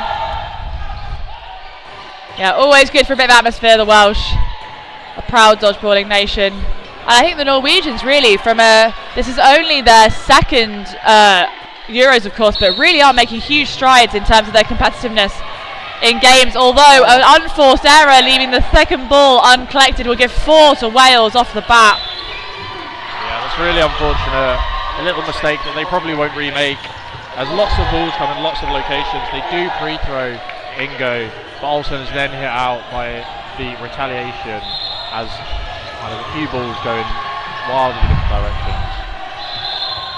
2 balls on Bennett are unsuccessful. They will have 3 balls. Clear communication from the box, excuse me. Yeah, the call has now changed to 1-6. I wonder what that means. Excellent hit and movement from Davis. Love to see that. So we've lost Ingo, but we have also lost a Norwegian player. So the Welsh remain on top by 1. We have had a substitution. So we have had, where is she? Kira Parker has come on for Wales. Yeah, and Dina Thomas takes a break. 3 balls in Welsh hands. Single and good movement from Parker means that we still have 5 Welsh and now only 3 Norwegians. Lots of faking. Fakes and then the cross court, well blocked away by Schulberg. 3 balls again in hand, the Welsh. Balls everywhere, but no hits once again. However, obviously the Welsh with the player advantage can look to see this out, although 120 is quite a long time. They look to be getting a few more hits at least. Oh, it pops up. Oh, Davies! What a power play. Hit and catch. Taking a minute to look a little pleased with themselves as he takes a breather at the back of court. Nice, a definitive end to the set. Aaron Davies, congratulations to you, number 21 for Wales. A really impactful last few seconds there, and then the hit from Ingo to finish off. The timeout's been called on the side of Norway. Yeah, we are 4-4 with 7:33 remaining on the half clock. What do you think you expect to see from the Norwegians coming back then? In all honesty, I'd like to see them focus on those players less. I think. Can you hear me alright? Can you hear me through the headset? You're fine, carry on. Oh. We should fix that. But I'd like to see them focus on those wingers less. There's a lot of attention given to Ingo, and I think he can block, of course. He's a good enough player that he's being able to kind of suck in that pressure and not struggle. There are other players on court, and players seem to panic a bit when they see that their teammates are all in the outbox. So I'd like to see what they do when a couple of middle ball hits dwindle down the Welsh numbers so that we can move through and then potentially go for more accurate 2-ball attacks. The score is only 4-all. Yeah, 4-all. So there's still all to play for. It is by no means a far gone conclusion here. We have had another substitution. Davies takes a minute, and we have the captain Dan Brown stepping on for Wales. Wales come forward now with Dan Brown sending that single. Yeah. Lundhaug, who's joining us on the court for number 69. Cross court unsuccessful. Oh! Ingo should just be pleased he dodged that. There wasn't any need to go for that catch, although I know you would have liked it. Yeah, it would have been funnier if it hit him though, as there wasn't really any calls of up or seconds, which you do hear from some teams, which is a bit frustrating. But a good good hit there onto the Lunghouse. Oh, just a clip on the feet bounce, I would say, on Lizzie Bone. Yep. Indicated by the commentators as well, the referees. Well, I was indicated yeah. but as indicated by John. Yeah. Maybe one day you'll be TMO. We have such a good angle from up here, to be honest. Yeah. There's only a few calls that I've been like, well, we're not at the right angle. Yeah. Great dodge from Pressmo. But otherwise, you can see the back line great. Yes. And all the players on it. Yeah. Wales one player in hand as Sordal puts a single just to the right of Parker. But they are calling behind the ball. Yes, hand signals as well. Ooh, a good exchange overall. Bennett dodges and Nurgard dodges as well. Yeah, a bit unfortunate that the ball came back and hit one of the posts. Yes. It bounces back on netted arena.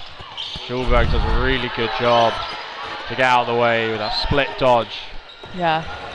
Got third ball coming in slowly for the Norwegians, just managed to make its way off court, but the Welsh team are still one player up with 1:10 remaining, so Norway will be looking for this hit. As you say, a lot of focus on the wing players here, which ultimately is less likely to get you that critical change in personnel. Yeah, it could just be, it could be a couple of things. It could be their tactics in general, or it could be the pressure that the wings are providing and kind of keeping them present in their minds. A lot of people just default to the thing they're not necessarily the most scared of. Oh, Dan Brown, unfortunate there with the catch, although maybe tried to do a little too much Wales in the middle. 37 seconds on the clock and we are even on court 2. Parker with a huge dodge. Bone fails to block. So now Wales with 4 balls have 3 players and are 1 player down. 30 seconds left in this set. There we go. Nordgaard goes up. Yeah. There's no ball for her to get. She could have got the ball on the backtrack, but yeah, Schulberg with the massive split leap unfortunately leaves his feet quite wide open. That's a great step in by Pressmo. Fantastic play on the wing. Oh, he just gives that ball away as the time runs out. Does really, really well there. So that little stutter was excellent. Yes. Bennett has looked across at Miles to see if his wing partner is there, and as he's looked across, she stepped in, throwing that kind of body fake. Yeah. And that has caused Bennett to pause. To pause and panic in that very brief second, which is enough for Pressmo to move back and disrupt. Yeah. I think she's having a fantastic game, Pressmo. Again, if you are watching, put your ideas for MVP in the chat. Can we run a poll? Not really. Well, we'll shout them out anyway. Yes. So we have Day joining us as Miles takes a short break. So another substitution from the Welsh side. Yeah, lots of rotation we saw in this Welsh team when we saw them play England. Really keeping everyone warm and everyone on court as much as they can. Yep, 3 balls in Norwegian hands. Even Stevens in terms of players. So much focus on Ingo, who is doing a fantastic job ducking on that left-hand side as we look at the court. Davies, of course, back on as well. Honestly, beautiful. We will need that orange ball, please. There we go. Oh, 2 for 1. Somehow that's worked out in the favour of the Welsh. That ball's just rolling back. There's lots of pressure there as Bone is hit out. Oh, but the player has line faulted as he's gone low there. I think the Welsh have been saved by the bell a little there with that out, because we lost Brown as well. Oh, fantastic knee shot. Lundhaug is already out, which has been hit again by Ingo as Sander goes very low to duck that ball. 4 balls to Norway, 2 players onto the 3 Welsh. Still on court. Another massive jump from Ingo.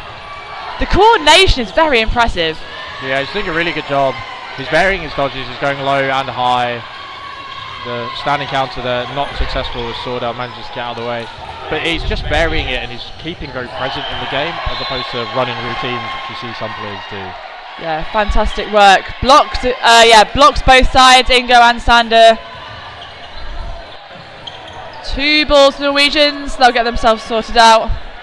They just switch the wings over as Day's block, a ball is blocked comfortably by Sordell.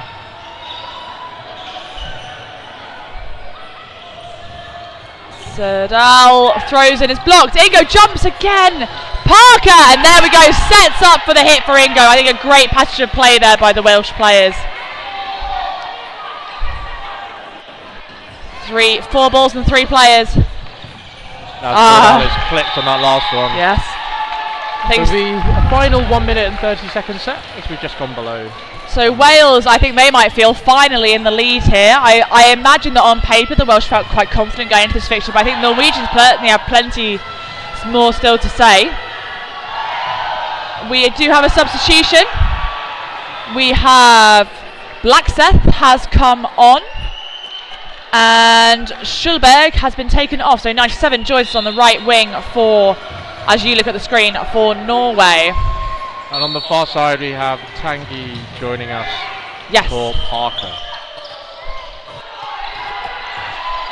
Another huge release from Davies, but press mode just dodges out the way. So much rotation on the Welsh side. Yeah, there's lots going on, but I think that core staying the same as Tanguy's hit out. Yeah. Tanguy unlucky there. But yeah, it's difficult coming in from the box.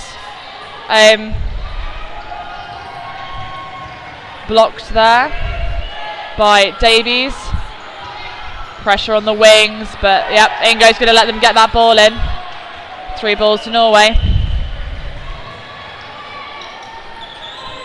Blocked from Ingo again. Nice. I think, to be fair, there was no reason for Ingo not to throw there, as Blackseth was still sorting out sort of his footwork before taking his out. 3 balls in Welsh hands, even on players. Big release from Brown, good to block from Day. Yeah, and a hit on Pressmo. Yeah, hit out, there's the 2 balls come through. Norway now come forwards. Searching a ball from Longhow at Day, who's playing in that position too. The 3 men of Wales, Ingo not managing to make that block. And they're being called to go, they need 1 hit here. 5 seconds. Blocked by Day, hit by Davies to cause the hold. Yeah, and the set goes to Wales. Yeah. Well controlled in the dying moments. Lots of high five from the Norwegian team. A sense of Welsh momentum building, maybe? Yeah, so we've had 2 sets, even very close kind of first few sets. Even the set that they drew, that 3rd set, it looked like Wales, if they really wanted to push it, they could have. Yeah. Seemed like they were just taking the draw just to be... Yeah, just be cautious. No point losing it at that point. And then the next 2 sets have gone fairly confidently in the favour of Wales. With some last minute kind of pushing and pressuring from Norway, but never really looking in doubt. Yeah, I think as well quite impressive from the Welsh to maintain really quite a cohesive standard of play with so many changes. Yeah, to me it's everyone knowing their role within the system. Yeah. So 1, it shows that they've been training well together. But 2, it means that we can see that they've got that core with Davis, Ingo, Bennett and Brown as those men's players. And then the women's players of Day, Parker, Miles, Thomas, Bone primarily, and Tanguy joining us from the women's squad. It just shows that regardless of who's subbing out, regardless of who's swapping in, they can sub in seamlessly and figure out, okay, this is what I need to do, and this is where I need to be. Yeah. Which is always really what you want to see in the team. You want people to know how to play, how it fits the system. Yes. And how the system can, because if people believe in the system can then win your games practically. So a good game for Wales, I think, especially with the development focus of this squad. You'd like to see them target these games against the very freshly faced Norwegians as their 2nd European Championships and probably 4th major tournament. NECs. They would have had Euros, NECs, Worlds, and yes, and here we are. And Euros now. So lovely to see them here. Hopefully they take this as much as a learning curve and a learning opportunities. They really, really can. I'm sure they will. We're just going to take a couple of minutes here on court 2, and we'll be back shortly for the second half.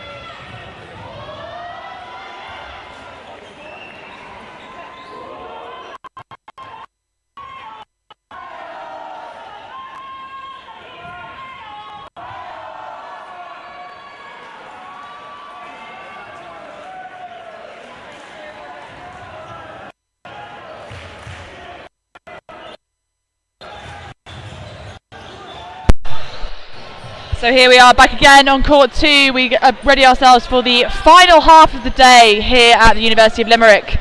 And of course the last round of matches before I believe we hit knockouts tomorrow morning. Yeah, so we've had a double header of mixed games this afternoon. So the two mixed slots. Normally we do men's mixed and women's. We've had a double header here. Huge throw down the middle. Yes! He's released that ball. I like the idea. Obviously the execution is quite poor. Oh! That's a great catch and hit to take out James Ingo on the 1-for-1. Yeah. So 3 balls to the Welsh. We're even Stevens on players, but not for long. Dan Brown with a great hit there on the Norwegian.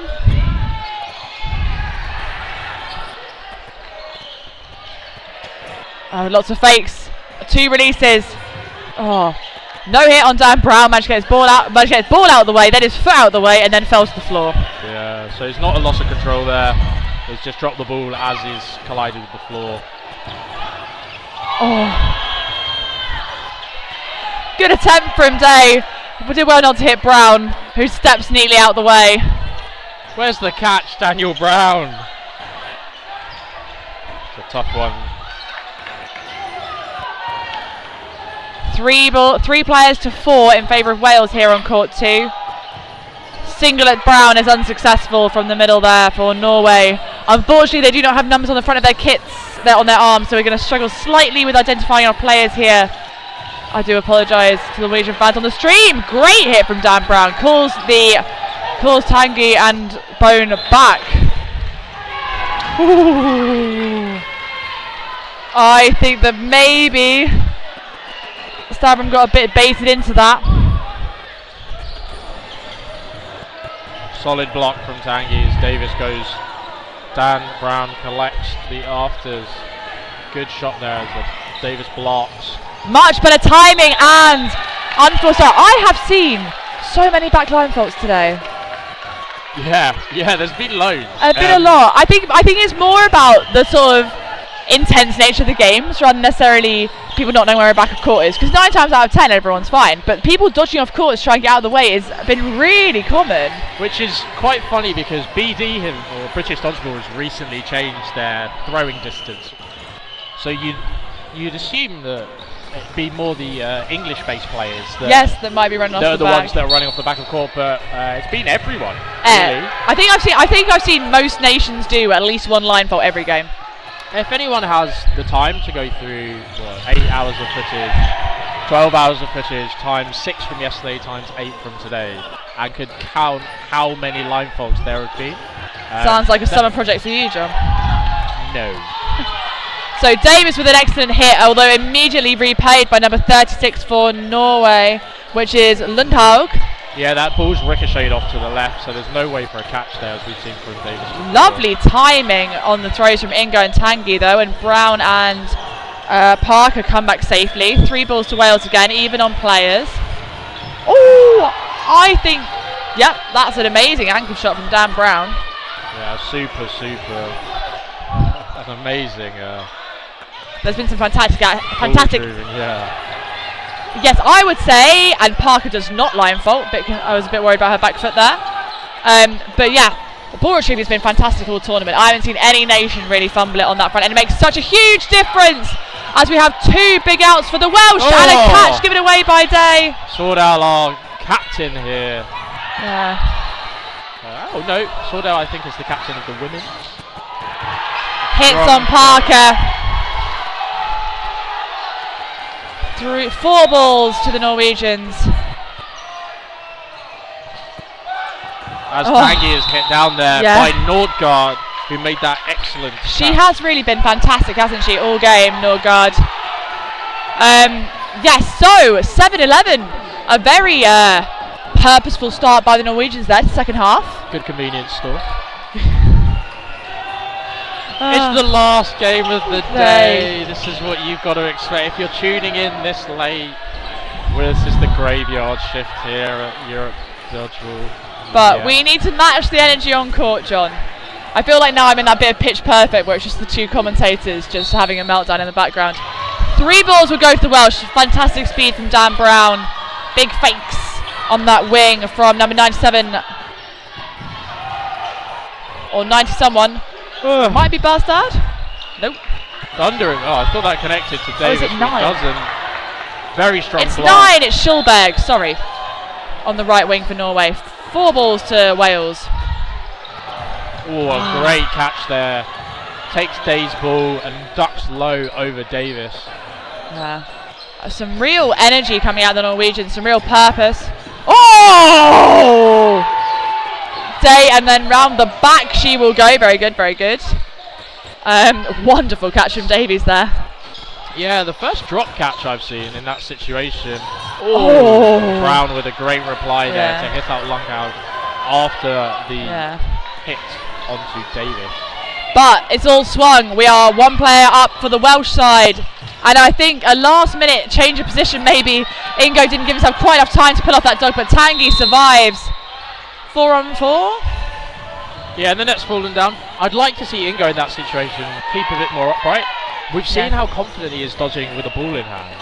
Yes, you wonder whether he varied it almost for the sake of it. Yeah, he's put himself in a low position there, ducked low, put his head down so he can't see the attack.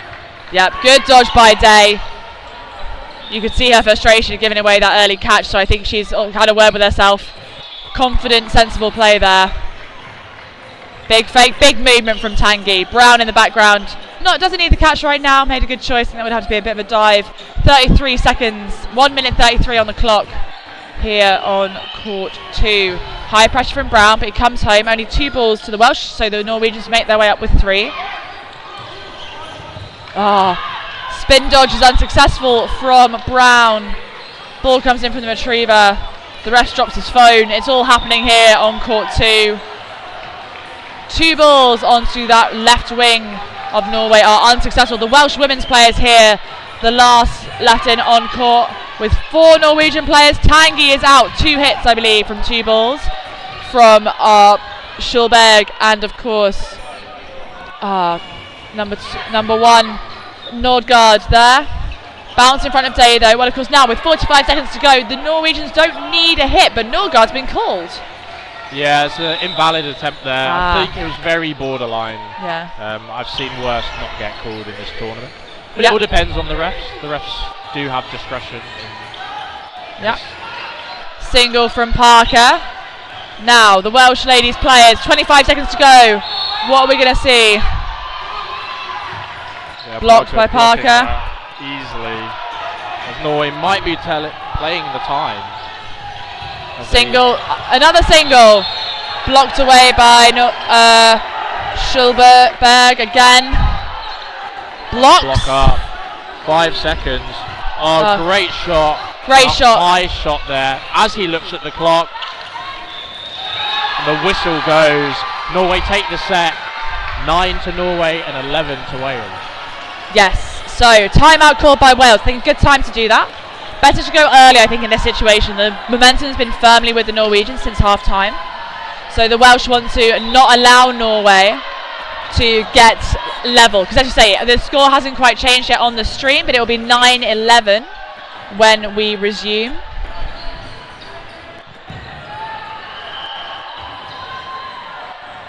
Yeah, only not 20 seconds left in this timeout. Is there 20 seconds left in the timeout? So I think Norway just need to keep playing with this confidence, really. Mechanically, they're looking pretty strong, and Wales need to regain some of that confidence and sort of control of the sets and the pace that they had in the previous half, for me. Yeah, they've done a really good job with managing possession as well. There's been a few times in that situation where there has been 4 balls on the side of Norway through a couple of little errors coming across from Wales and a bit of fortuitous bouncing back from the side of Norway as well. So seeing that, I think it will give Wales a bit more of a second guess about, do we want to be as loose with possession as we have been in the past couple of sets, or do we want to be more conservative, play more stereotypical dodgeball where you go with 3, play with 2, play with 3. If you get the opportunities for 4 and 5, you use them. So it'll be interesting to see how Wales now responds. Yeah, lots of voices in that Welsh group. So I think some I'm sure with sort of words with them, some just trying to get heads back up. So important. They are still in the lead, and there's 11:49 left on the clock overall. So there's plenty of time here. We're going to have at least 4 sets, I think. Should be about right. Here, so it's still very much anyone's game. But if the Welsh can stay even that 1 set ahead, that will go a huge way into securing. I believe 3rd in the group. There's some substitutions on the side of Wales. Yep. We have Miles and Bennett joining us. Yep. The lineup from across the court stays roughly similar. Bounce on Thomas. So we see Thomas come back. She, of course, started the first half and was substituted, so good to see her back on court. Oh, great grab there. As Bennett. Slightly frustrating there. Yeah, sometimes they're just good catches, they're not necessarily bad throws. Good areas from Ingo, pressure up court. Parker, lovely little fake from Parker there, just makes the Norwegians think twice, although they bring 3 balls forward. Oh, Thomas has done well there. Dina's not hit out there, and she manages to avoid the back line as well. We've lost Brown on the left hand side, but Ingo with a beautiful dodge there to survive, so only 2 players down for the Welsh. Ooh, stepped over by number 48, Sander. Really nice areas on that shot from Ingo. 3 balls in the hands of the Norwegians. Single is dropped by Thomas. Unfortunate there. That's a really, I'd say, smart play from the Norwegians. It was a risky one, but the position of that shot was very good. Yeah. Ingo making the hit there. Parker kind of sending that cross-court across, getting the block out from number 9, and then Sander coming back with the retaliation. Yeah, I think Parker, unfortunately, you can see what she's trying to do, but oversold herself there. Good pressure on the right wing from Schulberg, but chooses not to go to Ingo. They will reset with 4. 2 Welsh players against 5 Norwegians. Ingo, unfortunately, clipped by the first, tries to catch the second on instinct, and we have Miles left in on her lonesome against the 5 Norwegian players. And a hit there by the single of Nordgaard in the captain's armband down the middle. Yeah. 11-all. 11-all with 9:36-ish on the clock. There's still plenty to do. It's only draw. I think the Welsh need to remember that they are only drawing. It's still well doable, but I think the momentum in this half has been firmly with the Norwegians.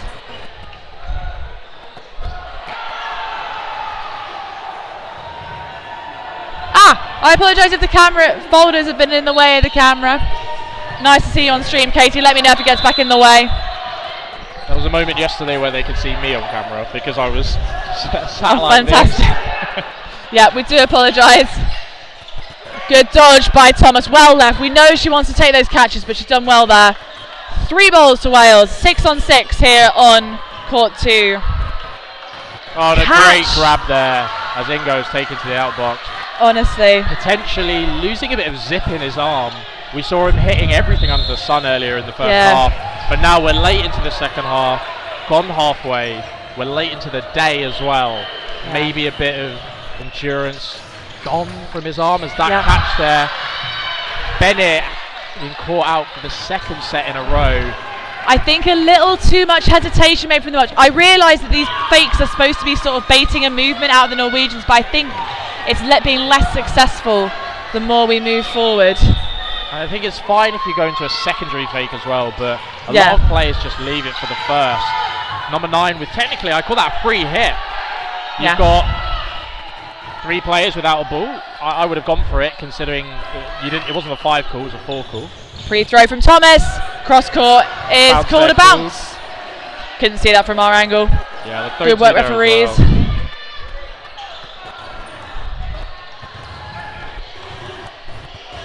Thunderous shot there in the middle. The cover comes across from 9 and 48 as Bone and Thomas move forward up the court.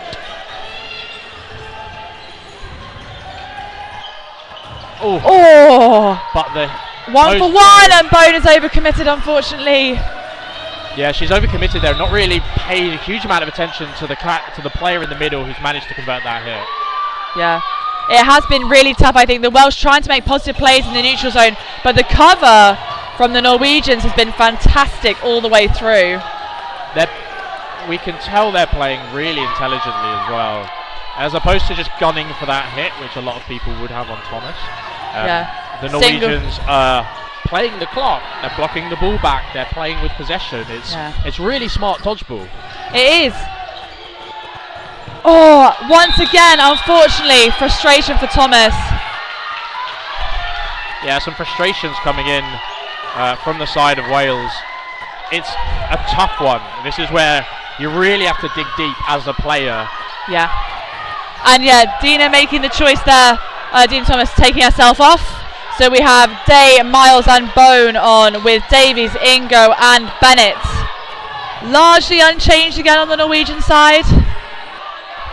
Yeah, Davies joining us for Brown. But you really have to dig deep in these final stages of the day. You really have to go to a dark place to win these games. Well, you've got to lock in, haven't you? And you've got to try and shut as much of it out of your mind. Whatever has happened, even seconds ago, does no longer matter. What can you do next? Huge release from Davis. Good pressure from Day. Still 2 balls as long as Bennett holds on. There we go. 3 balls in the hands of the Norwegians. I think who are just looking a bit more mobile up court as well. A lot of energy as they come up They do seem to be gaining in confidence every second as we go here on court 2. And again, catching down the middle from number 36, Lundhaug for Norway. And the hit there down on today. It's a really demoralising situation to be in for Wales. Yep. Because 48, that's Sander. I think it's just the state of the day. Yeah. So this is what sometimes happens when you're losing players. When you're losing players like that, sometimes you have to go for things like Davis has just gone. Yeah. The Force the play. Yep. Yeah. It's completely understandable. It's a very, very long day here. A lot of us will have been here since 8 a.m. this morning. So we've just got to try and see whether Wales, lovely hit from Bennett on Sander. That'll go a long way into getting them back into this set. 2 on 5, so work to do, but it is doable if the Welsh pair can make the hits. But Norway are not keen to let them have a go. Schulberg once again taking out Bennett with a cross court. Miles comes up, big pressure from Schulberg. Miles would love a catch about now, and she lets the Norwegians know it. Yeah, she no does catch. She does manage to make a catch. Yeah. But clear decision there from the referee. Again, right underneath us. That looked like the right call to me. Right, Welsh heads seem to be going down. They need to pop up. Manager Phil Williams having a word. 2 sets. In it, 15-11. And we do have 2 sets left on the clock. 4 minutes dead left in the half. So we will be playing 2 sets. I was going to say whether we like it or not. But, you know, not quite the sentiment. Let's see whether Wales can pull this back at a crucial time. Again, Norgard and the Norwegians taking home 2. 3 balls to the Welsh. Big fake. And then Davis with a single. Woo! Yeah, it's close. Yeah. Just a little arch of the back from 48 to get out of the way of that. Yeah. It's that little stutter to make the dodge. Yeah, Pressmo ever so nearly walked straight into it. Good dodge from Miles there. As the ball goes to Brown, 3 Welsh men will take the balls forward. Good pressure. Ingo, there we go! The double hit. There we go! What Wales needed to move this momentum. A bit of a spark play there. Let's see if they can capitalise. Pressure immediately stays on that right wing. But Miles with a lovely jump.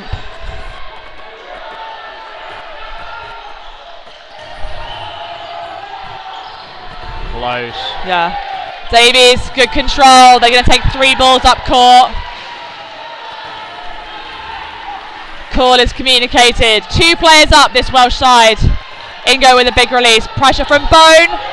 Big dodge from Ingo, and Bone dodges as well. 3 balls once again. Bone will call from the wing. 1:44 in the set. Dan Brown is another victim of Sander on that left wing. He has played very well today. Yeah, lots of cheers coming across for both teams. Well left by Day, dodged by Sander. No, sorry, Schulberg. Getting all players mixed up. On the right hand side for Norway. 3 balls, they come forward. Still 1 player down. As they find Bone. Even on players.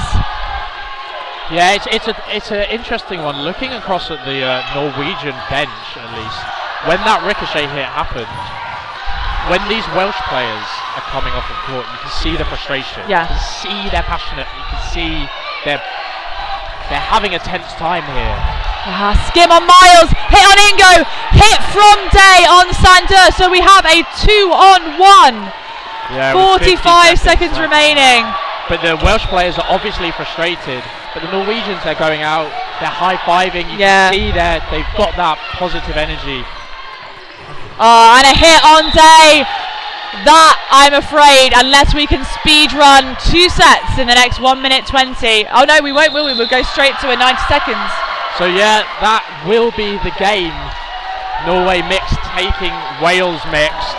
We'll see how they go for this final set. The 1 minute 30 set. Go on. For the push. We've made a call. Wales going to start this one positively. I mean, it has to be said, the Norwegians have played fantastically throughout. I think we had a spell of real Welsh control, and Norwegians just broke them down after half-time. So credit where it's due. They've given a wonderful game, but Ingo's not going down without a few words to Lindorg, who makes his way to the box. Yeah, I think the Norwegian catching has been the real big winner here. Yes. I mean, 2 consecutive sets we saw Bennett and Ingo out by catching from catches, and that does so much for somebody's confidence in this game. It's a lovely, well-timed hit from Davies. Yeah, free throw from Davis to hit out Sander. And catch from Day! She couldn't quite do it at the end of the last set, but Rhiannon Day is not going down without a fight. Yeah, real positive end to this game. Yeah, from the and this is what they need to remember going into tomorrow. There's still plenty to play for. They will play out all the positions in all the... Oh, and a line fault for the Norwegians. The Welsh team, famously the Dragons rather than the Wales, will take this set home as long as they can last out the final 30 seconds. Double counter is called. He's not gone for the target, but it doesn't quite matter. Davis has secured that hit. 20 seconds left with 1 ball on the side of Wales. Yeah. So, what can we see from number 9? Davies! Doesn't matter because Norway take the win. A great last set. Yeah. We'll try and go down and get somebody from Norway to come up and explain what that means for them. Yeah, I think for me, Davis deserves a shout, Ingo deserves a shout, but Nordberg, especially on the Norwegian side, was fantastic. John's gone. It's just me as he tries to go and get someone for an interview. Katie, we really hope you're enjoying stuff from home, and get well soon, my darling. We'd love to see you soon when you're feeling better. Anyone else who's joined us on the stream, thank you so much for spending some time with us. I know that both teams greatly appreciate the support they have from home. So while we watch the high fives, emotions running high. Of course, it's the end of day 2. We've already had 2 long days, and everyone arrived here on Wednesday for the opening ceremony. So what they say about sport, the highs are high and the lows are low. So I think the Welsh might be disappointed with the outcome, but there's positives to take from it. The Norwegians, I'm sure, will be absolutely buzzing, and hopefully we can get someone up to have a quick chat with us about that. John is lurking on court, as you might be. You can't quite see him, but he is about to doorstep, as it were, one of the Norwegians. I'm going to come off mic for a second as we try and get that sorted for you, but do hang around for a couple more minutes, and hopefully we can have someone talk to you then.